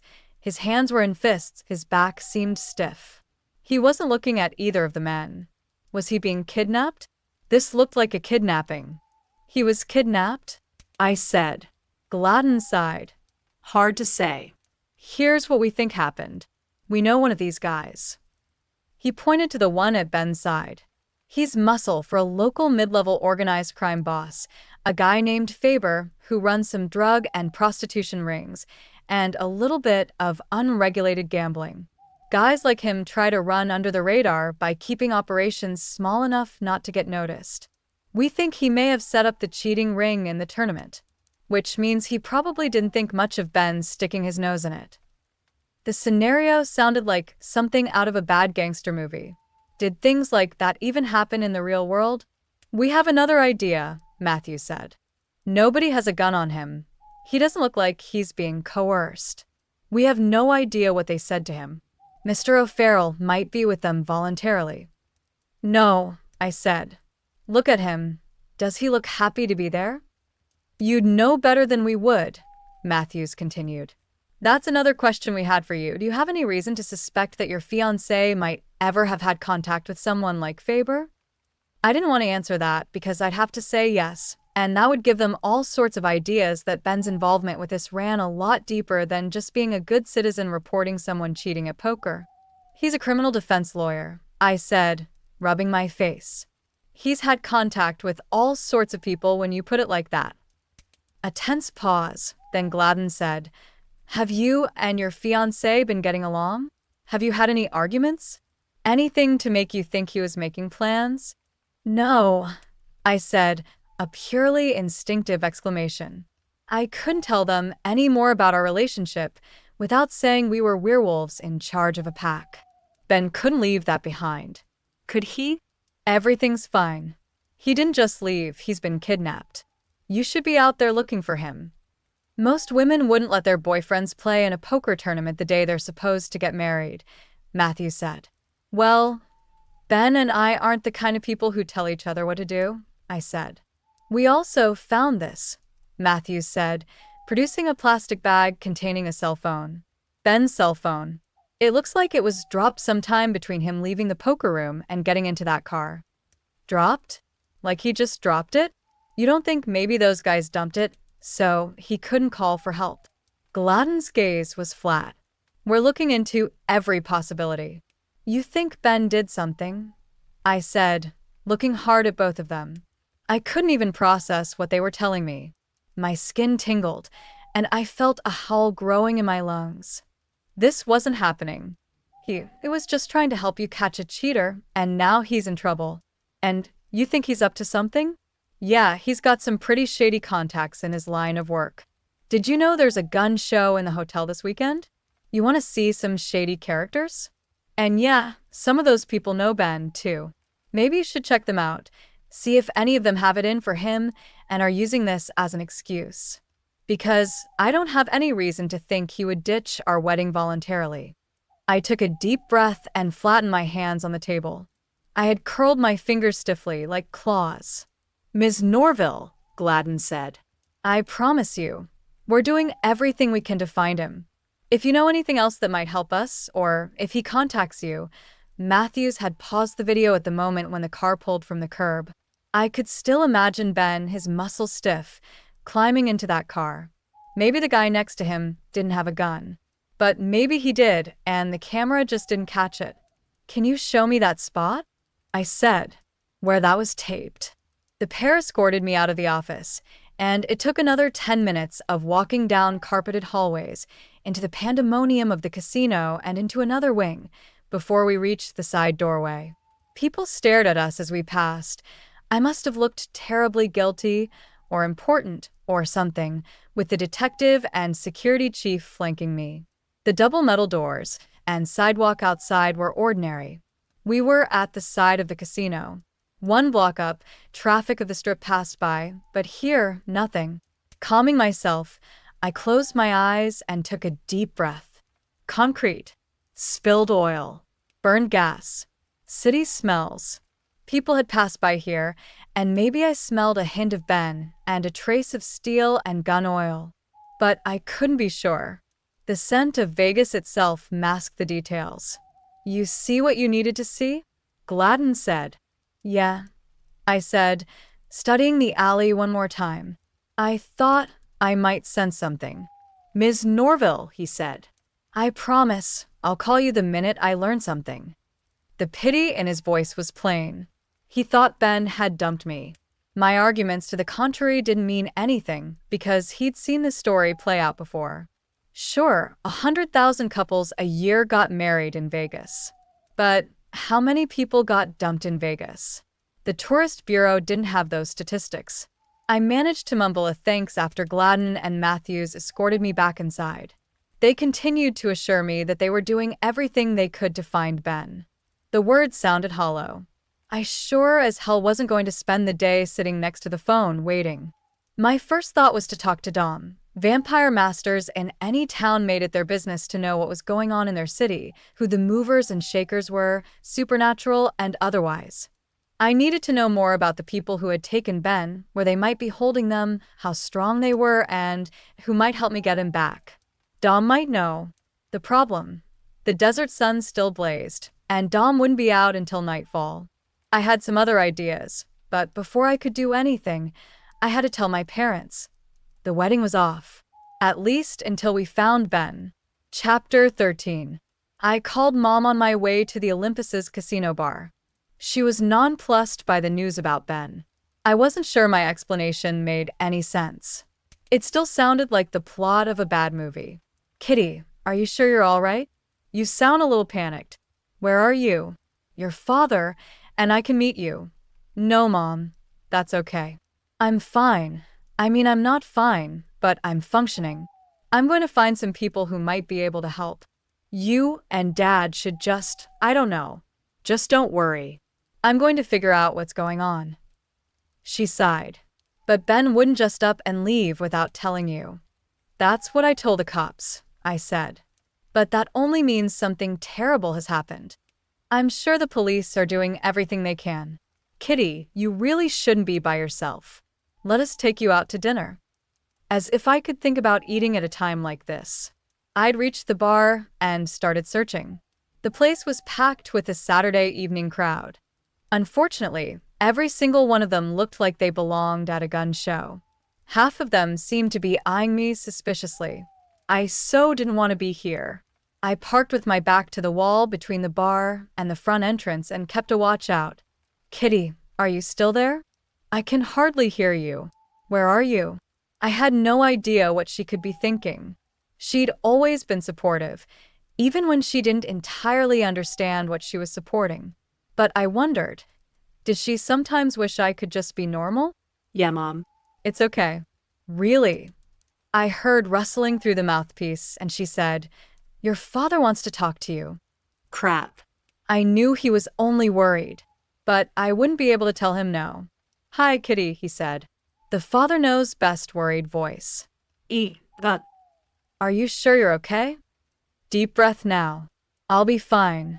It's all going to turn out, trust me. Hey, don't get defensive. I just want to talk to my favorite youngest daughter. Now, your fiancé is missing. I really don't think you should be alone right now. If you don't want to have dinner, that's fine. Your mother, and I just want to be sure you're holding up all right. Just a drink in the hotel bar. Okay. I couldn't argue. How did he do that? Okay. I'm in the bar right now, but give me half an hour. We'll be right down, he said. No, half an hour. But he'd already hung up.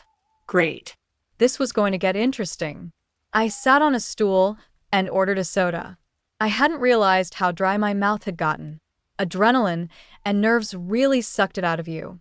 I had to keep my strength up if I was going to find Ben. Playing with the ice, I watched the entrance. I assumed the clandestine convention within a convention was still happening. One of them would pass through here eventually. I'd spot them and pounce. I still felt like I had a target painted on me. I tapped my feet, didn't even bother trying not to look anxious. Remembered Brenda's ultimatum. She sees claws, she shoots. And I couldn't blame her one tiny bit. This wasn't my crowd at all. I had no clue how to handle people who looked more ready to shoot me than even acknowledge my presence. Well, actually, I kind of did. After all, the night I met Cormac, I talked him down from pulling the trigger. I really wished Cormac or Ben were here to deal with them instead. But if they were, I wouldn't have to face Evan and Brenda myself, would I? I'd grown used to having a pack, a mix of humans, werewolves, whatever, standing beside me, supporting me, watching my back. I didn't want to go back to being alone. Wolves belong in packs. I kept checking my phone, hoping I'd missed a message. Nothing. I wanted Gladden to call and tell me everything was fine. At one point, the bartender leaned over and asked, "Did he stand you up or what?" Oddly, after thinking it over, I wasn't sure how to answer. "Not yet," I said finally. She shrugged and went back to work like it was just another strange thing in an otherwise strange day. When Evan finally showed up, I nearly toppled off my stool. I caught myself, took a breath, and tried to look calm. Hopefully, I pulled it off. He was talking to another man I didn't recognize. They exchanged a few words near the entrance, shook hands, and the other guy walked off. Deal done, it seemed. I worried Evan might leave too, forcing me to chase him down, but he didn't. Instead, he came inside and headed for a booth in the back. I followed. He seemed like he was about to sit, but his body was stiff, angled so he could watch over his shoulder, which meant he knew I was behind him. That was fine. I wasn't trying to sneak around. At the same moment, I stopped, and he turned sharply, reaching under his jacket for what was obviously a gun in a shoulder holster. He froze, locking eyes with me coldly. His jaw was clenched tight. "Here's the deal," I said. "I'll admit you're not dumb enough to draw your gun in a crowded bar, and you admit I'm not dumb enough to just pop out claws." He relaxed a little. The hand he pulled out from under his jacket was empty. But the easygoing guy I'd met before was gone. His face wore the hard, unreadable expression I usually saw on Cormac. The hunter was back. Slowly, the mask of casual calm returned, and he finally spoke. "Don't tell me you've been waiting here just for me." I smiled. "Shall we sit? Since you clearly have something to say." I nodded toward the booth. "This your office on the go?" I teased. "Something like that," he said. I slid in, perching on the edge of a seat, never breaking eye contact. He sat opposite me. Our stares held a silent challenge neither of us would back down from. And they called me an animal. Did he even realize our body language was mirror images? I thought about being subtle, then realized I had no idea how to be subtle about this. So I went straight for it. "Ben's missing." "What do you mean, missing? Like he just stood you up or something?" He chuckled, clearly amused by the idea. Did everyone automatically assume Ben had ditched me? Was I really that easy to ditch? I closed my eyes and counted to 10, reminding myself that I could tear this guy apart if needed, except he carried silver bullets, so better to stay polite. "I mean missing." Gone. "Kidnapped, actually." He frowned, confused. What? I just saw him at lunch. He did exactly what he said, won me $200 in a side game before heading off to that tournament of his. Are you telling me someone kidnapped him right from the tournament? Do you know anything about a small-time Vegas crime boss named Faber? I asked. His smile vanished, which only made me feel worse. He's your typical lowlife. Nasty piece of work, but if you stay clear of him, you're fine. Judging by your face, I'm guessing Ben crossed paths with him. He tipped off the casino about a cheating ring in the poker room. They got security footage of one of Faber's goons forcing Ben into a car. He lowered his voice, and we leaned closer for what felt like a secret meeting. Do they know he's a werewolf? No, I said. I don't think they do. Because if Faber and his crew know, and don't ask me how they could know, they might have hired someone from around here to go after him. That didn't sound good at all. Mobsters were scary, sure, but at least they probably didn't use silver bullets. Ben might stand a chance. But if one of Evan's bounty hunter types got involved, anything could happen. Have you heard anything? Any rumors about Faber? Evan stroked his chin thoughtfully. I can find out. I know a couple of local hunters. I'll check in with them and see what Faber's been up to. Then Brenda entered the bar, unmistakable with the click of her heels and the sharp scent of leather. She headed straight to us, hand on hip, one leg cocked. Today she was wearing leather pants laced up the sides and a complicated sleeveless top with more lacing and strategic gaps. I've been looking for you, she said. This is the last place I expected to find you. Ben's missing, I told her. Do you have anything to do with that? Her brow furrowed. Like Evan, she seemed clueless. Missing? When did this happen? This afternoon, I said. And why have you been searching for me? Make room. She shoved into the booth beside Evan. What happened? I filled her in again. Like Evan, she recognized Faber's name, but didn't seem to know much more. Are you sure he didn't just run off on you? She asked at last. Please don't start with that, I said. If he'd been taken, wouldn't the police have found him by now? They know where these guys hang out, where they operate. Brenda shook her head, impatient. Look, Ben's a good guy, and I don't want anything bad to happen to him either. But that's the least of your problems. Boris and Sylvia have been stirring up trouble. What kind of trouble? Evan asked. They're bragging about being able to take you down and walk away unscathed, Brenda said, nodding at me. She's been spending the last couple of days watching you closely. I know, I said. I saw her at the pool this morning. And you didn't run? Evan said. I'm surprised you're still breathing. Brenda went on. She's looking for someone to pay for the hit. But it seems fame protects you pretty well. She hasn't found a buyer. That's good, right? I said, eyes wide. Except this is Sylvia we're talking about. And she might just do it for the fun of it. I wouldn't be laughing, I said. Brenda leaned back in the booth. Anyway, I thought you and Ben should know. But now Ben's missing, which is definitely worrying. I wonder if those two are involved. Evan clenched his jaw. It almost looked like a snarl. Boris and Sylvia. I hate those two. I stared at them. But they're just like you. Same line of work. Evan and Brenda both shook their heads. They're nothing like us, Brenda said firmly. Sure, compared to regular people, we're all a bit rough around the edges. But even we follow rules. You don't steal someone else's bounty, and you don't target innocents. But those two, they don't care. If they shoot you in the back, it probably won't even be about money. They do it just to be cruel. A sick feeling twisted in my stomach. And do they have any connection to Faber? Could they be involved in what happened to Ben? Evan and Brenda exchanged a brief, unreadable glance. Then Evan looked at me steadily, offering a quiet reassurance. We'll find out what happened to him, which wasn't the same as finding him alive and well, but I didn't argue. Thank you. Kitty, came a familiar, worried voice from the bar entrance. I closed my eyes and braced myself. I'd almost finished talking with Evan and Brenda before my parents arrived. Almost, but not quite. Horseshoes and hand grenades.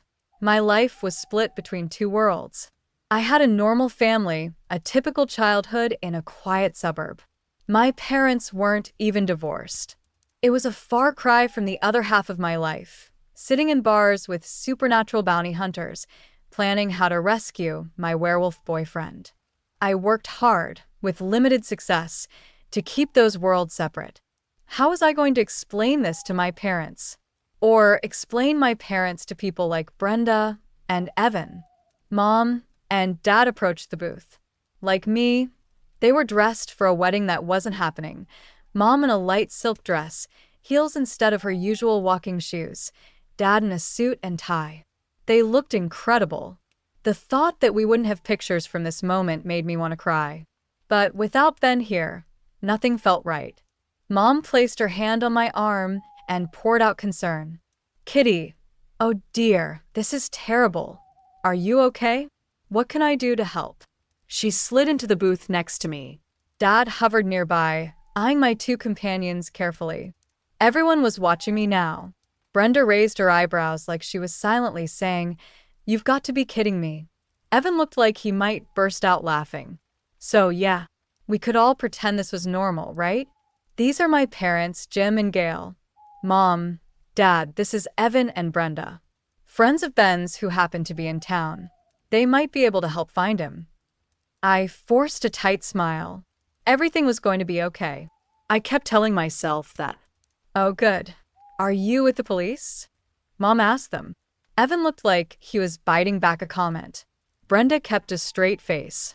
We have access to resources that could be helpful. That's such a relief, Mom said. I knew Vegas would be exciting, but this is more than I expected. Mom, Dad, I quickly interrupted. We just have a couple more things to sort out. How about I meet you at the bar for drinks in a few minutes? Mom squeezed my shoulder once more, and Dad gave me a supportive smile before they went off to order drinks. I almost collapsed, slumping over the table with my head in my hands. Evan and Brenda stared after them, clearly stunned. A werewolf isn't supposed to have parents, Brenda muttered. They're not supposed to have mothers. How am I supposed to shoot you now, knowing it'll upset that really nice woman? You're not supposed to shoot me at all, I snapped. Sorry. Figure of speech, she said, then turned to Evan. This is why mothers are a bad idea. They mess everything up. What about your mother? I asked. Hasn't been in my life for 10 years. I left when I was 18 and never looked back. I couldn't even imagine that. We've got work ahead of us, Evan said, nodding at Brenda to get up from the booth. The sooner we chase down these leads, the sooner we'll find Ben. Then you can all be together again. That's kind of weird, Brenda muttered as she stood, waiting for Evan to join her. And honestly, she wasn't exactly one to talk. Thanks again, I said, handing them my phone number before they headed out on their mission. Mom and Dad must have been watching because they appeared a moment later carrying a bottle of wine and 3 glasses. They sat across from me, in the same spots Evan and Brenda had occupied before. The contrast was almost enough to break me. Dad poured the Merlot. Mom started talking. So, have you contacted the police?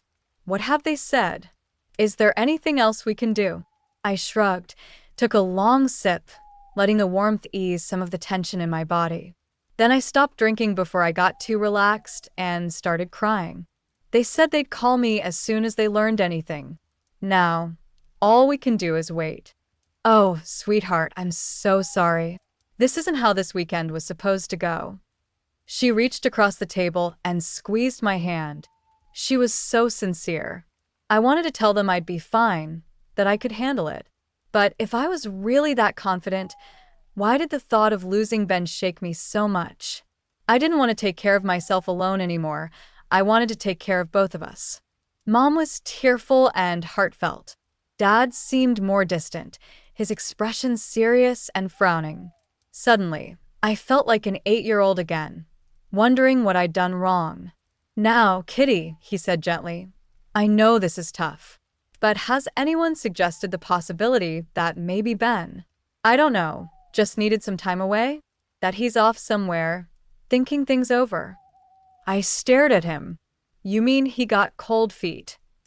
He gave a half-hearted shrug. That mom didn't react surprised or offended, told me they'd already had this talk.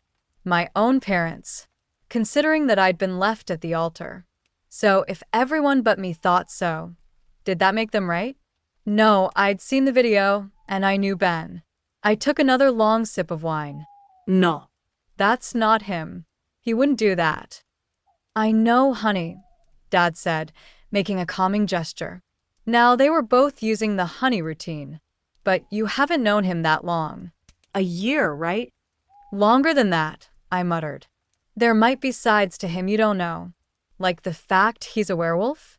They couldn't understand how deep our connection was, even after less than a year together. If you don't like him, just say it. I like him fine, Kitty. I'm just worried about you. Cold feet are common. Some men just need a little space. I shook my head stubbornly. Ben's not like that. You don't understand him, or this situation. I looked at Dad sharply, recalling his and Mom's wedding photo, a young, radiant couple standing in a garden bathed in sunlight. What was the expression on his face? Pure joy? Did you ever get cold feet? I asked, shifting between my parents. He didn't answer immediately, but Mom's lips tightened as if she was holding back a smile. I almost laughed. This was a story I'd never heard. The wedding photos all showed perfect happiness. Amazed, I said, "He didn't leave you standing at the altar, did he?"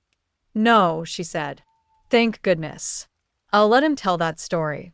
She shot Dad a sly look. So, he hadn't exactly stood her up. But whatever happened, he hadn't lived it down after 35 years. Wow. Looking a bit embarrassed, Dad explained, "I left town the week before the wedding." Oh my God. What happened? Where did you go? I just drove aimlessly, took random highways, ended up in Texas, of all places. Came back just in time for rehearsal. Even then, I sat in my car for 20 minutes, debating whether to go through with it. I was late, but I showed up, which felt like a win. Quiet, dependable Dad almost ditched his own wedding? This was eye-opening. What did you do? I asked Mom. Oh, I forgave him. Eventually. He didn't even say anything, Dad added, but it was clear how much I owed her. If I hadn't gone through with it, I'd have been haunted by what if forever.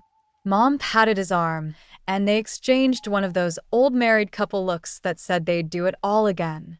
And you think Ben might be out there, thinking things over too? I said. Maybe.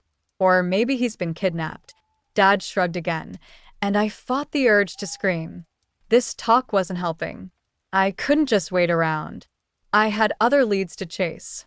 What time is it? I asked. Dad checked his watch. Almost 8. Okay. I've got people to see, other leads to follow. I have to go.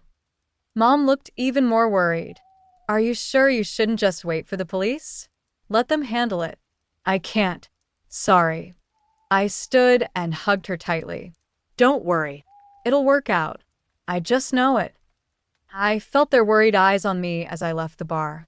Outside, I pulled out my phone and called the number Dom had given me, just in case I needed help. Chapter 14. I talked to Dom on my way to the Napoli hotel. My feet in their high heels were starting to hurt with all this running around, and the night was still young. I didn't think about it. Kitty, he answered my call with enthusiasm.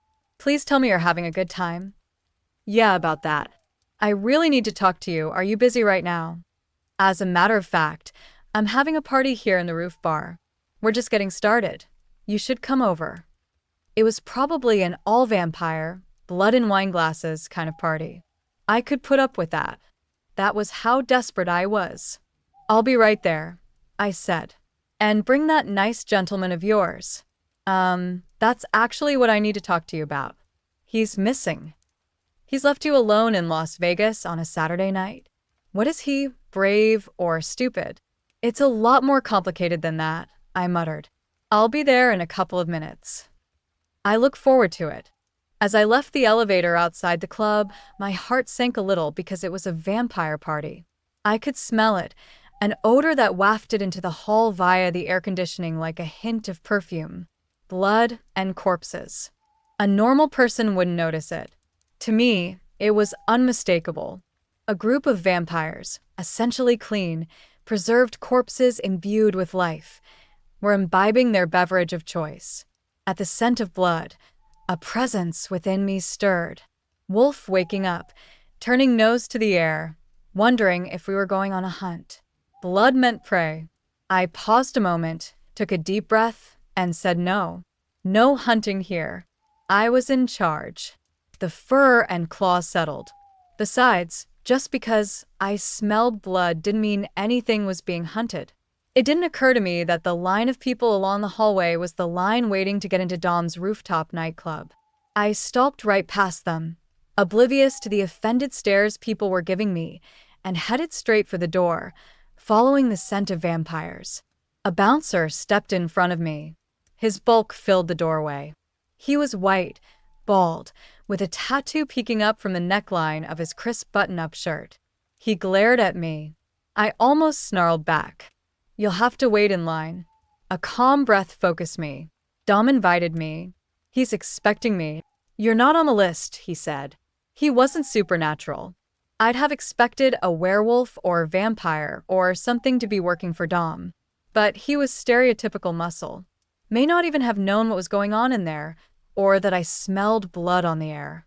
I tried to be reasonable and failed. "You don't even know my name. How do you know I'm not on the list? Do you even have a list? And aren't famous people supposed to be able to just, walk in?" "You're famous?" Bald guy said flatly. That was exactly the smackdown I needed. I sighed and rubbed my forehead. "My name's Kitty Norville. I spoke with Dom a few minutes ago, and he invited me here. And I have absolutely no way to prove it to you." A second bouncer had edged over to listen. I didn't think he thought I was a threat. Rather, I was probably the most entertaining thing to happen all evening. Oh, the humanity. This guy quirked a smile and said to his colleague, "I'll go check." He must have felt sorry for me. "Thank you." I called after him. Bald guy just kept glaring at me. "We have a dress code here," he said after staring me up and down for a few long seconds, like I wasn't quite good enough. Just what I needed. Another reason to hate vampire-run nightclubs. "This is my wedding dress." "Are you seriously telling me this doesn't meet the dress code?" I snapped. I glanced at the line winding out the door, trying to figure out why this guy thought I didn't fit in. The men wore silk shirts, tailored slacks, and polished Italian leather shoes. The women were decked out in black, heavy makeup, flashy jewelry, and sky-high heels. That had to be it. My 2-inch heels weren't tall enough. Jerks. But then the friendly bouncer reappeared and said, "She's in." Dom gave the okay. I flashed him my best smile, but shot a glare at Bald Guy, who returned it with equal hostility. "Thanks." I left the line of acrobats teetering on 5-inch heels behind. The bar was perched at the top of Napoli's tallest wing. Glass walls wrapped all around, giving a panoramic view of the strip. The place didn't try to compete with the neon and glitz outside. It was sleek and modern inside, with designer gray and chrome chairs and sofas, black-tiled floors, a black and chrome bar, and plenty of mirrors that made the space feel like a labyrinth. Best of all, it was quiet, no clinking slot machines to give me a headache. The party was in full swing. The music was just right, flowing from a killer sound system with no visible speakers. I was glad I'd kept my wedding dress on. Anything else would have left me underdressed. The women wore sharp, sexy cocktail dresses, the men in suits. I caught glimpses of expensive watches, jewelry, designer shoes, and flawless makeup. Every hairstyle was perfect. If I had to guess, about a quarter of the crowd were vampires. Hard to tell since everyone was mixed together. Vampires who live in cities under a family, and a master like Dom take great care to look irresistibly sexy and polished. A room full of them looks like a Vanity Fair model convention. Their fashion and arrogance are intense. Here's the secret. They do it on purpose. They cultivate this allure to attract warm bodies. They open a nightclub, build a reputation for trendiness and sex appeal, then wait for fresh young humans to flood in. It's quite the system. I could probably figure out a predator-to-prey ratio for a balanced ecosystem, apply it here, and calculate how many vampires were in the room. Maybe a future project. As I pushed through the crowd searching for Dom, I noticed some vampires eyeing me closely, surprised to see me because I was different. As Dom had said, no werewolves in Vegas. Being that unique wasn't exactly comforting. Not a single lycanthrope in sight. It made me feel isolated. Even places like DC and New York had werewolves. Kitty, welcome. Dom called out from his throne in a large semicircular booth between the bar and the windows. I waved and made my way over. Hey, sorry about the mix-up at the door, he said. I didn't get a chance to put your name on the list. That's okay. I think this is the first club I've ever been to that even had a list, I replied. Vampires surrounded him like loyal courtiers. A red-haired woman leaned against him, tucked under his arm, half asleep. Two other women sat arm in arm, and one of them had her foot resting in another guy's lap, his fingers massaging it absently. Another man smoked a cigarette, which struck me as odd. Vampires don't breathe. One guy stood at the edge of the booth, like a bodyguard, watching the room carefully. He sneered as he looked me over from head to toe. The table was littered with empty glasses. Dom's held a thick red liquid that wasn't Cabernet. He introduced me to his group. This is Kitty, the werewolf. How novel, the redhead said with a smirk. One of the women, a brunette in a rust-colored dress, slipped away from her two admirers and leaned in close. Kitty? From the radio show? Oh my God, I'm such a huge fan. I knew you were in town, but I didn't expect you to be here. This is amazing. She stared at me with a hungry look, though I couldn't tell if it was admiration or something else. Everyone make room. Let Kitty sit here with me, Dom commanded. Actually, I'm fine here at the end, I said quickly, perching on the edge of the booth before anyone could protest. I needed an easy exit without having to climb over the table if I started feeling uneasy. Dom, I really need to talk to you. Can I get you a drink? Dom interrupted, holding up his glass of that suspiciously not Cabernet red liquid. My stomach flipped, even though part of me was tempted. I was walking up right now, not on all fours. No blood. Definitely not human blood.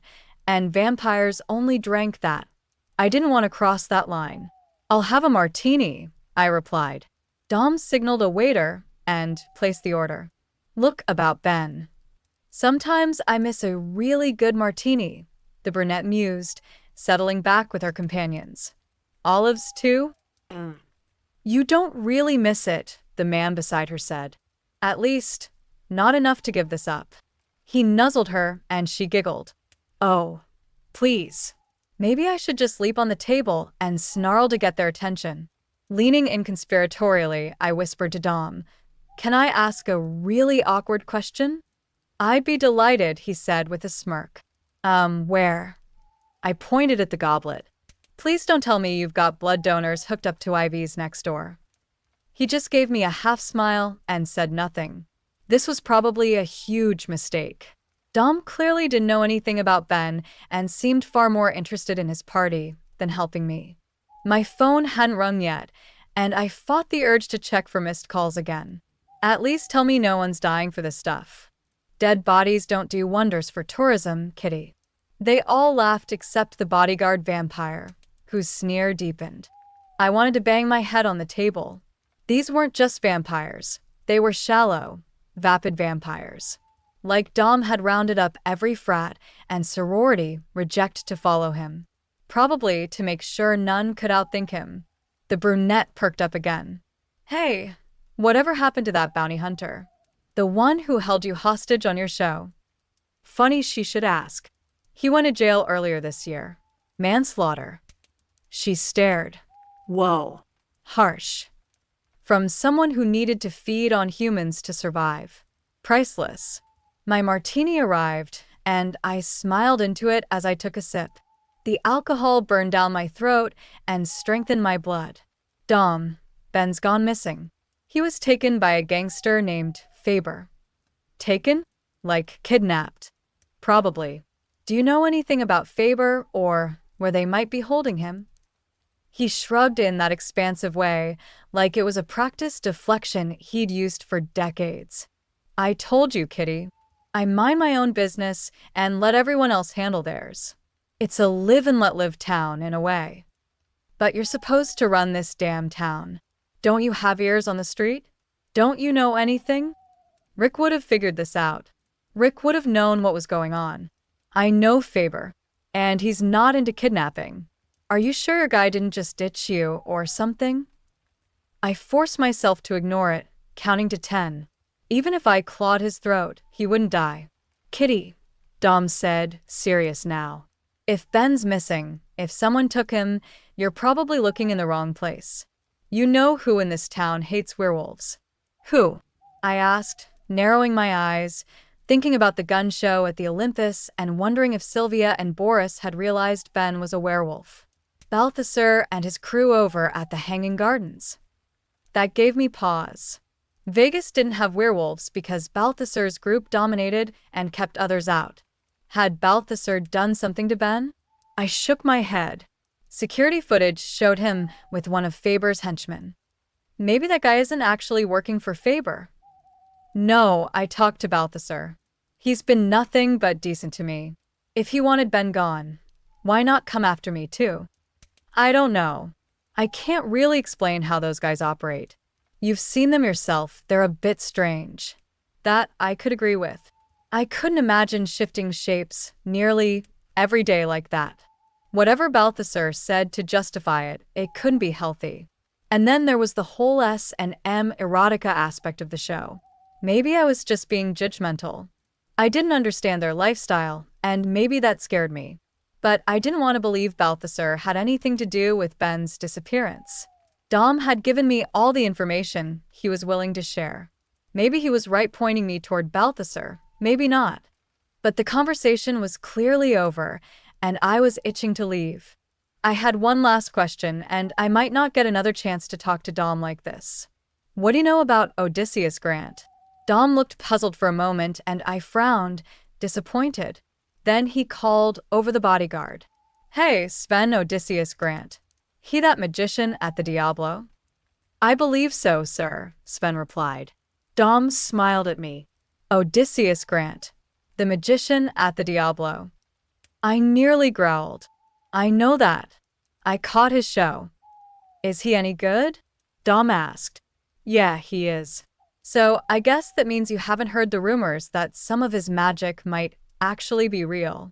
You know, like when he pulls a rabbit out of his hat, he's really pulling it out of thin air, not just trickery or sleight of hand. That's a good rumor, he said. I like it. You think it's true? This conversation was making me want to gnaw on the sofa. I don't know, I said through clenched teeth. I needed another martini. I thought you might know. Guess not. Maybe we should go to his show and see for ourselves. Sounds like fun, right? The brunette suggested. They all nodded and murmured agreement, but only maybe another time, like next week or next month or something. I propped my elbow on the table and rested my chin on my hand, putting on my brightest tone. So, what's it really like being a vampire in Vegas? I shouldn't have asked. It took them 40 minutes of chatter to say it was basically one big party, with a never-ending supply of fresh blood, literally. I finished my second martini and let the dull haze wash over me. Most conversations I'd ever had with vampires were frustrating because they loved being mysterious and unreadable. It was hard to get any real information out of them. They thrived on secrets and power, so they enjoyed reminding me they held secrets. Usually, I could tell when they were hiding something because they'd just outright brag about it. My talk with Dom and his crew was frustrating for a totally different reason. I was pretty sure Dom didn't know a damn thing about anything. When I got back to Denver, I planned to corner Rick and ask him where the hell Dom came from and how he'd managed to stick around this long. I started to get up. Thanks for the party, Dom, but I really should be. I have a question for you, Dom said, pointing at me. I froze. Why did you put Harry Berger on your show? That clown doesn't deserve any airtime. It took me a moment to remember the name and context. The politician who'd appeared on the show pushing anti-psychic legislation. He hadn't convinced many people the idea was even remotely feasible. But he was an entertaining character, at least.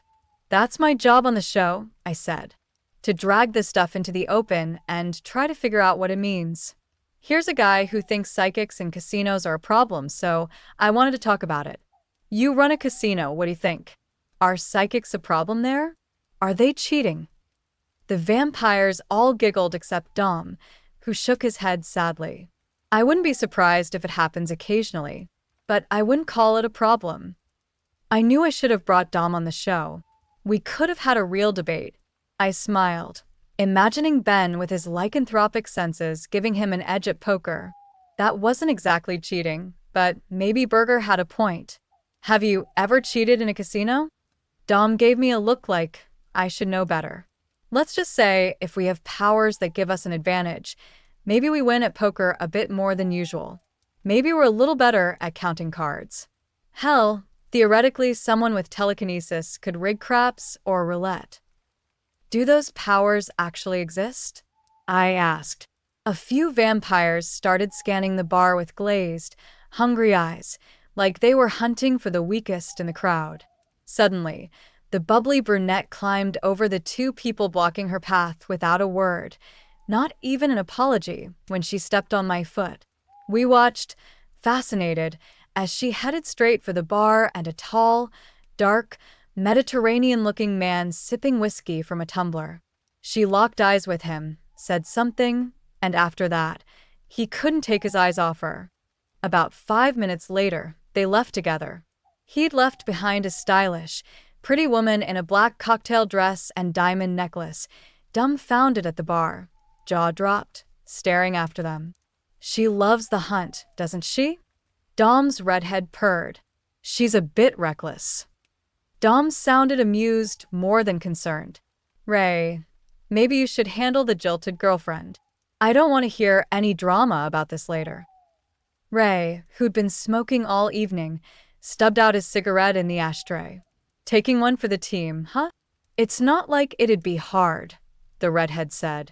She looks pretty good. Then maybe you should be the one to deal with it. They playfully pouted at each other, but Ray was the one who made the move. He left the booth with practiced ease, fixed his jacket, and approached the woman.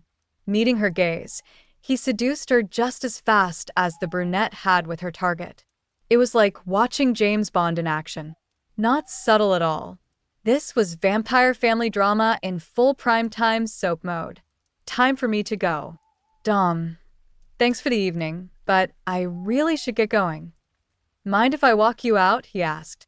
I want to show you a couple of things. Oh, maybe now we were getting somewhere. Maybe he just didn't want to share in front of his crew. Just in the casino. To answer your question about psychics. I was losing time I needed to find Ben. But if it was on the way out, I could spare a few minutes. Especially if it got me away from this crowd. I was sure Sven was watching my neck out of the corner of his eye. Together, we headed downstairs for the grand tour of Napoli's casino. I'd stopped being able to tell the difference between the various casinos. One row of slot machines and flashing video poker screens was all the same. The cavernous room had nice touches, fitting the Italian Renaissance theme. Lavish chandeliers, gilded fixtures, red plush upholstery on the chairs and stools. Dealers were crisp in white shirts and red bow ties.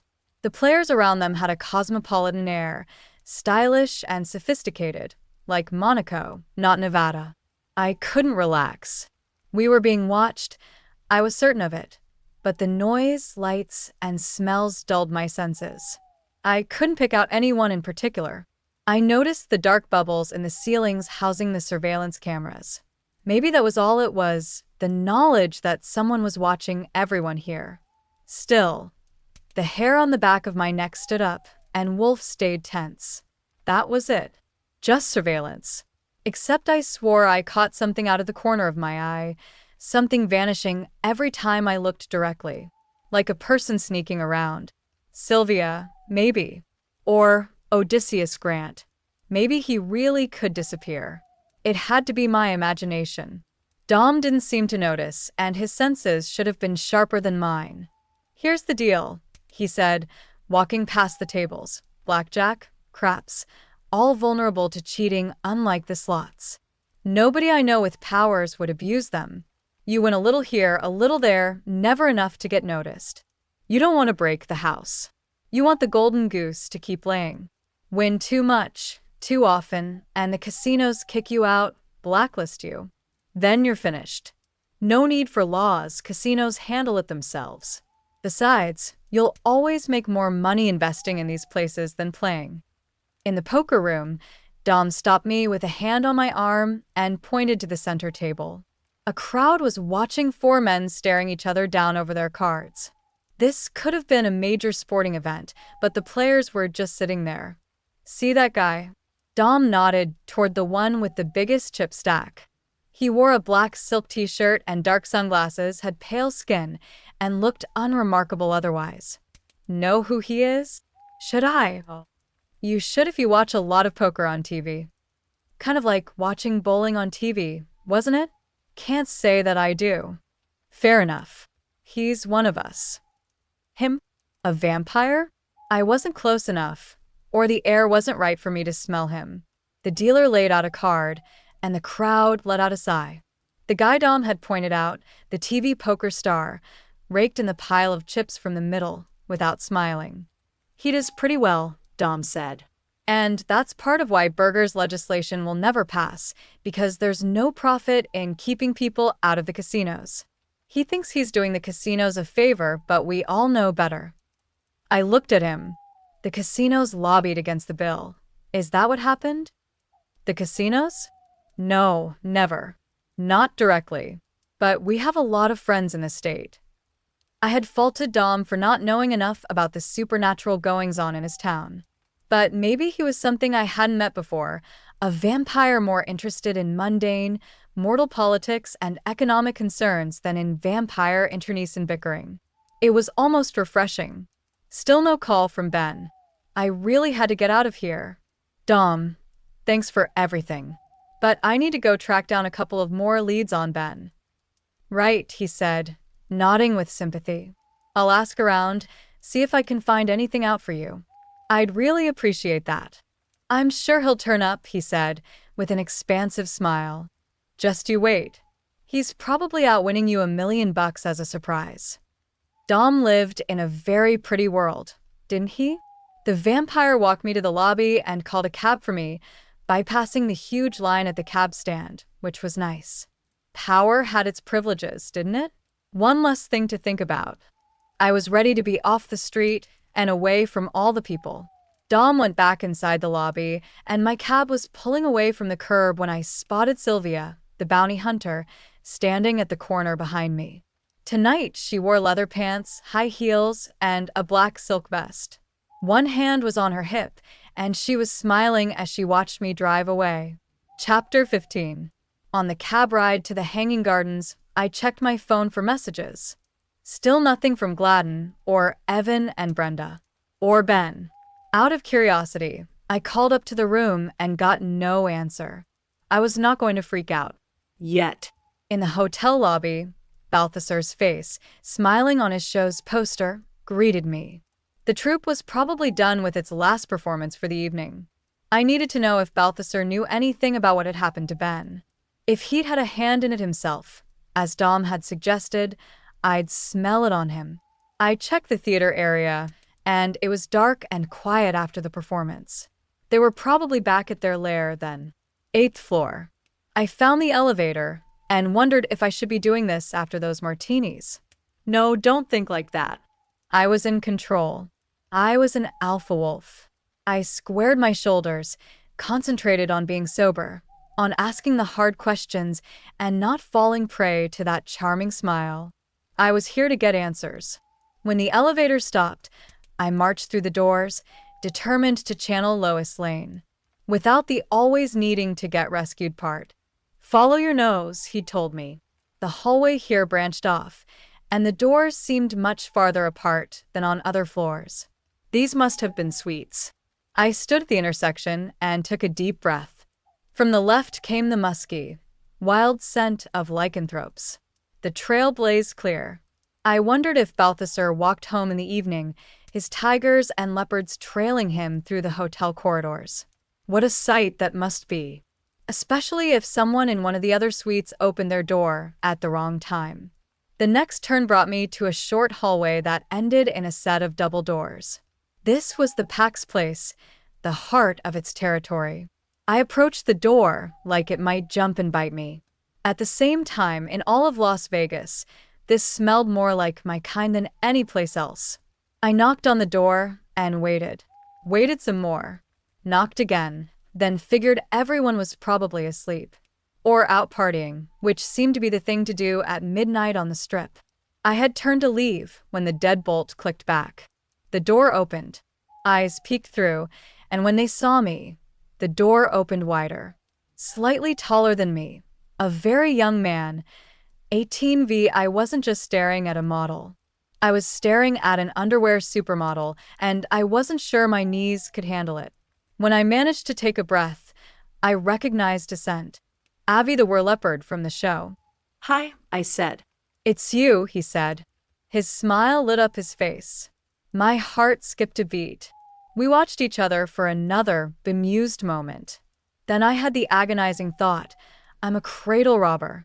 This kid's too young for me. I'd never thought that about a guy before, and it made me feel old. But it was true. I kind of wanted to take him out for ice cream. Air. I really need to talk to Balthasar. He suggested I should stop by and talk to you guys. You know, in person. Human-like. I swore I'd have been wagging my tail if I'd had one at the moment. This was ridiculous. Then Balthasar sauntered up behind Avi. And he looked even better than Avi. He was plenty old enough for me. He wore a rumpled dress shirt, sleeves rolled up, and jeans. He was also barefoot. Kitty, he said. What a surprise.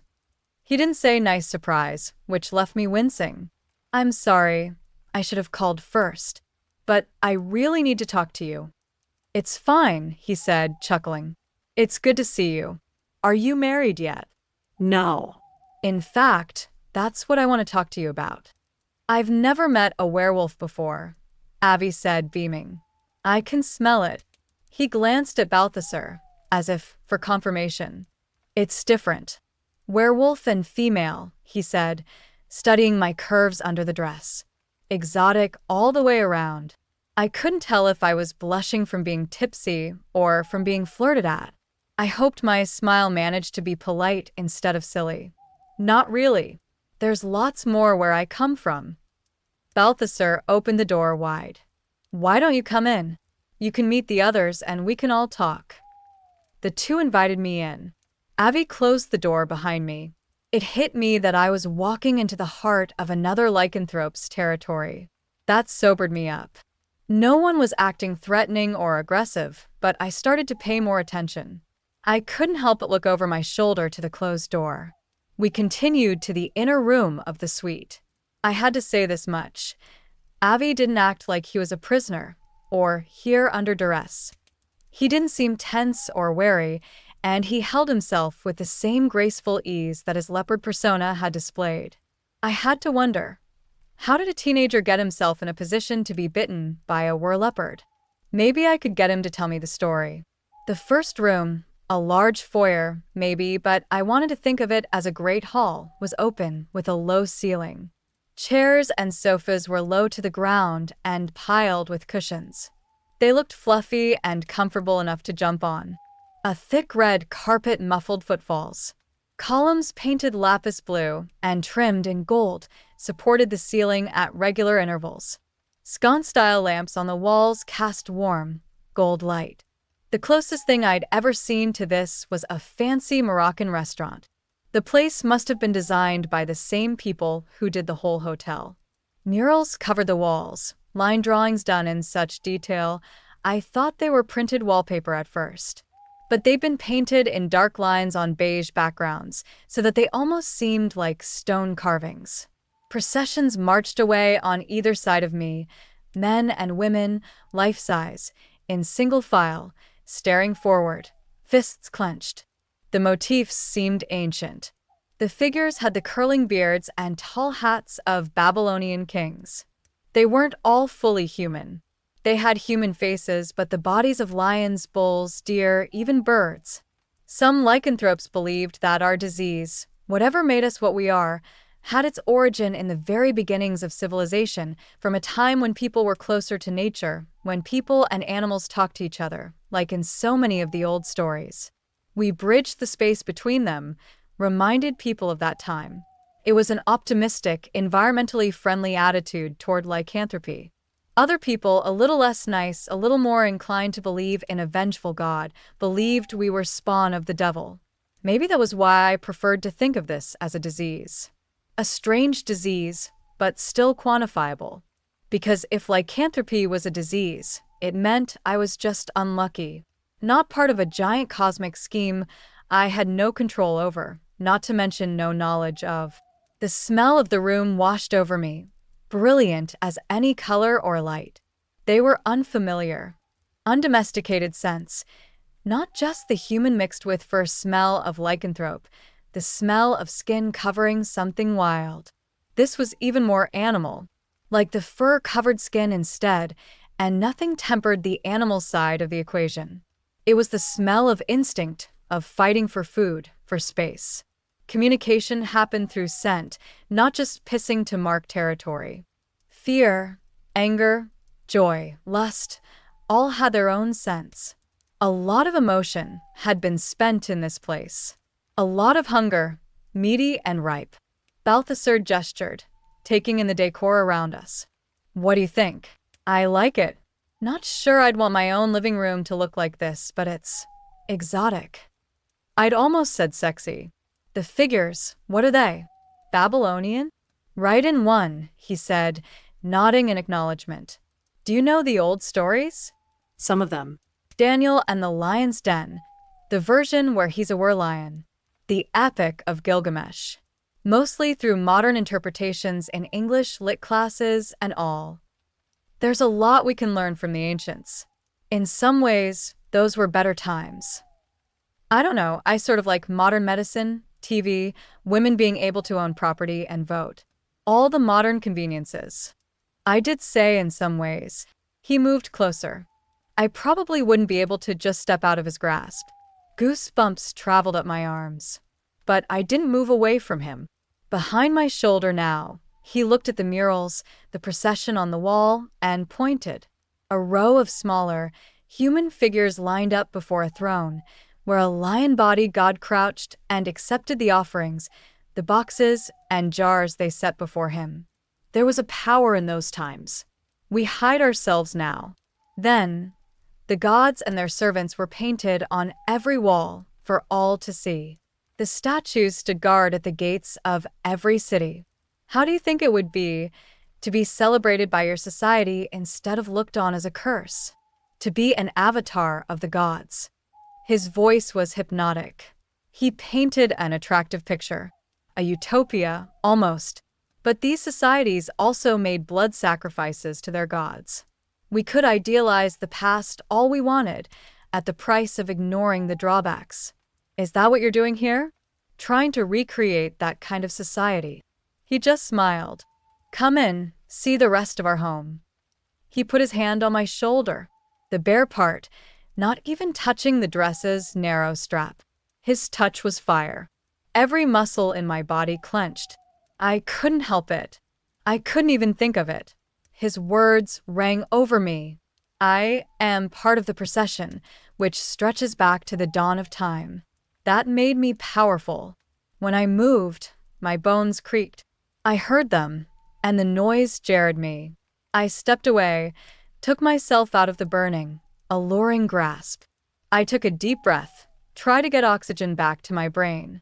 There was something in the air here. Ben's missing, I said, wincing mentally because blurting it out like that wasn't sly or smart at all. Not if Balthasar had a hand in it. I was supposed to be smart about this. Ben's my fiancé, and a crime lord named Faber might have taken him.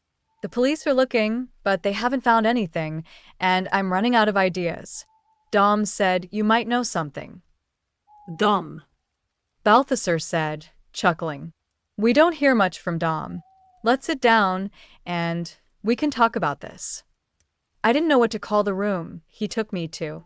It was much like the foyer, the great hall, rich in its decorations, exotic for the lack of anything I'd call chairs and sofas, anything that might identify it as a living room. I might have called it a dormitory or a barracks. Futons, made up with sheets and pillows, lined one wall. But there was also a fountain, water dribbling over round gray stones, in the middle of the room, and chaise lounges, and draped over these in a most decorative manner, dangling their fingers in the water, stretched out on cushions, were a group of young men. They were all glowingly gorgeous, smooth-skinned, bronzed, muscular. At the sound of Balthasar's voice, they looked up at me with alluringly hooded gazes. They had wicked smiles. Balthasar was the pirate captain, and here was his crew. Part of me really wanted to run now, but they were all so attractive. So you all live here together? I said, working to keep my voice steady. All the performers? I was hoping Nick would be around. He'd been the first one I'd met, and for some reason he seemed like the one most likely to tell me the truth. I assumed there was another truth under all this. We're a pack of sorts, Balthasar said, with Avi nodding in agreement. He gestured forward with a sweep of his arm, worthy of his best showmanship. Meet the cast. They were a pack of lycanthropes, unmistakable, and this was their territory, but I sensed more to it than that. The smell of the place had another layer to it, threatening but even more alien. My skin tingled with it. I wasn't an invader here. I was something else. The place smelled thickly of sex. As if what else were a bunch of hunky men supposed to do when they weren't on stage? They perked up, straightening, peeling themselves off their perches. They moved like water, graceful, without a sound. They wore jeans and pants, riding low on their hips. Nos terts. Their chests were long expanses of enticing skin. They stalked forward on bare feet, never taking their gazes from me, like I was some interesting new toy they had to examine, a mouse stuffed with catnip, maybe. I should have run from there. But the warmth of Balthasar's body kept me in place, drew me closer. This was a place of great mystery, his gaze seemed to tell me. Didn't I want to learn their secrets? Avi's smile and relaxed stance made me think that nothing was wrong. They were all in their 20s, young and fit. They definitely worked out. Their muscles shifted and flexed under their perfect skin. They were model perfect, watching me with expressive eyes. Fanning around me, they cocked their heads, taking breaths, smelling me, studying me from every angle. My breath caught. I could feel my heart pounding. Lycanthropes were only supposed to shift on full moon nights. At other times, the ability to transform was voluntary. We could choose to shift, or it would happen instinctively in dangerous situations. Balthasar's whole act relied on that idea, that they could shapeshift at will and keep some of their humanity throughout the change. Because of this, the place felt more animal than human, and these men had their beasts shining right through their eyes, barely hidden beneath the surface. They shifted into their lycanthropic forms almost every day for their performances. But we weren't meant to spend so much time in animal form if we wanted to stay human, to live as humans. They didn't seem bothered by it, though. Living isolated together like this, they probably didn't have to confront their humanity more than they wanted. But what about territory? Instinct? A group of male cats would never live in a pack this way. That's where their human side came in. Their looks were far too calculating to be purely instinctual. They kept their distance, just out of reach. I kept expecting one of them, or all of them, to reach out and touch me. If they did, I might panic and pull away. Or maybe I'd reach back. I could feel myself blushing deep inside. "Is she for us?" one asked. He was closest, and his gaze lingered on my chest, as if he could see right through my dress. My shoulders tensed, the hair on my neck standing on end. Some of them looked at me like they wanted to paw me around. "She's a guest," Balthasar said, and the other clicked his tongue in disappointment. He turned, brushing against a packmate who snapped at him, just a quick bite at the air, but then leaned into the touch. They stood close together, touching, leaning on each other's backs and shoulders, even as their eyes stripped me bare. The whole scene unsettled me. Did Balthasar often bring women here as playthings? I forced my gaze upwards at the ceiling, the fake stone pillars, the carpet, my feet, anything to avoid looking at them. But I could smell them, their hormones, the sweat on their skin. My voice probably sounded a bit shaky when I asked, "The women in the show, they're not here? They're not lycanthropes?" He shook his head. "They're just assistants. Not really part of the act. Not part of the pack, the feline pride. Even the one at the end? She seemed pretty essential. Is she one of you?" Some chuckled. Others ducked their heads to hide smiles. I was missing a joke. "In a way, I suppose she is," Balthasar said at last. "Can I meet her?" "She's shy," he replied. "But she strutted half-naked on stage. I wanted to say. So there really aren't any other women here? Where's Nick?" "I'm here." And there he was, walking through a doorway at the far end of the room. A hallway extended beyond, but I couldn't see where it led. Maybe rooms. Nick looked just as confident as when I'd first met him, striding toward me like he knew he looked good and planned to flaunt it. "Welcome to our humble home. Hope the boys are treating you well." "They're trying, I'm sure." Balthasar's expression darkened. His sly smile stayed the same, but his eyes warned Nick. "Trouble brewing? Rivalry?" "I need to find Ben," I said, my focus snapping back to what mattered. "As much as I'd love to stay and hang out, if you don't know anything, I have to move on and chase the next lead. Even if that meant wandering the streets and calling his name, I would do it if I had to." Meanwhile, the pack crept closer, noses twitching as they sniffed me intensely. Any second now, one of them would reach out to touch me. I took a step back, looking at the crowd of handsome, intense faces surrounding me. Judging by their vacant smiles, I was betting they didn't get out much. "Cult vibes, anyone?"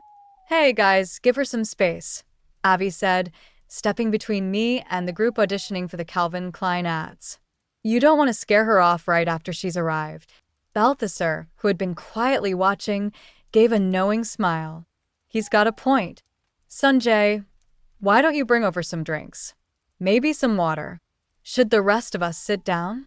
We can discuss Kitty's problem." He motioned toward another carefully arranged pile of cushions. Just what I needed. Us all lounging on the floor together. What was my problem again? Still, I found myself settling back against a cushion, sitting with my legs neatly folded beneath me, surrounded by men who looked like they might start purring any second. Balthasar sat on one side, Nick on the other, and Avi at my feet. I needed a distraction. "Tell me about the murals, the old stories. Is that where you find your inspiration?" I glanced around at the group, addressing everyone. Their intense focus made me uneasy. I didn't want to appear nervous or weak. "It's more than just inspiration," Balthasar said. "You could almost call it a belief system." "Really? Like a religion?" "These stories explain how the world was created. People have forgotten about them in our modern times. Part of why we're here is to remind others how wild and chaotic things once were." I nodded, though I wasn't quite following. Just then, Sanjay arrived with a tray holding a few glasses and a pitcher. It looked like water, but when I lifted the glass to my lips, I wrinkled my nose. The smell was off, drugged maybe? Or maybe it was just some strange bottled water brand. Balthasar took a long drink from his glass, which did nothing to reassure me. No one else touched their drinks, making them seem even more like pets than people, sitting there and waiting for a word or a touch. Nick said, "I've been arguing with him. I think we should go public. We could make the show really wild. Add shape-shifting on stage." "Ugh," I interrupted, horrified. Shifting was such a deeply personal, traumatic experience. Doing it in public like I had once against my will filmed in captivity, felt wrong, invasive. Still, I had to admit, it would be a huge box office draw. We're not that sensationalist, Balthasar said, frowning at Nick. Then why all the whips and chains? I said with a smirk. You like it? Balthasar asked. I'll admit, lurid sex is an easy way to shock people, and it definitely gets the blood pumping. Nick narrowed his eyes and smiled. More ways than you realize. Both Balthasar and Nick loomed over me as I lounged against the cushion. Once again, I was lying there, belly up, looking up at them, an image of submission I didn't want to be part of. I sat up and set my glass aside. Do you know anything about Faber or what might have happened to Ben? Or not?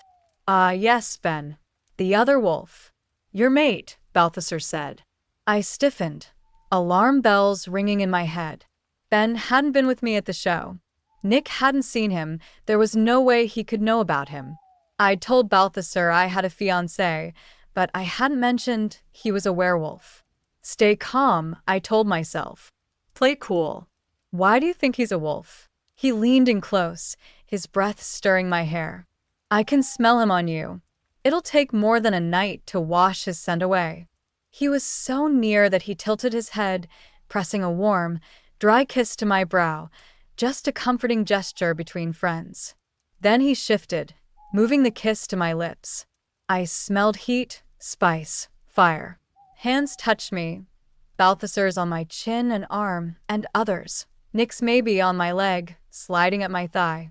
Another pressed against my ankle. They crowded me, a dozen men, some barely men, creatures, with desperate looks in their eyes, as if I were a treasure they'd never seen before. It made me flush, dizzy. But inside me, Wolf was trapped. I was suffocating. I couldn't breathe. I want my mate, Wolf whispered. Snarling, teeth bared, I pushed their hands away and broke free, backing toward the center of the floor. Shoulders hunched, head lowered, eyes flashing a challenge, like a cornered wolf. Attention from eager males was one thing, feeling helpless was another. We'd endured enough of that, and weren't going back. If any of them stepped closer, Wolf would act, claws out. Taking a deep breath, I forced myself to stay calm. There were doors between me and the outside. That meant I had to remain human if I wanted to get out. I don't know what your game is, or what's going on with you werewolves and this messed up town, but I'm going to find my mate now. Kitty, wait, Balthasar said, his voice smooth and seductive as ever. We can help. If there's a lost werewolf here, I can find him. Then a real alarm blared, an electric, insistent fire alarm echoing down the hall. It sounded closer than I expected. The suite was huge, and we seemed far from the rest of the hotel. Balthasar's pack glanced at each other, confused. I dashed to the front door, hoping it was just a drill or a false alarm. But then I thought, if any Vegas hotel was going to catch fire, it would probably be this one. I touched the door, it wasn't hot. Balthasar was on the phone, using a hidden phone in the corner of the room. As I opened the door to leave, he called out, Wait, Kitty, they say it's a false alarm. Maybe so, but I wasn't sticking around. I slipped out into the hallway. It was empty. Maybe everyone else thought it was false too. The fire alarm's roar filled the concrete stairwell and gave me a pounding headache. After 10 minutes with no smoke or heat, I was convinced it really was a false alarm. On the stairwell landing between the 4th and 5th floors, I rounded a corner, ready to rest on the steps and gather my thoughts. Then I caught movement, someone darting across the landing below. The door to the floor opened, and the figure glanced back at me, urgency tightening his features. Tall, tan-skinned, dressed in a suit. It was Evan, and I thought I saw a gun in his hand. Everything blurred as he moved down the hallway, and the door clicked shut behind him. My nerves shot up, and I rushed to the door and looked no one. Or maybe he was just good at hiding. First Sylvia, now Evan. What was happening here? I slipped back into the stairwell and pressed myself against the wall, ready if bullets flew. My breath was shallow, heart pounding, head spinning from the alarm and the alcohol. I couldn't hear anything. I smelled aftershave and wool. Maybe Evan's, maybe anyone's.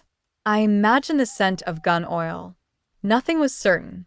Carefully, I continued down to the lobby, listening for footsteps or the sound of a gun being cocked, breathing slow, trying to catch a scent. Progress was slow. By the time I reached the lobby, the alarm had stopped, but my nerves hadn't calmed. The place was crowded with people milling around in confusion. A firefighter passed, unhurried, indicating no real emergency. Everyone looked like a flock of nervous sheep. Then a voice called, "Kitty." Brenda stood in the lobby ahead of me, gesturing me over. I never, ever thought this would happen, but I was happy to see her. When I reached her, she pulled me over to the wall. She kept looking around us like she expected demons to spring from the walls. "What's going on?" I said.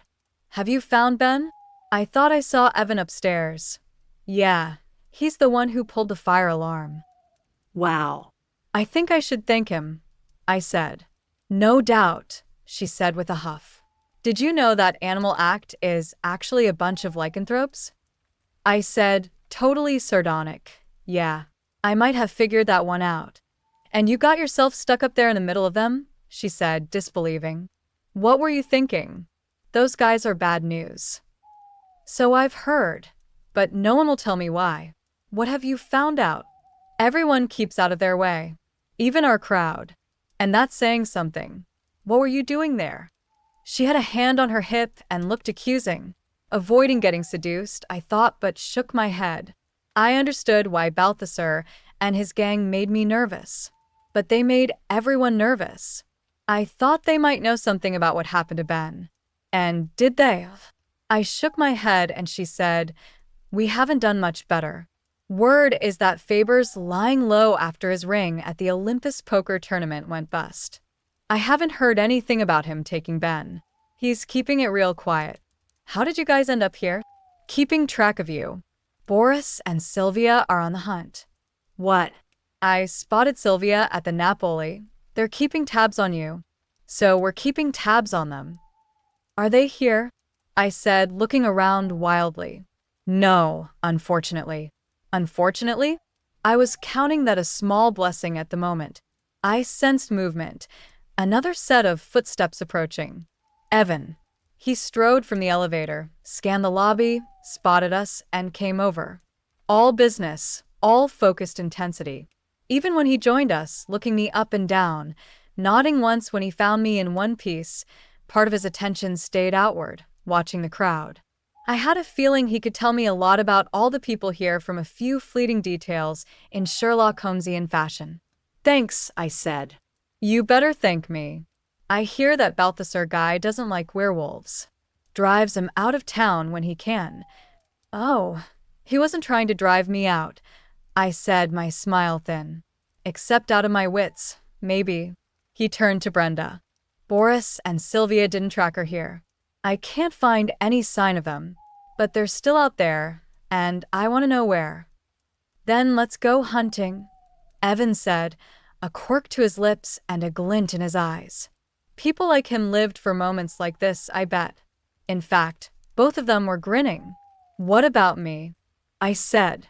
"What about Ben?" "We're still looking," Evan said. "We still have leads to follow." Brenda said, "There's a chance those two know something.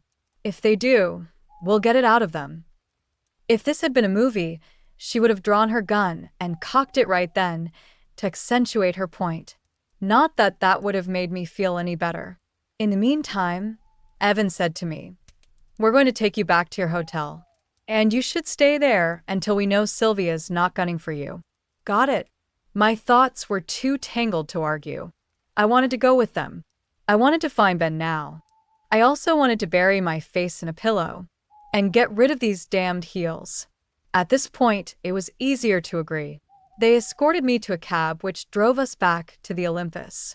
This was very nice of them, I supposed. But I had a feeling they were doing it not necessarily because they liked me, but because they really hated Boris and Sylvia. That I couldn't argue with. I got a little more annoyed when they walked me from the front lobby to the elevator, then into the elevator and to the room. Evan left me with final instructions. Keep the door locked. Keep the chain on. Don't answer the door for anyone. Stay here, right? I'm not stupid, I said. He glared at me like he didn't agree with that assessment. Call us if anything happens. If you spot those goons, or if you hear from Ben, call us. Yes, sir, I said. They didn't leave until I closed the door, and they heard the chain slide into place. I could tell because watched them through the peephole.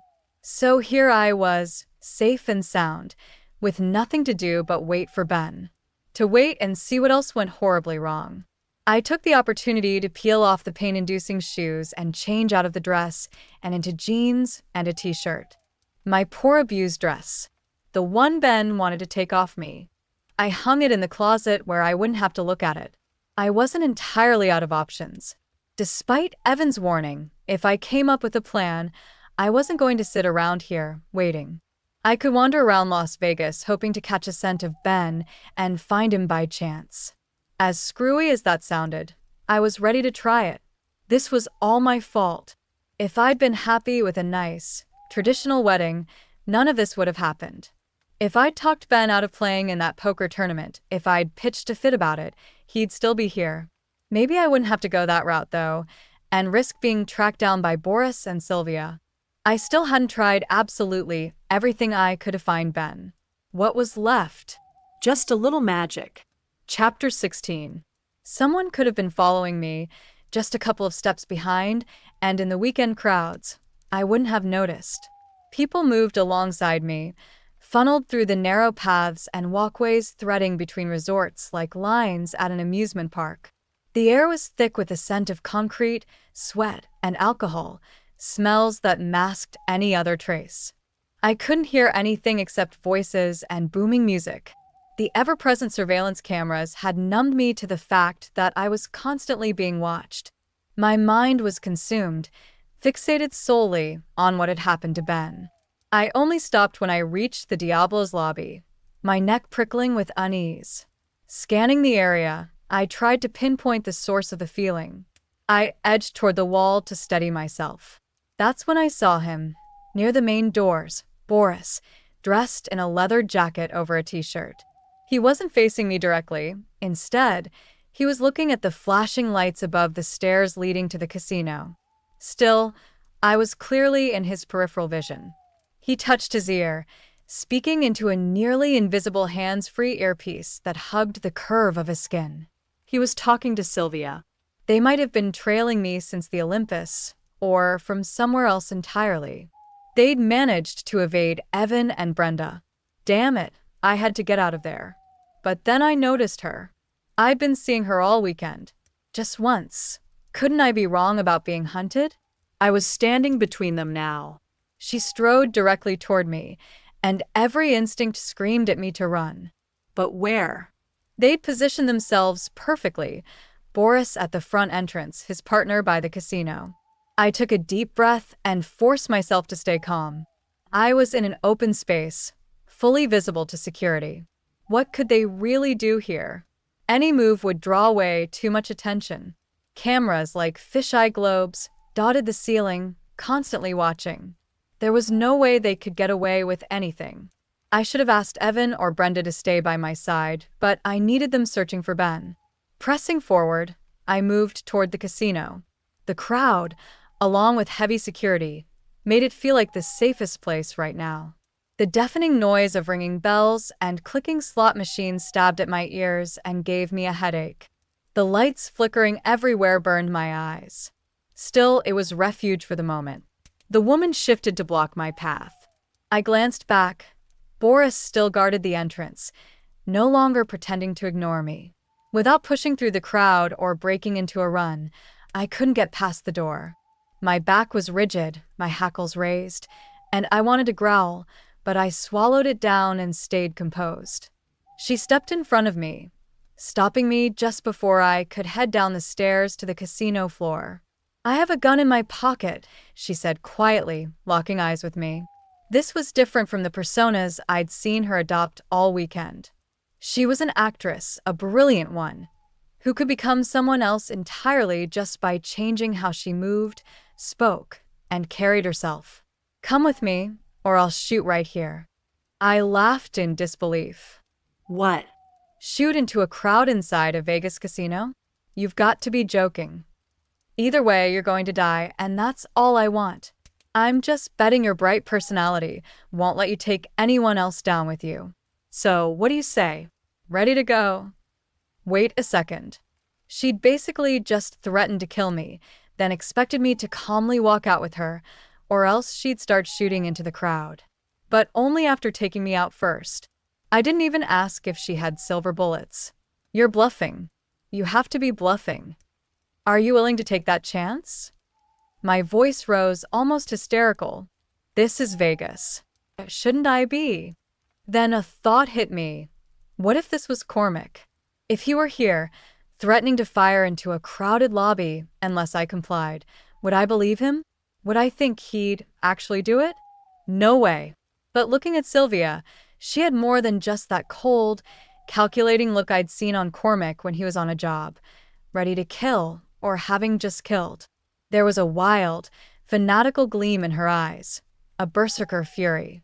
I remembered what Brenda said. Sylvia didn't follow the rules. So, yes, I believed she'd shoot me if pushed. I started walking, and she fell in step beside me, just behind my arm, guiding me out of the lobby and down the hall to the elevators. She was half a head shorter than me. I could totally handle her, right up until she pulled that gun. I wondered what her plan was. Take me to a room? Shoot me quietly and toss me out with the trash? Or drag me out to a car, then out into the desert, away from all the thousands of surveillance cameras? No one would ever know. I tried to keep her talking.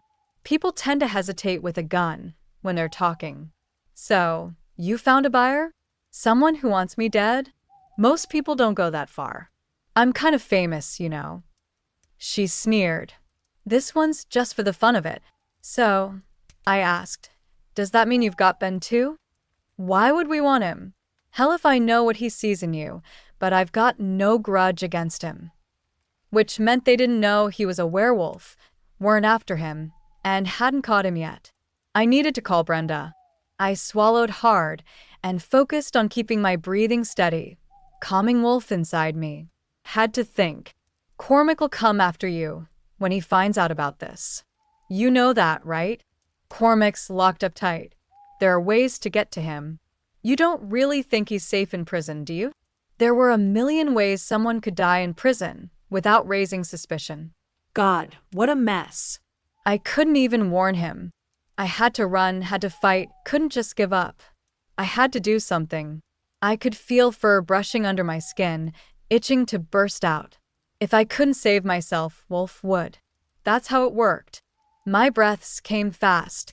Sweat broke out despite the freezing air conditioning. We were in a quiet hallway now. Boris was about 20 steps behind us. The doors we passed looked like they led to locked utility closets or offices, no way out. Maybe once we got outside, I could run. We were close to Odysseus Grant's theater. I hesitated for a moment.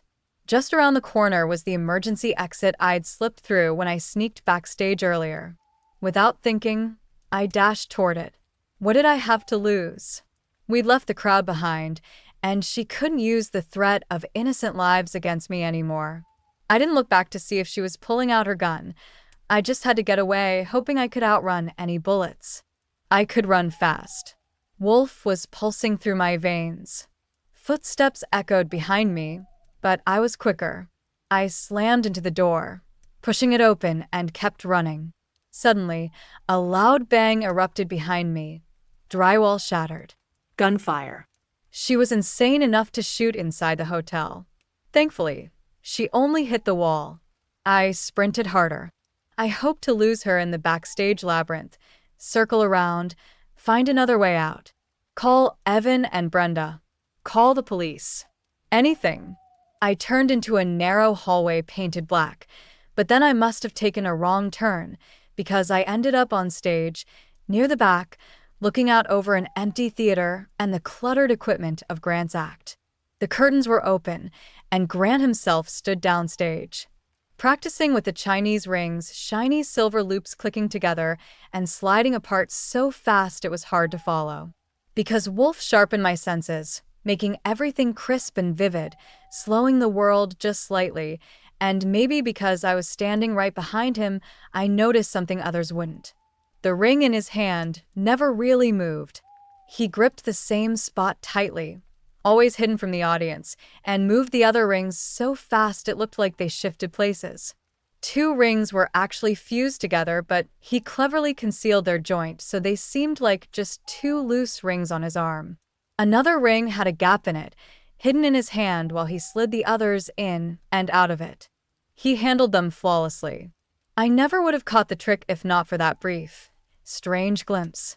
But it was still magic. There was no way I could perform it as well as Grant, not without tons of practice. He suddenly turned as if sensing my stare. The rings stopped their dance and hung loosely from his hands. At first, he looked annoyed, frowning, but then he noticed my desperate, breathless state and asked, "What's wrong?" "I'm being followed. They want to kill me," I gasped, nodding behind me. I probably sounded frantic, but there was no time to explain. Grant glanced over my shoulder, and I whipped around, fearing Boris and Sylvia had crept up behind me. They hadn't, just the 2 of us were on stage. But I could hear heavy breathing backstage, near the rigging. They were close. Grant seemed to sense it too. He strode over to a painted cabinet off to the side and said, "Step inside, quickly." I chuckled nervously. "You want to hide me in your magic cabinet? You really think that'll stop them?" "Please," he urged. "Just step in. It'll be fine. And whatever you do, don't move." His voice was like someone coaxing me to trust him blindly. What else could I do? Maybe it would work. I stepped inside, and he shut the door, plunging me into darkness. I cautiously felt around inside. I didn't know how the trick worked, the mechanism that made someone vanish. Grant hadn't told me, so I couldn't trigger any trapdoor or hidden panel. All I could do was stand still and listen. Outside, I strained to hear any sound. Had they found me? Was Grant buying us time? I barely had room to move. I felt the door in front of me, the 2 sides around me, inches from my arms. I took a step back, expecting to come up against the back of the box. Then I took another step, and another. 3 steps back.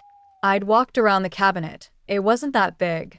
There couldn't be that much room inside. Shifting my arms, I felt for the sides, which weren't there. Looking around, I saw shadows, which was impossible because the box was pitch dark, not a sliver of light passed inside. But I could now lift my arms, stretch them all the way out from my sides. My steps didn't echo like they should have on the wood floor of a cabinet.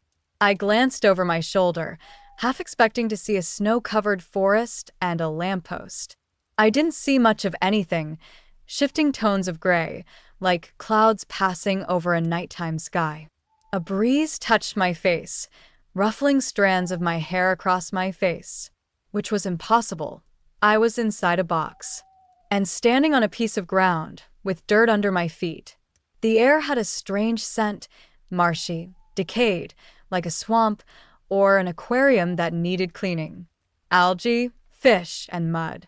I shivered with cold, and a dampness crept under my skin, touching my bones. I hugged myself. Then something moved. I sensed it rather than saw it, a shifting on the ground, a displacement of air that brought with it a wave of a new smell of rotted flesh. To my right, a darker shadow moved, a surface that gleamed in an unseen source of light. Something wet and boneless, creeping toward me. I wanted to scream and run, but I couldn't do anything. 3 steps forward would take me back to the place I'd come from. But ahead of me lay only shadow. No box at all, no cabinet, no stage, no magician. This was altogether a different kind of magic. No tricks, no mirrors. Hugging myself tightly, I closed my eyes and stepped forward. 1, 2, 3, exactly the way I'd come from. The air closed in around me, but I couldn't smell the wood of the cabinet, the sweat of the stage, not like I expected. I didn't dare open my eyes, in case I didn't see darkness, but those same half-seen shadows. Something touched my arm, and I screamed. A hand closed over my mouth, and another hand, the one holding my arm, pulled me forward, out of the cabinet onto the stage. Odysseus, Grant looked at me, looked into my eyes. I blinked back at him, astonished, relieved, and confused. I was frozen. Even my wolf was quiet. Something like a smile tugged at his lips. "I told you not to move," he said. "What?" I stammered. Couldn't get my voice to work, which was weird. I swallowed and tried again. "What is that place?" "It's just a box," he said. Un magical cabinet. He guided me to a chair at the side of the stage, which was good, because I hadn't realized how wobbly my knees were until I sat down. "They're gone," he said. "They should stay off your trail for a while, but you might want to lie low." I wasn't sure I could manage that. Stifling a smile, I shook my head. "How do you get mixed up with them, anyway?"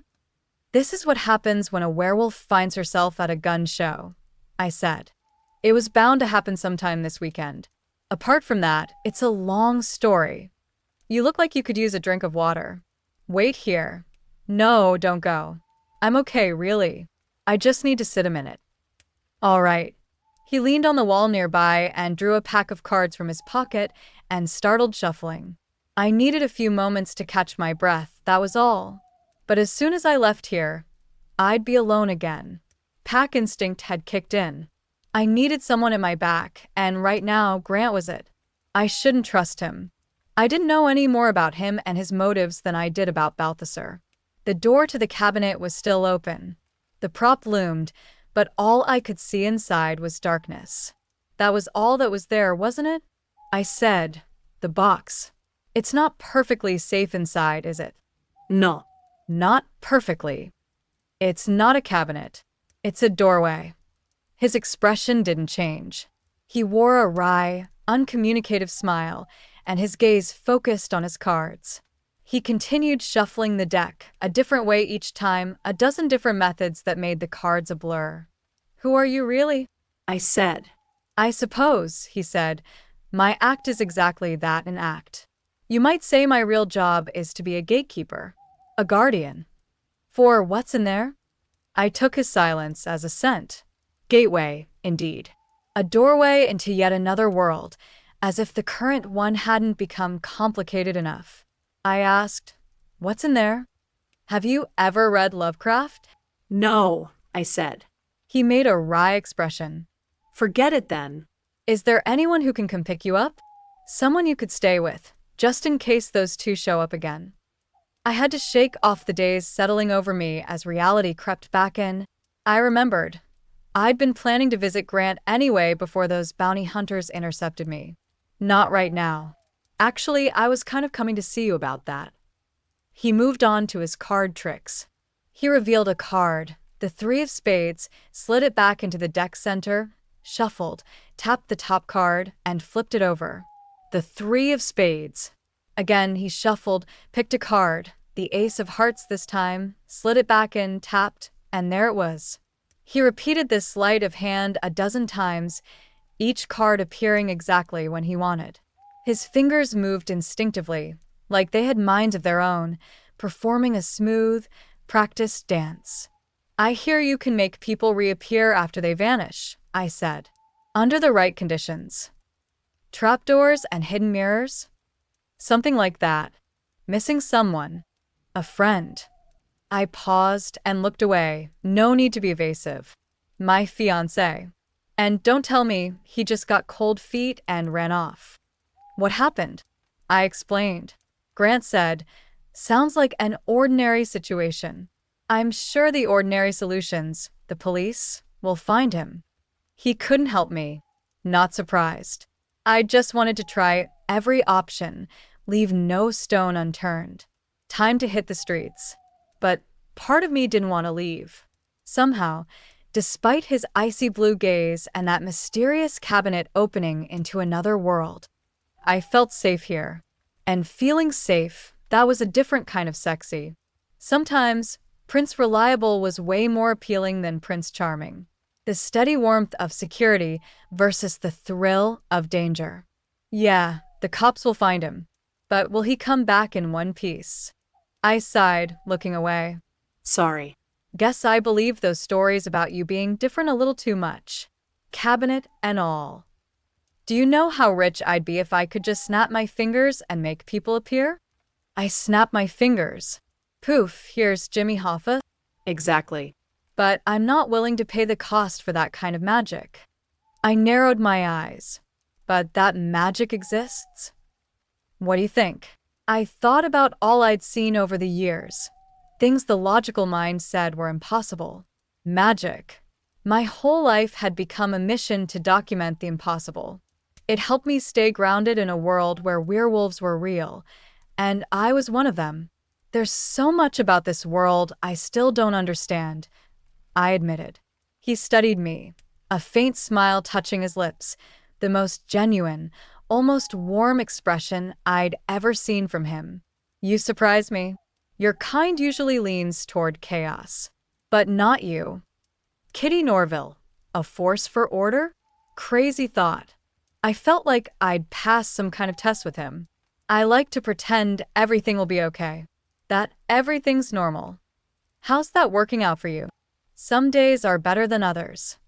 Suddenly, he pushed off the wall and looked toward the theater's back door. His hands reflexively straightened the deck of cards again and again, holding them like a weapon. He looked like an animal sensing danger. I followed his gaze toward the threat, but saw nothing.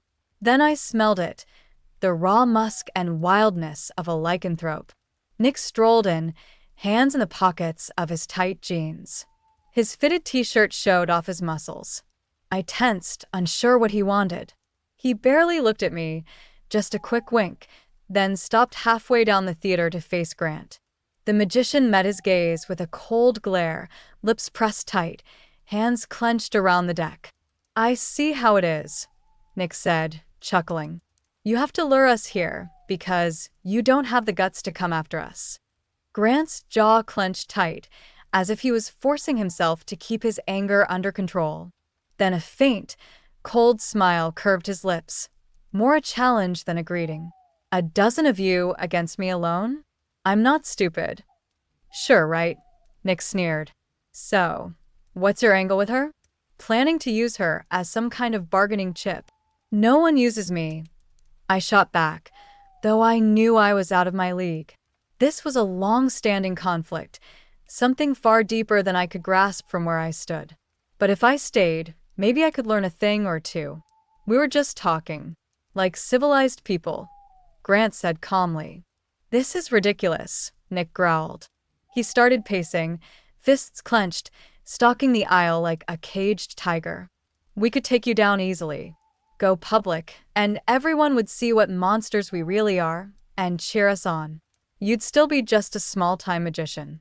He jabbed a finger at Grant, who didn't even blink. You only think that, Grant replied evenly. If you went public, you'd be nothing but a freak show. You'd lose every advantage you have. Balthasar knows it too. I interrupted. All right, can one of you please explain what's going on here? Not your business, Grant said. Sorry you had to witness this. There's some kind of feud between you and Balthasar's group. I'm guessing that much. Feud? Nick laughed harshly. It's a war. Over what? I asked. Grant's gaze stayed locked on the lycanthrope. The nature of the universe.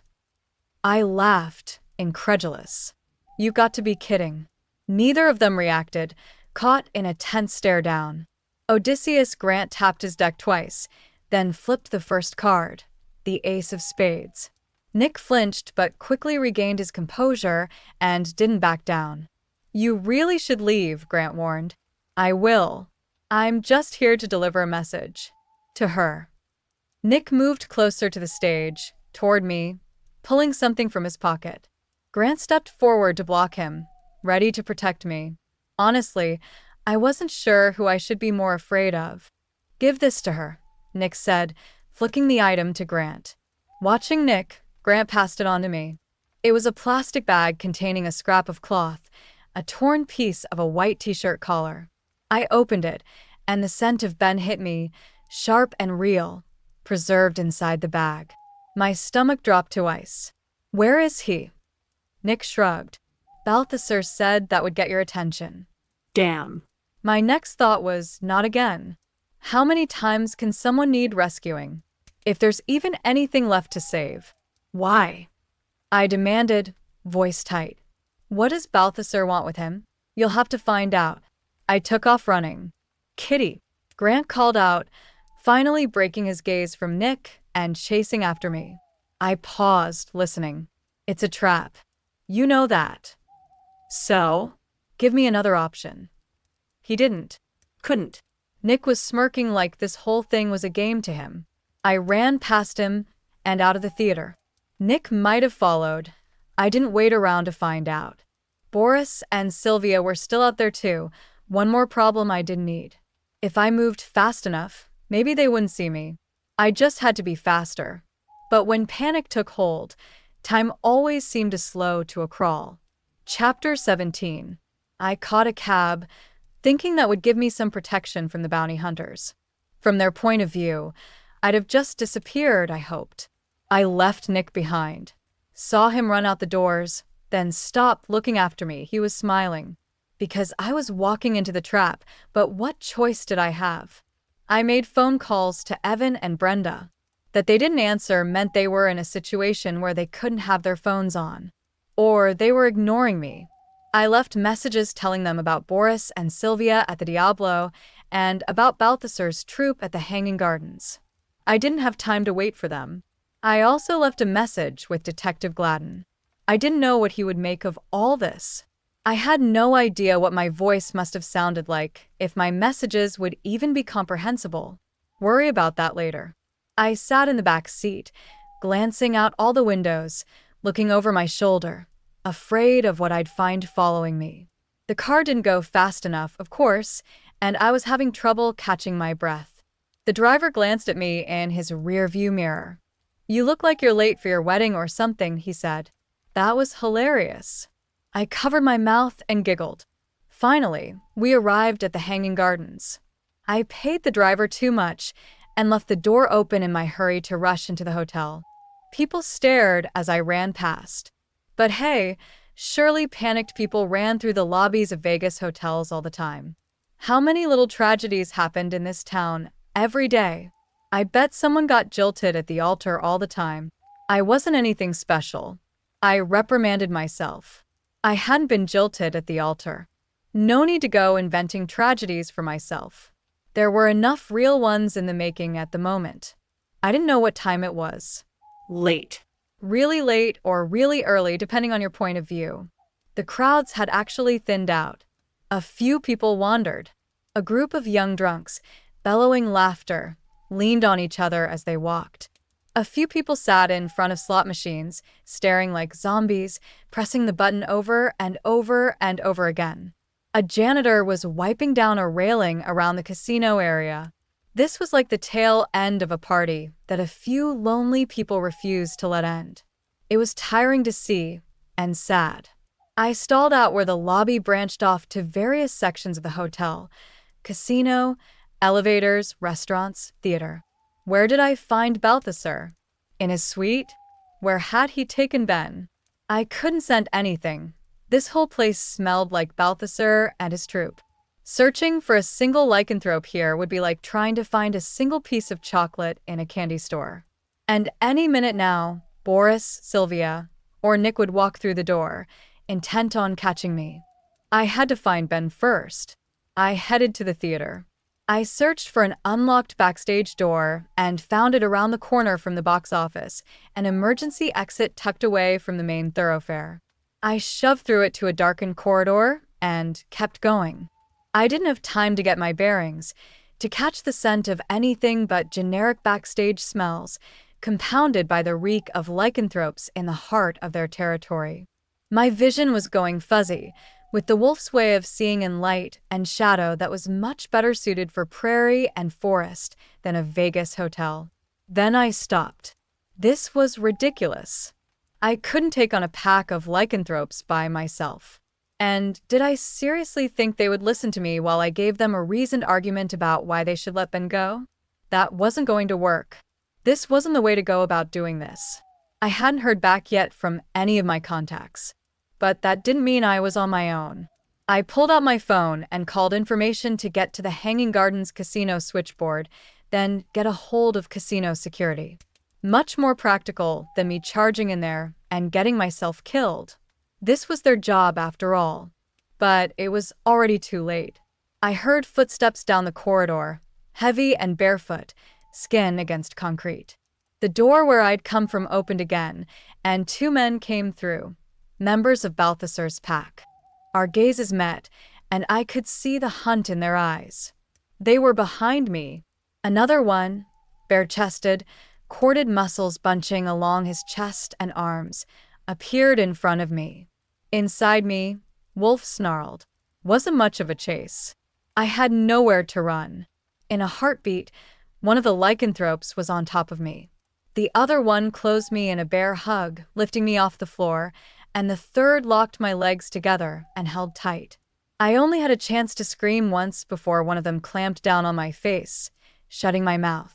Running almost, they carried me away. I couldn't see anything but wall passing by. I had a tough choice.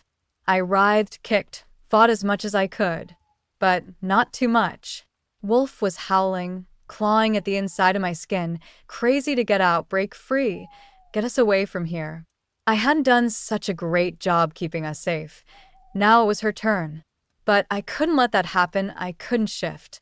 I tried to stay calm, keeping my thoughts in order, keeping my body in its current shape. Keep it together, keep it together. Instinct was one thing, but I wanted to see where they were taking me and if Ben was okay. There'd still be time to break out of here. Fight.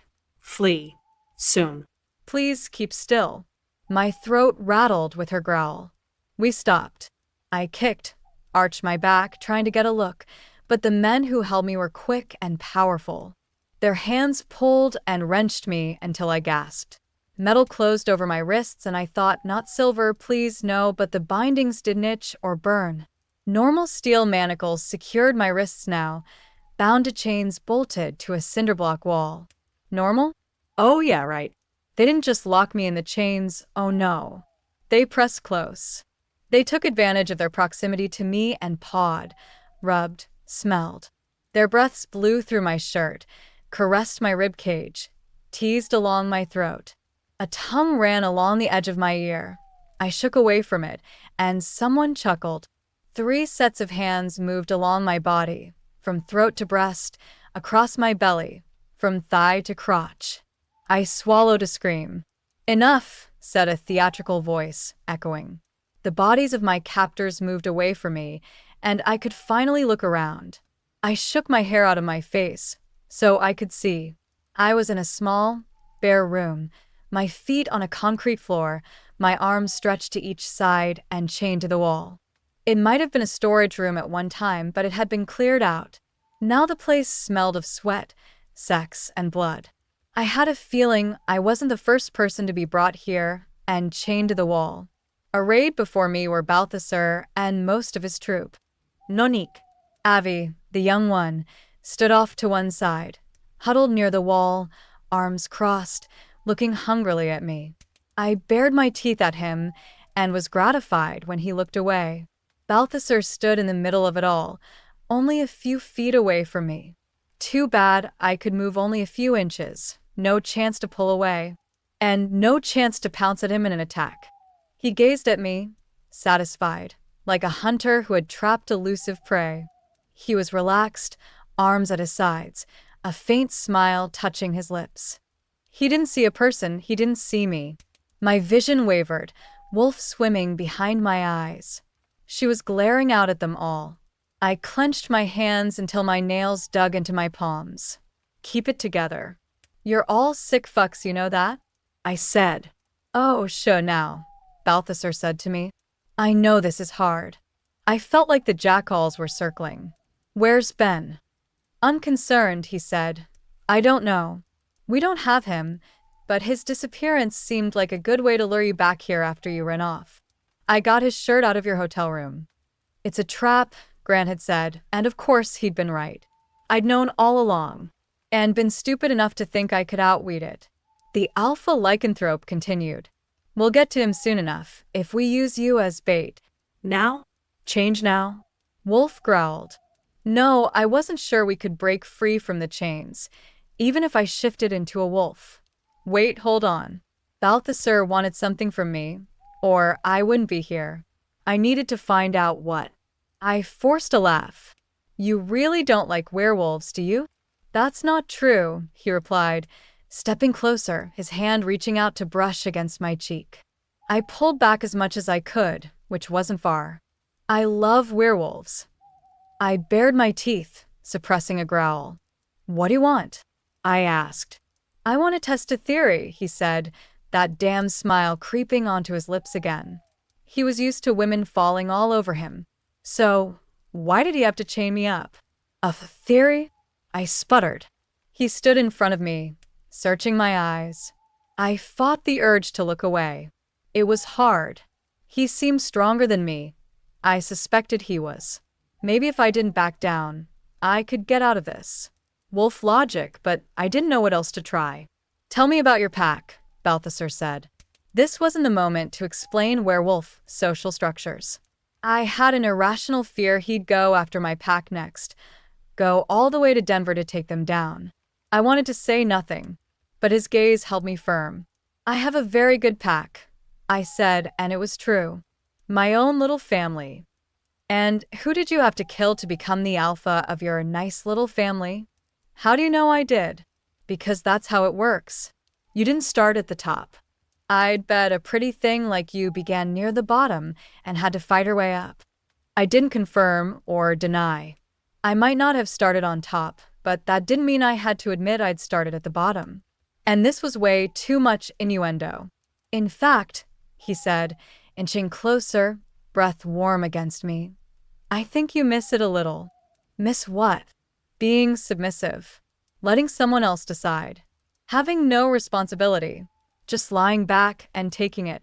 I think you miss showing your throat and belly to a big bad wolf.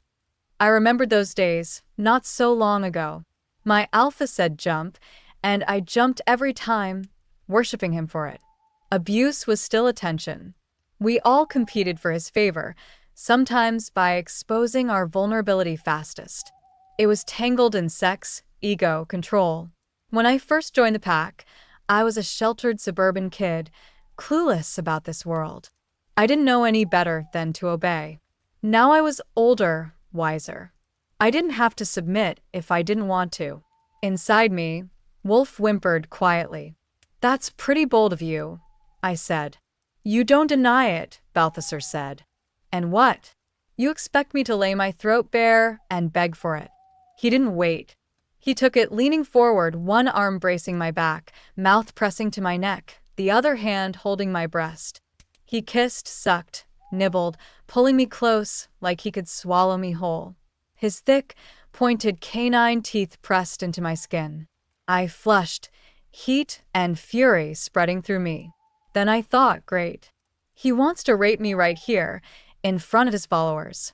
Maybe he'd let them all have a turn. That thought settled me, strangely enough. Because if that's all they did, I could survive it. I'd get through it. It wouldn't be the worst thing to happen. That didn't mean I'd just lie back and take it. There was a time when I would have. I laughed, bitter, mocking laughter, at how far I'd come since then. It made him hesitate. He couldn't understand how I could resist his touch, how I wouldn't fall back into being the submissive, chained and helpless, begging for more. I might have been chained up, but when he pulled back, I realized I still had a little bit of control, a tiny shred. That was something I could use. He studied me closely, like he could read my thoughts. His eyes had shifted into an unnatural shade of green, glowing faintly, slit like a cat's, smug and unreadable. I smiled. Actually, I don't miss it.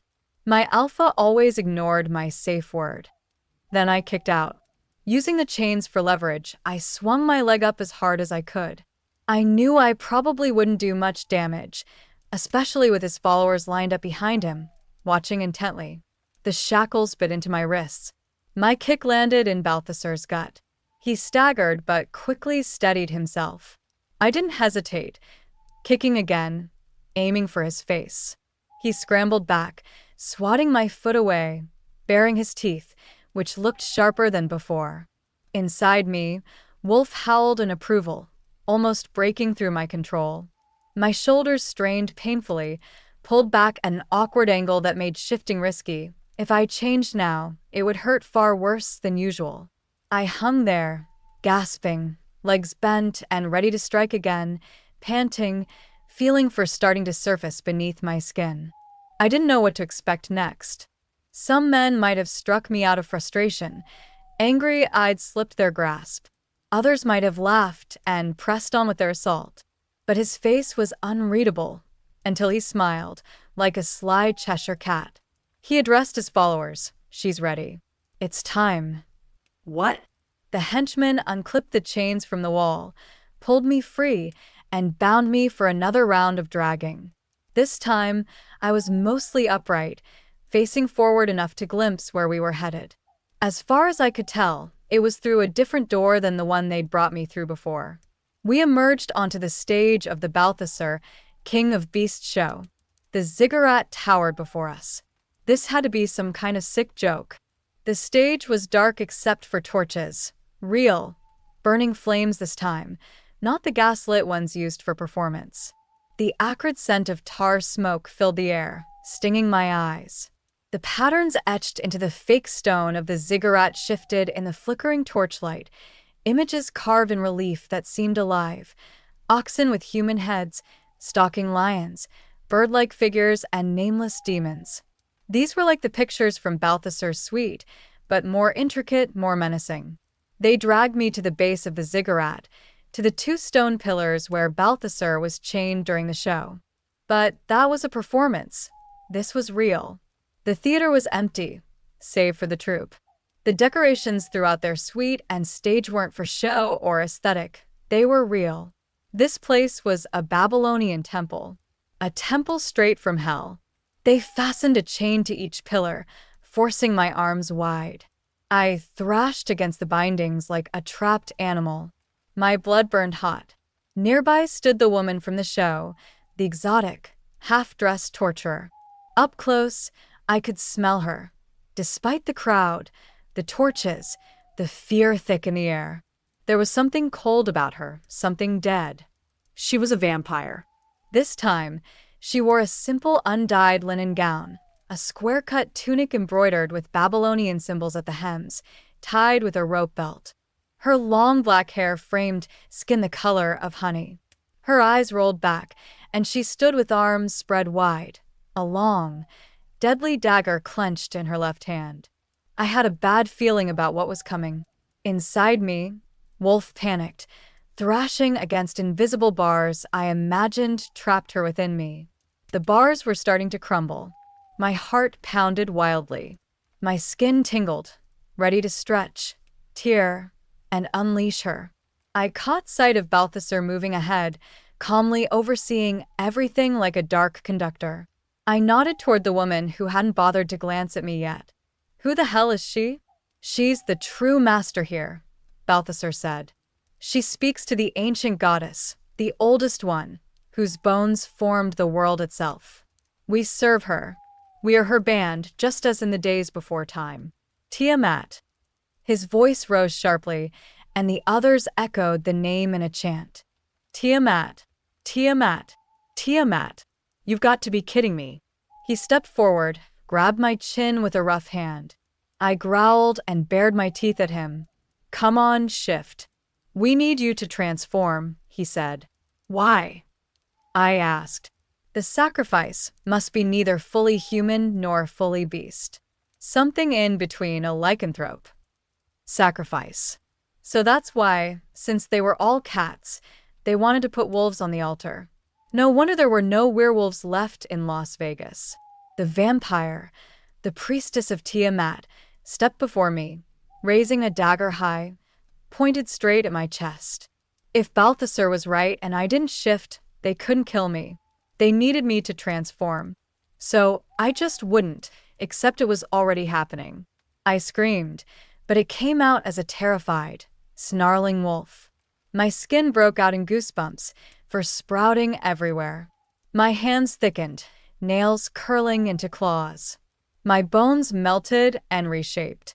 Balthasar tore open my shirt, ripping the fabric as I fought with everything I had.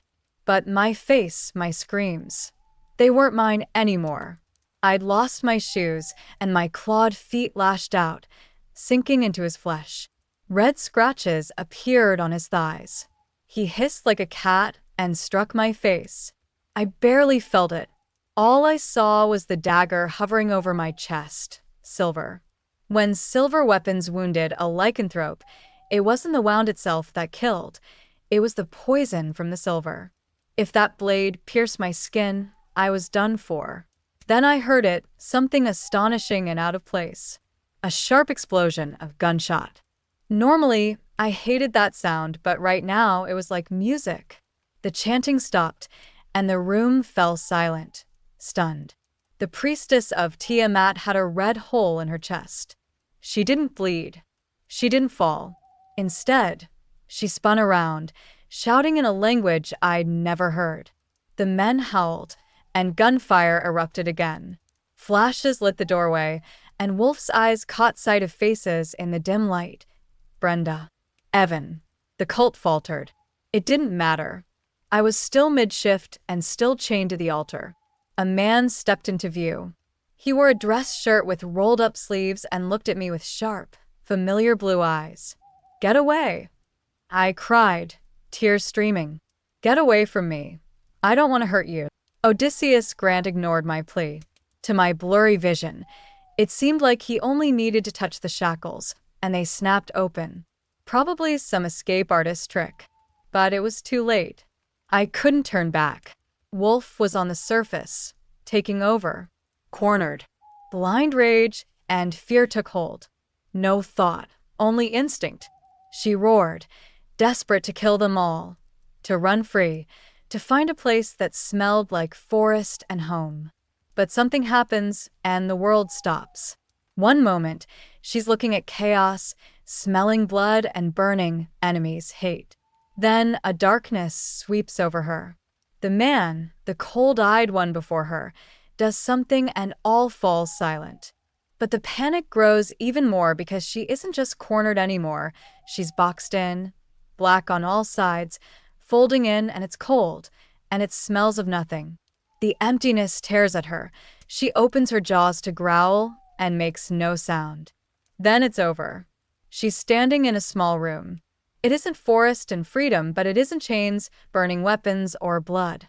It smells richly of human and is filled with human things. She doesn't recognize the scent, the signature, the individual.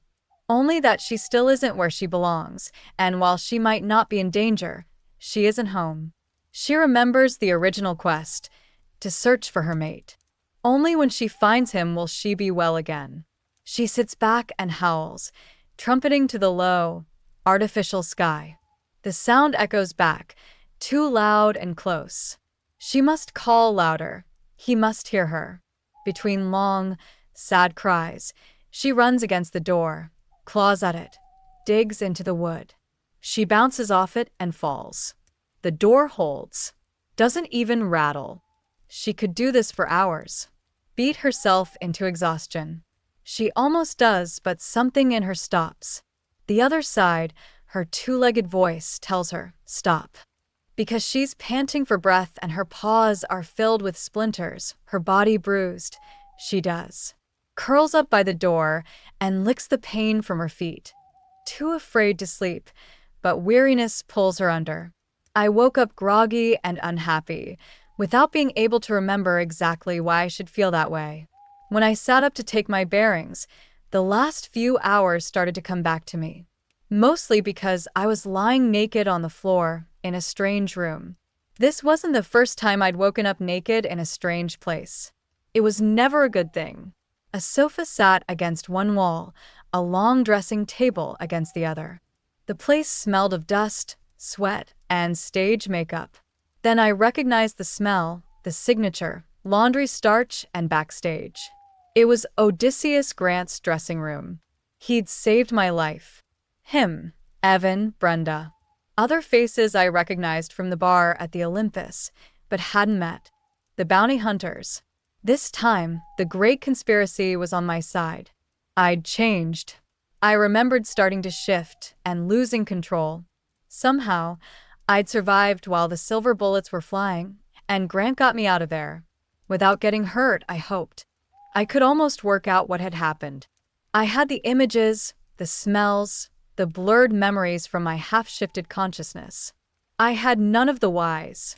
I'd seen the temple, the Babylonian motifs, remembered Balthasar's talk about the old gods, the sacrifice, needing someone half-human, half-animal. It almost made sense. It was a powerful bit of ritual. Then I'd been, what, rescued at the 0 hour? By the bounty hunters and the cagey magician? How my hands were rubbed raw, glowing red with a rash and stuck with splinters. Claw marks shredded the bottom half of the door. But it was a sturdy door, and Wolf hadn't been able to get out. I was surprised I hadn't really hurt myself in my panic. I remembered the panic. I grabbed a blanket from the sofa, wrapped myself, sat on the sofa, and shivered. When the door opened, I wrapped the blanket tighter around me, tucking my legs up under it. Grant poked his head in. "Are you all right?" I breathed out a sigh and nodded. By the current definition of all right, which means not dead. Usually a good thing. He gave a tight-lipped smile. Usually? When was not dead not a good thing? I knew better than to ask a question like that after everything I'd seen. "I don't remember much. How did you get me out of there? Without me hurting anyone?" I assume I didn't hurt anyone. My voice took a desperate edge. Shifting in a crowd was one of my worst nightmares. Grant didn't look like he had any scratches or bite marks. "You didn't. I was able to lock you in here. It all worked out. But this is a mile away." "How?" He raised an eyebrow in a look that seemed to say I was asking a silly question. "Well, then. Your clothes are on the chair. The shirt's torn, but I can give you one to replace it," he said, pointing to the chair by the table and mirrors. "And your phone's been ringing." I stumbled off the sofa and, blanket wrapped around me, raced for the pile of clothes. They'd been neatly folded, like I'd have expected anything else from Odysseus Grant. My phone was in my jeans pocket. The display showed 4 missed calls from Gladden over the last 2 hours. I could feel my heart beating behind my ears when I called him back. He answered on the first ring. "Detective Gladden? It's Kitty Norville." "Finally," he said. "I figured you'd be waiting by the phone." I was. Then I fell asleep or something. I've been really worn out. And none of that was a lie exactly. I got your message, but I think your lead must have been a bust, because a couple of hours ago we got an anonymous tip and found Faber's base of operations. He's definitely been running poker scams out of there, not to mention what looked like a couple of illegal high-stakes private games. Lots of good stuff for the Gaming Commission to get their claws into. What about Ben? Did you find Ben? His side told me everything I needed to know. We didn't. I have to be honest with you, Ms. Norville. It looks like there was a fight of some kind. Some shots were fired, and there's blood. Forensics is testing it now, and when we get a copy of Mr. O'Farrell's medical records, we'll look for a match. In the meantime, the police are searching. For a body, was what he didn't say. Gunshots.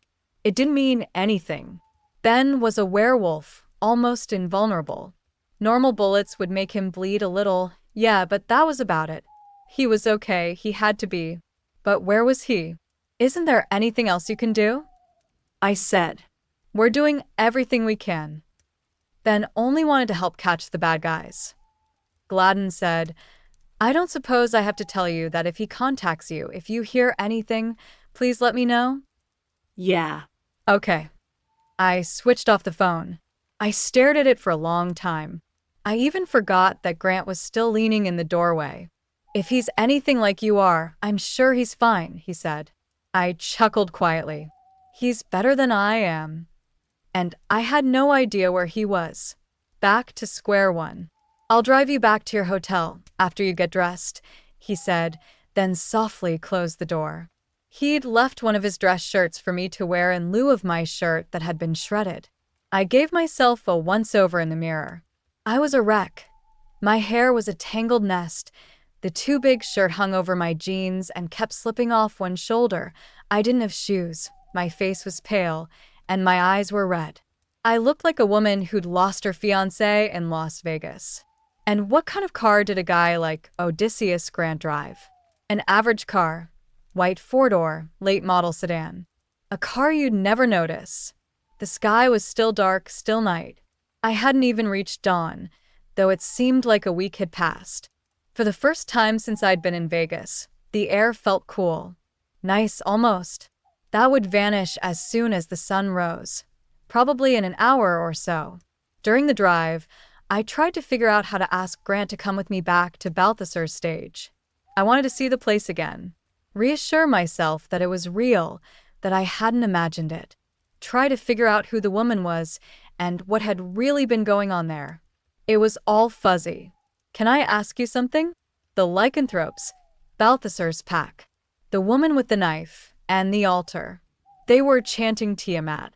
What does it mean? Tiamat was worshipped in ancient Mesopotamia. In the mythology, she was one of the original deities who helped create the world. But as often happens in these stories, the children rose up to destroy the parents. They killed Tiamat, and out of her body they created the earth and heaven. According to the true believers, we are all part of Tiamat, and she must be appeased if we want life to go on as it has. According to the stories, she had a band of demons.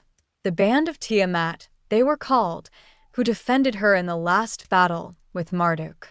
So Balthasar recreated the Band of Tiamat, or the priestess recruited them to recreate it, to preside over her own cult tucked away where no one would notice.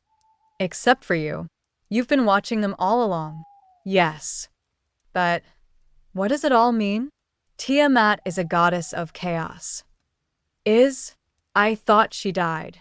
Her body is heaven and earth, all that jazz. Those stories are metaphors. You know that, yes? I majored in English. I'm all over metaphor. But what does a 4,000-year-old metaphor have to do with a freaky retro cult in modern Las Vegas? He gave me another of those "that's a silly question" looks. Grim-faced, he watched traffic sliding along the strip. Even at this hour, there was traffic. "Chaos is everywhere," he said. "It would swallow us all, if it could." We passed the Hanging Gardens on our way to the Olympus. Police cars, 4 or 5 of them, lights flashing, blocked most of the entrance. Investigating gunshots in the theater, no doubt. I felt sorry for the cop, who had to write up that report. We pulled into the drive in front of the entrance of the Olympus. I opened the door and started to thank Grant, when he said, "I didn't see any sign of your friend in that place, but I'm sure he's all right." I stared at my hands. My bare hands. I lost my ring. When I shifted, probably. It's probably still at that temple. It was almost the last straw. Almost. I wanted to simply curl up under the covers of my bed and never come out again. "Check your left pocket," Grant said. I did. All the way at the bottom, my fingers brushed something metal. Something small. When I pulled it out, I had my engagement ring. Safe and sound. A diamond on a white gold band. White gold that looked like silver because Ben thought it was funny. I almost cried. "Thank you," I said. "Everything will work out." He smiled and glanced in the rearview mirror. Someone was walking up the sidewalk, scruffy and lanky, looking even worse than I did. But I knew him.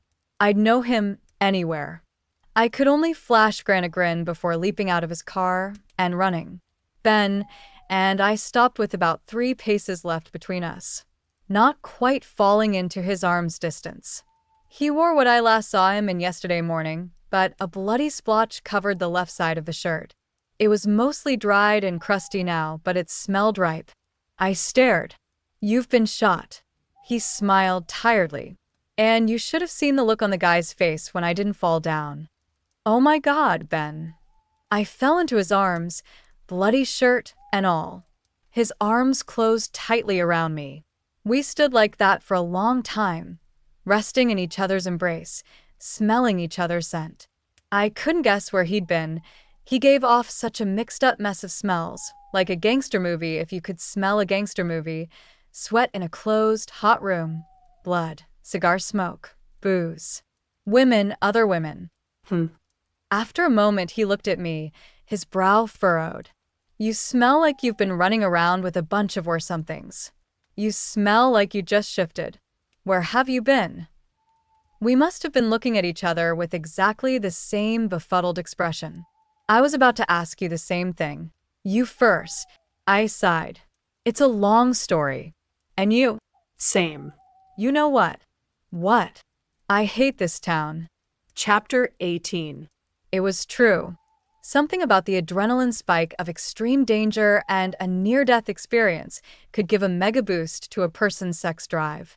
Ben and I retreated to our hotel room with the intention of cleaning up and changing clothes, and ended up tangled in bed together, enthusiastically reasserting our identities as a mated alpha pair. It didn't make the rest of the world go away.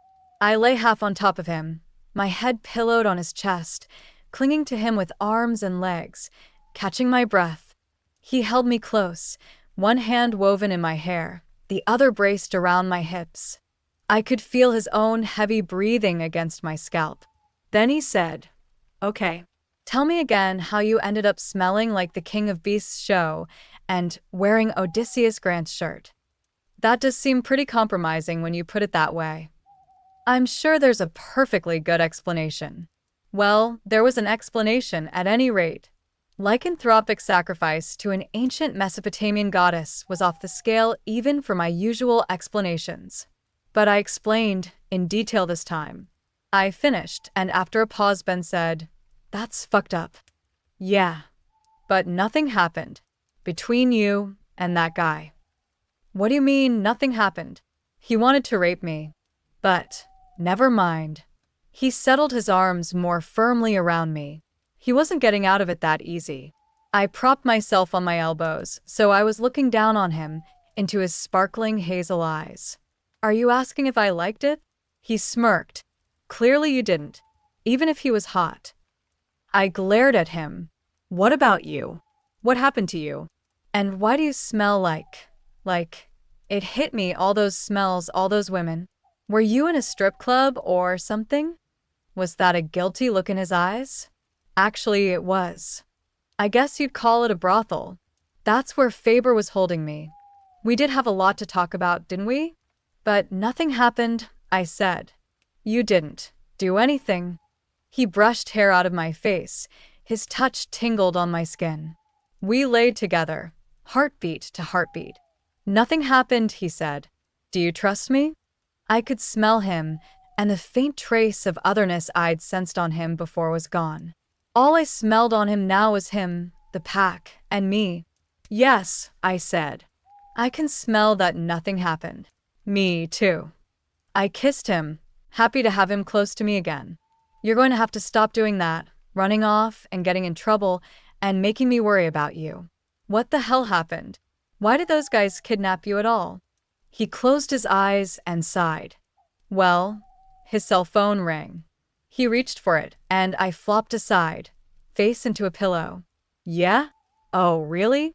Give us 10 minutes. He shook my shoulder. That was Evan. He wants us to meet him at the patio bar at the Hanging Gardens. He says we don't want to miss this. I need a vacation for my vacation, I said, moaning into the pillow. If Evan says this is going to be good, it's going to be good. Come on, sunshine. He kissed my shoulder. He was kind of hard to resist in the end. So 10 minutes later, still looking rather the worse for wear in our disheveled shirts and jeans and mussed hair, like it wouldn't be obvious we'd been interrupted, we arrived at the patio bar overlooking the front entrance of the Hanging Gardens. Evan and Brenda had claimed a table with a full view of the hotel drive, including the half a dozen police cars and vans lined up. The flashing blue and red lights were hypnotic. Brenda had her club soda with lime. Evan had a tumbler of whiskey. Wasn't it a little early in the morning for this? Actually, my brain had been left somewhere behind last night, and it wasn't tomorrow until the sun rose. I could sure use a drink. Thought you'd want to see this, Evan said, gesturing us to the empty chairs. We sat, and Brenda pushed a second whiskey to Ben and a margarita to me. Suddenly, she was my best friend. I beamed and took a sip. Maybe everything would turn out all right after all. Evan continued. The police have been swarming the theater for the last hour or so. They found 5 bodies brutally shot and killed, including Balthasar. My heart skipped a little at that. I'd really wanted to like him. I'd wanted him to be a good guy. I'd wondered what had happened after Grant spirited me out of there. It had to be a mess. Preoccupied with my own situation, I hadn't thought about the aftermath and who'd be cleaning it up. I wondered when someone would call me about where I'd been and what I'd been doing. Look, here it is, Brenda said, leaning forward. We looked. A crowd of cops emerged from the hotel. In their midst, they escorted Boris and Sylvia. In handcuffs. Brenda grinned mightily. Evan explained, we used their own weapons. Their fingerprints are all over everything. We baited them here, so they'd handle the bodies and get blood all over themselves. They're finished. I was stunned, my jaw dropping. But they didn't. Evan put a finger to his lips. Quiet. They would have, though. They were definitely after you, right? I couldn't deny it, and I couldn't help feeling a bit satisfied watching them get cuffed and stuffed into police cars. Felt like some karmic justice. Couldn't happen to a nastier pair, Ben said, raising his glass in a toast. Unless it happened to you too. Why, thank you, Evan replied. Now we can talk about how much you owe me for watching Kitty and tipping off the cops about Faber's operation. What? I said. You figured it all out? Ben jumped in. That'd be a great conversation, if I hadn't busted out before the cops raided the place. Evan frowned, doubtful. No way. I even got shot, Ben said, almost proudly. Which is one perk of being a werewolf you might not have thought of. That's not a perk when all my bullets are silver, Brenda muttered. I still tipped off the cops, Evan said. How about a friends and family discount? 20% off. Ben scoffed. That's your friends and family discount. Brenda murmured. That's 'cause he doesn't have any family. I stared, baffled. You guys are insane. Brenda just shrugged, no denial. Some police cars pulled away with Boris and Sylvia, while others stayed, including a CSI van. This was definitely going to make an episode of the show, wasn't it? They'd probably be here a while. 5 bodies, Evan said. I wondered who else was left besides Balthasar, and what would happen to the show. I couldn't think about it without shivering, not even Abby, who had seemed so earnest. I hoped the cult was truly finished. I asked, what about the vampire? Vampire. Evan said, the woman leading the ceremony, the priestess. She was a vampire. You sure? Brenda said, I remember shooting her. I'm positive I capped her. I smelled her, I said. She got shot and didn't even flinch. She's the real power behind all that. If she escaped, this nightmare will just start again, or she might be planning revenge. Brenda pressed her palm to the table. What would a vampire be doing fronting a Vegas show? I thought it over. A vampire leading a pack of lycanthropes would have to be powerful, probably a rival to the city's master. Or maybe something else entirely, a Babylonian priestess leading a cult for a goddess forgotten since ancient Mesopotamia. He nudged Ben. Can I use your phone? I dialed Dom's number. It rang and rang with no answer. Did Dom even know the leader of Balthasar's pack was a vampire? Maybe even an ancient Mesopotamian one? How old would she have to be the priestess of a Babylonian cult? 4,000 years? I didn't want to dwell on that. Would Dom know if she didn't want him to?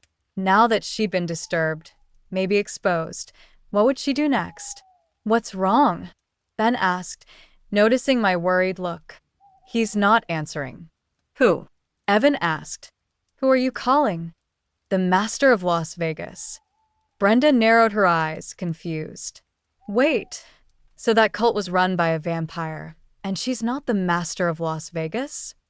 I think something weird is definitely going on, I said. Evan chuckled. She's saying that now. Lately, I'd realized my idea of weird had shifted. Werewolves and supernatural bounty hunters were just everyday stuff. But a borderline BDSM show starring an ancient vampire with a stage doubling as a temple for human sacrifices? Yeah, that was next level weird. So, what do we do about it? Ben asked. Nothing, Evan replied. Nothing. That woman had tried to kill me. I wasn't thrilled about her running free. But seriously, what were we supposed to do? Not our problem, Brenda shrugged. You can't expect us to take down something that powerful just because it feels right. Evan raised an eyebrow. We only have your word that she's a vampire. Are you sure? I smelled her. Brenda added, if there's a different master here, I'm guessing she's not even a vampire. Look, we took care of that crew. They won't be sacrificing anyone anytime soon. Until she shows herself again, if she even does, there's nothing we can do. I'm betting she's one of the 5 bodies we put down, Evan said, nodding toward the hotel driveway where the first black plastic-wrapped body was being loaded onto a gurney. I wondered who it was again. I might get a copy of the police report by tomorrow, Ben said. Can you wait that long? Sure, I said. Unless she kills us all in our sleep first. You're pretty jumpy, Brenda remarked. Can you blame me? Ben squeezed my hand under the table, a silent, calm down. Don't panic. She was just trying to get under my skin, that was her job. What do you want to do now? He asked. I want to see Dom.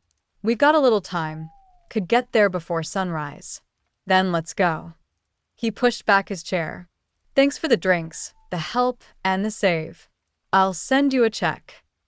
He shook hands with Evan and Brenda across the table. Tell Cormac I said hi, Brenda said. He'll laugh his ass off when I do. Good, she said. He probably needs one. Nice meeting you, Kitty, Evan said. I smirked. Not nice, not good, not a pleasure. I'll say it was a pleasure, Brenda interrupted. Haven't had this much fun at a gun show in years. She grinned, and for some reason, I pictured a snake ready to strike. The sooner Ben and I got out of here, the better. But I hesitated. Brenda, can I ask you a personal question? Sure. Entertain me. How do I put this? Do you dress like that on purpose? I nodded at her tight pants, cleavage-bearing top, and spike heels. Like what? She said, totally deadpan. Never mind. Ben grabbed my elbow and pulled me away. Dawn was almost here. The strip's glitter looked tired, almost desperate in the early light, like Christmas on Downers. Dom might still be up, or not. I had to find him because no matter how calm Evan and Brenda acted, I knew the priestess of Tiamat was a vampire, and I believed she was still out there. I needed to warn Dom. He probably just wasn't answering his phone. Didn't mean he was in trouble. Thanks for humoring me, I said to Ben as we walked to the Napoli. For a moment, I felt like we were a team again. Ben asked, if he's not answering, how do you even know he'll be there? Maybe he won't be, but I have to try. And if he's in trouble, Kitty, you can't save the world. What makes you think he even has anything to do with that mess at the Hanging Gardens? It's vampires. They're always tangled up in something. Nothing's ever straightforward with them. Maybe you've noticed. Yeah, I have. So, do we just ask for him again at the front desk? I still have the key card to his penthouse. Let's hope it hasn't been deactivated. In the elevator, I tried the card, and surprise, surprise, it worked. A smarter guy would have canceled it or demanded it back, but Dom was a gracious host. Then again, he was a vampire, which made me wonder what his friendly, clueless act was really covering up. Ben was fidgeting beside me, clearly uneasy. This might be a terrible idea, just walking into a vampire's lair like this? You're probably right, I admitted. He did a double take. Wait, you're admitting it? Yeah. Yet here we are anyway. Yeah. I slid my arm through his and squeezed tight. The elevator stopped, and the door slid open to Dom's suite foyer. His 2 vampire bodyguards were on duty. Sven, a towering 6'5" Scandinavian-looking giant, stood by the elevator, flashing a faint fong-filled smile. The other guard, silent and watchful, was stationed at the far end of the room. I avoided his gaze and focused on Sven. I forced a confident smile and waved. Is Dom here? What are you doing here? Sven asked, not angry or defensive, just curious and definitely not surprised. He'd probably seen us on security cameras. Tracking visitors to Dom's penthouse wasn't hard. That didn't mean the vampire priestess couldn't slip in unnoticed. Everything looked normal. Sven even seemed relaxed, maybe amused at these werewolves trying to just stroll in without permission. I couldn't bluff my way out of this, so I laid it out straight. Earlier tonight, I ran into that woman from Balthasar's show at the Hanging Gardens. She's a vampire. I think she's an ancient one, like the Babylonian theme isn't just for show. Anyway, she and her crew chained me up and tried to sacrifice me to some goddess called Tiamat. I know it sounds crazy, but... Suddenly, a woman's loud, unmistakable orgasmic cry echoed from inside the suite. That kind of noise used to make me jealous when I lived alone in a thin-walled apartment. So, someone was definitely getting busy in Dom's living room. Or so I assumed. And I only assumed it was sex. The cry faded into a soft moan, then a sigh. I might have been blushing. Ben raised his eyebrows. Sven's expression didn't change at all. So, I said, I take it Dom's here, but ignoring his phone for obvious reasons? Correct, Sven said. Ben leaned in and whispered, maybe we should take the hint.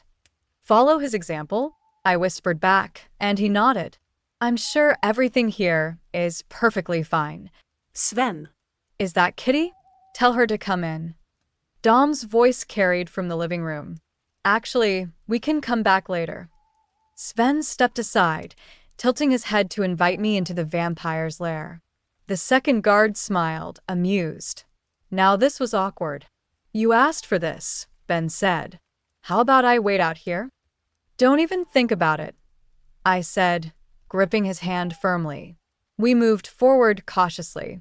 I peered ahead, ready to duck away at the first sign of anything I didn't want burned into my memory.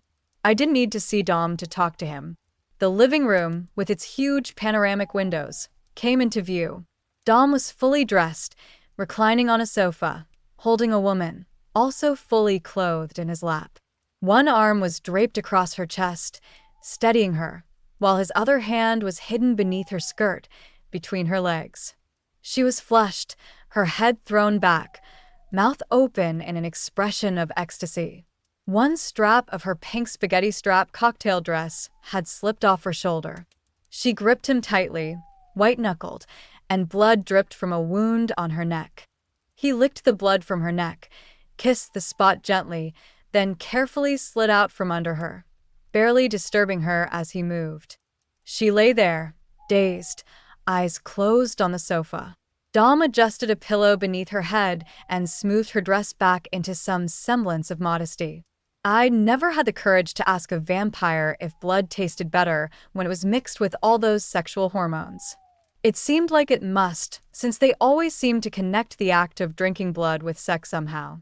I wasn't sure vampires actually had sex the way humans did, but they definitely knew how to make their victims enjoy being blood donors.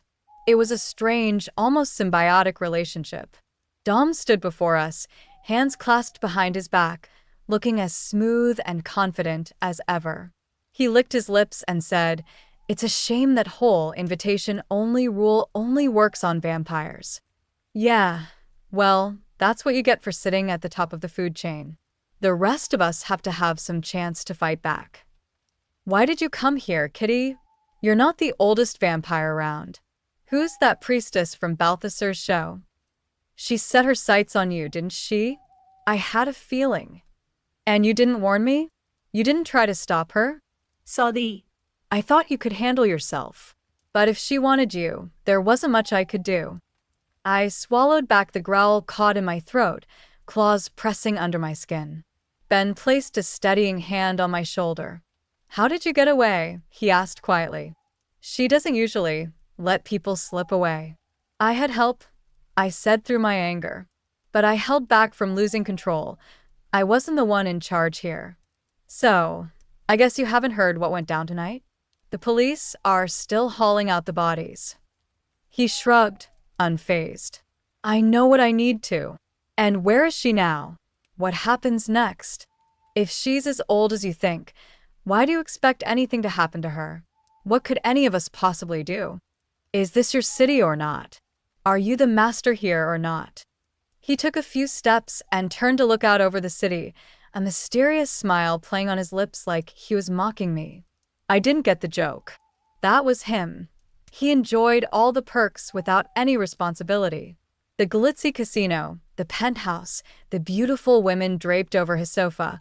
It was all for show, and he didn't care. Does Rick know? I asked. Do the other vampires?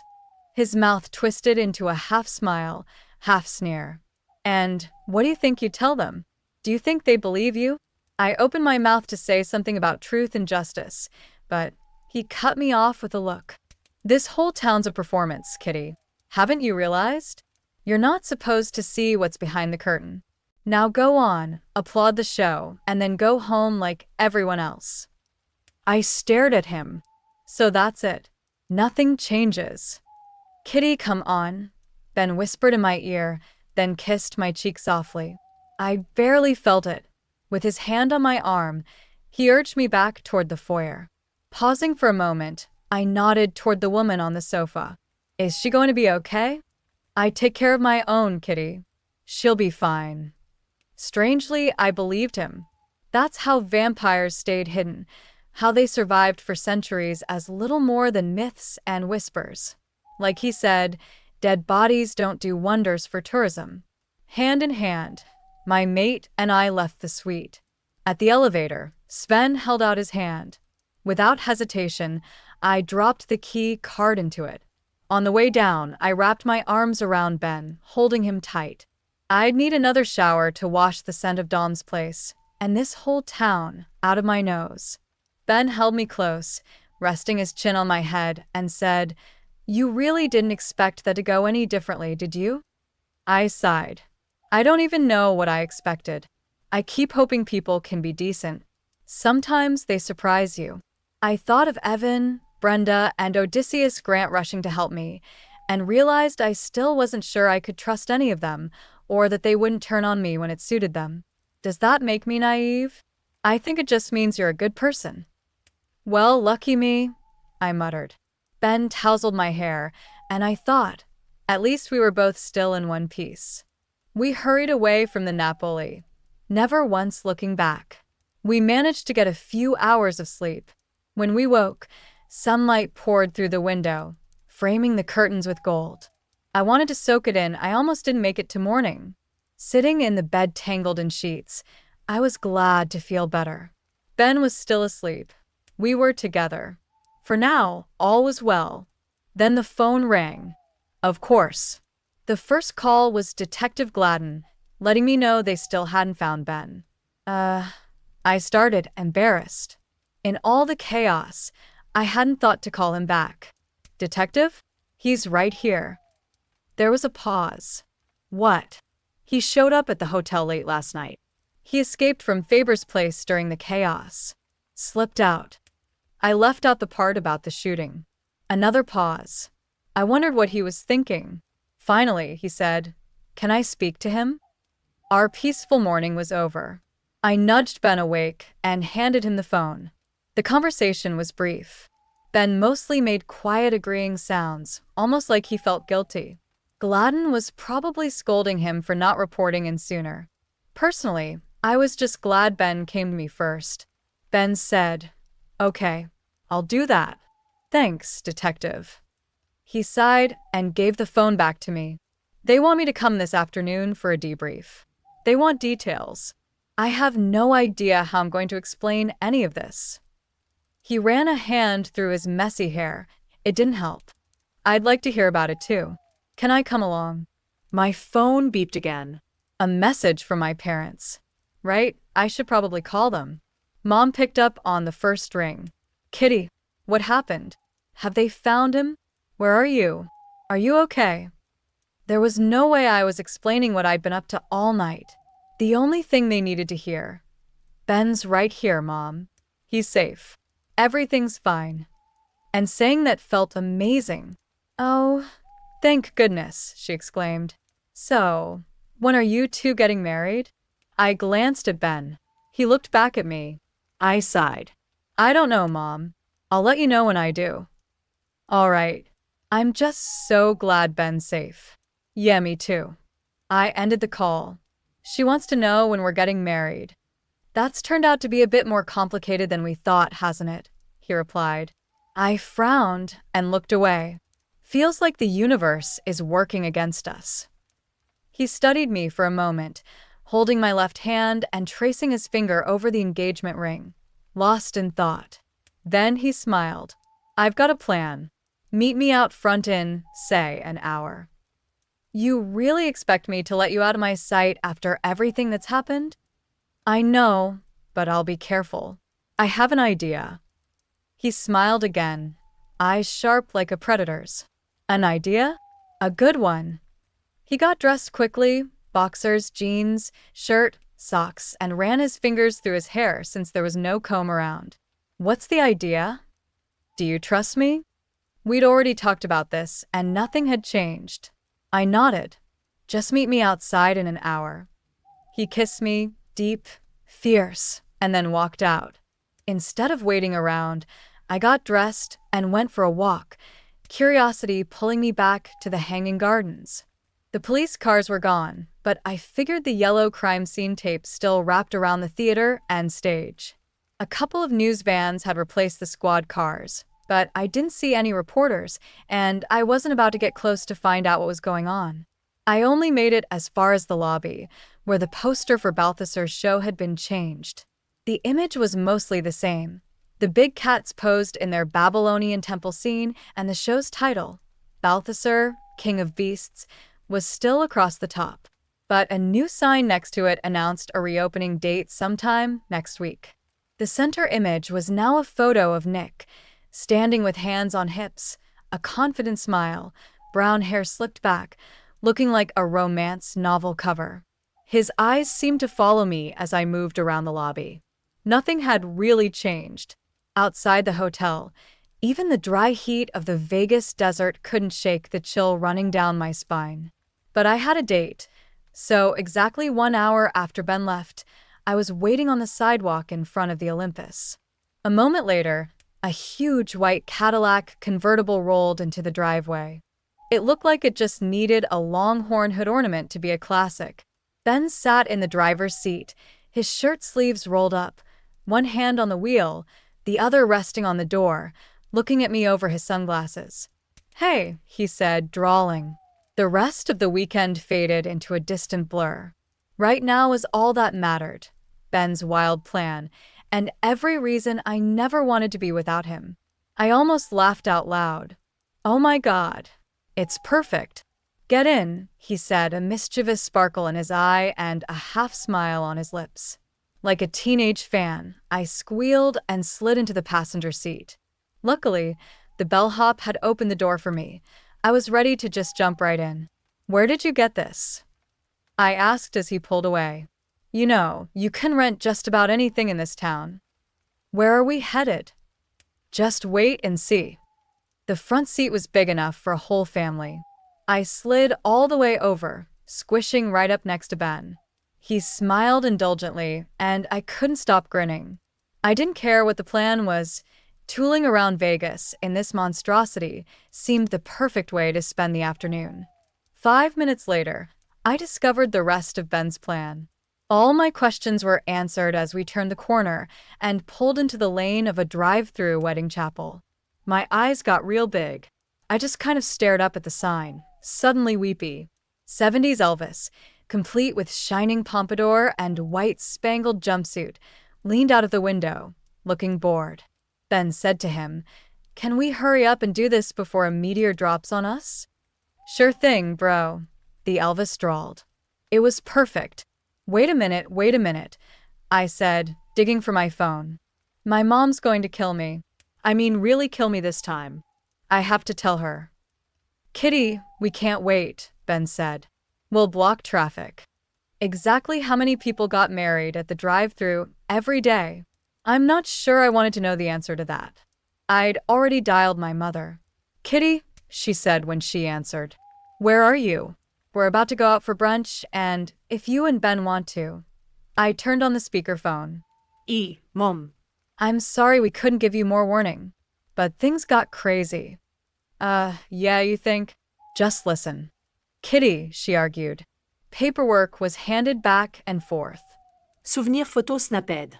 I held up the phone while Elvis officiated. "Do you, Benjamin O'Farrell, take this woman to be your lawful wedded wife?" Do. He clasped my hand, squeezing tight. "And do you, Catherine Norville, take this man to be your lawful wedded husband?" Do. "Then I pronounce you husband and wife. You may kiss the bride. Thank you very much." I totally jumped Ben right there in the car. Well, not totally, but I did throw myself at him, wrap my arms around him, and kiss him with all the enthusiasm I could muster. He hugged me back, his hands kneading me, his returning kiss equaling, or bettering, my own enthusiasm. Like we were challenging each other to top ourselves. I could have done this for the rest of the day. I could hear Mom say, "Kitty, what's going on? Is this what I think it is?" Over the speaker. Ben took the phone out of my hand and folded it shut. "Hey," said Elvis. "You cats are going to have to pull on through. Get a room." I looked up at him, my grin wild and my gaze feral. "We're not cats. We're wolves." Ben stole one last, lingering kiss on my mouth before extricating himself from my grip to drive the car. "Come on, let's blow this popsicle stand." Tires squealed as he gunned the car out of the driveway. We slipped into gridlocked traffic on the strip. Just sat there, arm in arm, gazing at the sunlight blazing off the towering signs and buildings around us. "Where to now?" Ben said. "I have the car for 5 more hours. I figure we need to find a sunset to drive off into." Amen to that. He turned the first corner we came to and revved the engine. Then we drove away. Away from the city and the chaos, and into the desert, heading west. Epilogue: Mom eventually forgave me for getting married without her. In fact, she took what might be called revenge. She called me a few days after we all got home. After the usual pleasantries, she announced, "I hope you'll indulge me, but I'm putting together a little gathering. Just a little celebration. I want to show you and Ben off to my friends." "What kind of gathering?" I said warily. "A wolf confronting a bear." "Oh, just a luncheon over at the country club." I agreed, knowing full well I was trapped. The woman managed to put together a full-on wedding reception with 2 weeks planning. I didn't want to know how many favors she called in for that. We even had champagne and dancing. It made Mom happy. Who was I to complain? Even if I did have to deal with some of Mom's clueless friends, like one of her old PDA buddies who gushed at me, "Are you going to start having children right away?" I'd been warned that this question would happen. A lot. I had a polite answer prepared, and another one designed to inflict loads of guilt. This was the one I used on Mrs. Anderson. I donned a very sad look, my thin smile noble and long-suffering. "I'm afraid I'm not able to have children. Shape-shifting and pregnancy were incompatible." I tried not to be too put out about it. She was supposed to look stricken and apologize profusely. Instead, she gushed some more. "Oh, well, then you can adopt. Like Brad and Angelina." There was not enough champagne in the world. At Mom's reception, I finally met Ben's mother, his counterpart to my own avatar of hyperactive suburban bliss. Ellen O'Farrell had been a rancher's wife until her husband was convicted of various weapons and conspiracy charges and sent to prison. Now she was a divorced waitress in Longmont, a mid-sized town north of Boulder. Her brother, Cormac's father, had been the one to teach Cormac the lycanthrope hunting trade. Ellen came from a family of werewolf hunters, and that was why we hadn't met yet. Ben wasn't sure how she'd take her only son sleeping with the enemy. He also hadn't told her he'd become the enemy. That, we decided, could wait. I was on my very best behavior when Ben introduced me to the thin, quiet woman. She was close to 60, her face soft and lined, her graying brown hair tied in a braid. She seemed tired, but her hazel eyes shone. "It's nice to meet you," I said, trying to be eager and human, shaking her hand. "Likewise." She wrapped my hand with both of hers, beaming at me and Ben. And I could tell. She was proud of him. Happy for him. He shouldn't have been worried. Before the party was over, we had an invitation to come to her place for dinner. In the end, being married didn't feel a whole lot different than not being married. Not in this day and age, where people like us lived with each other and thoroughly tried each other out before the big day. And for us, it felt doubly so because our wolf halves were thinking, well, duh. We were mates for life, and we didn't need some Elvis impersonator in Vegas telling us so. Rather quickly, life got back to normal. A couple of weeks later, the door to the condo slammed open late in the afternoon. I looked up from the sofa, where I'd been reading a book of H.P. Lovecraft stories. Ben walked in, looking more disheveled than not. His jacket and tie were missing, his sleeves were rolled up. Briefcase in hand, he spread his arms in a gesture of victory. "I fired a client," he said. He grinned, the satisfaction and relief clear on his face. I raised a brow and set my book aside. Knowing some of Ben's clients, I wondered what one would finally have to do for Ben to walk out on the case. "Which one?" I asked as he kicked the door closed. "Remember the guy who got arrested for DUI on a suspended license?" "That's right. My honey sure knew how to pick M. Yeah. Remember how I told him the only hope he had of staying out of jail was to smile nicely at the judge, agree to rehab, pay the fine without complaining, and say thank you very much? Let me guess. He didn't. He showed up at court drunk." I winced. Ouch. "What did you do?" He slumped onto the sofa next to me. Let the bailiff throw him in the drunk tank, waited for him to sober up, and told him to get a different lawyer. I think they threw the book at him. Don't you sometimes wish they could just try people for stupidity? Then I'd never run out of work. He leaned toward me, and I put my arms around him as he zeroed in for a kiss. And another, and more kissing. This was the best part. He nuzzled my neck and rested his head on my shoulder. I think I turned into a workaholic because I didn't have this to come home to. My phone rang. Ben gråned. "Ignore it," he said. Probably should have, but since Mom got sick, I tended to get jumpy about the phone ringing. Shifting Ben aside, I grabbed the phone off the coffee table. Caller ID showed Sean on his personal phone. I answered. "Yeah. Hey, kitty." I sensed tension in his voice. Confusion, maybe. I could hear street sounds in the background, cars driving by. It sounded like the intersection where New Moon was. "What's wrong?" "I'm at New Moon," he said. I was about to open up for the afternoon, but, well, I think maybe you should come down here. "What is it?" Can you get over here and take a look?" There was a note of pleading. Like this wasn't just a bar manager calling the owner about a little problem. Something of the wolf pack had entered into the conversation. He was asking his alpha for help. That meant weirdness, and it meant danger. The hair on the back of my neck tingled. Yeah. Okay, I'll be right over." I hung up. "What is it?" Ben asked, straightening. Sean. "Something's up at New Moon." We both got into my car and drove downtown. 15 minutes later, we pulled into the parking lot of the boxy brick building, where a big sign in blue and silver announced the bar.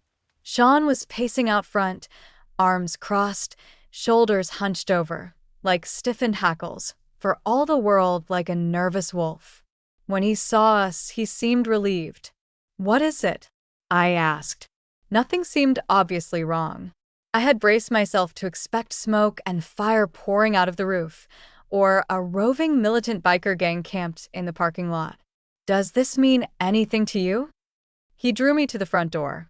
Burned into the wood, as if with a blowtorch, a single word: Tiamat.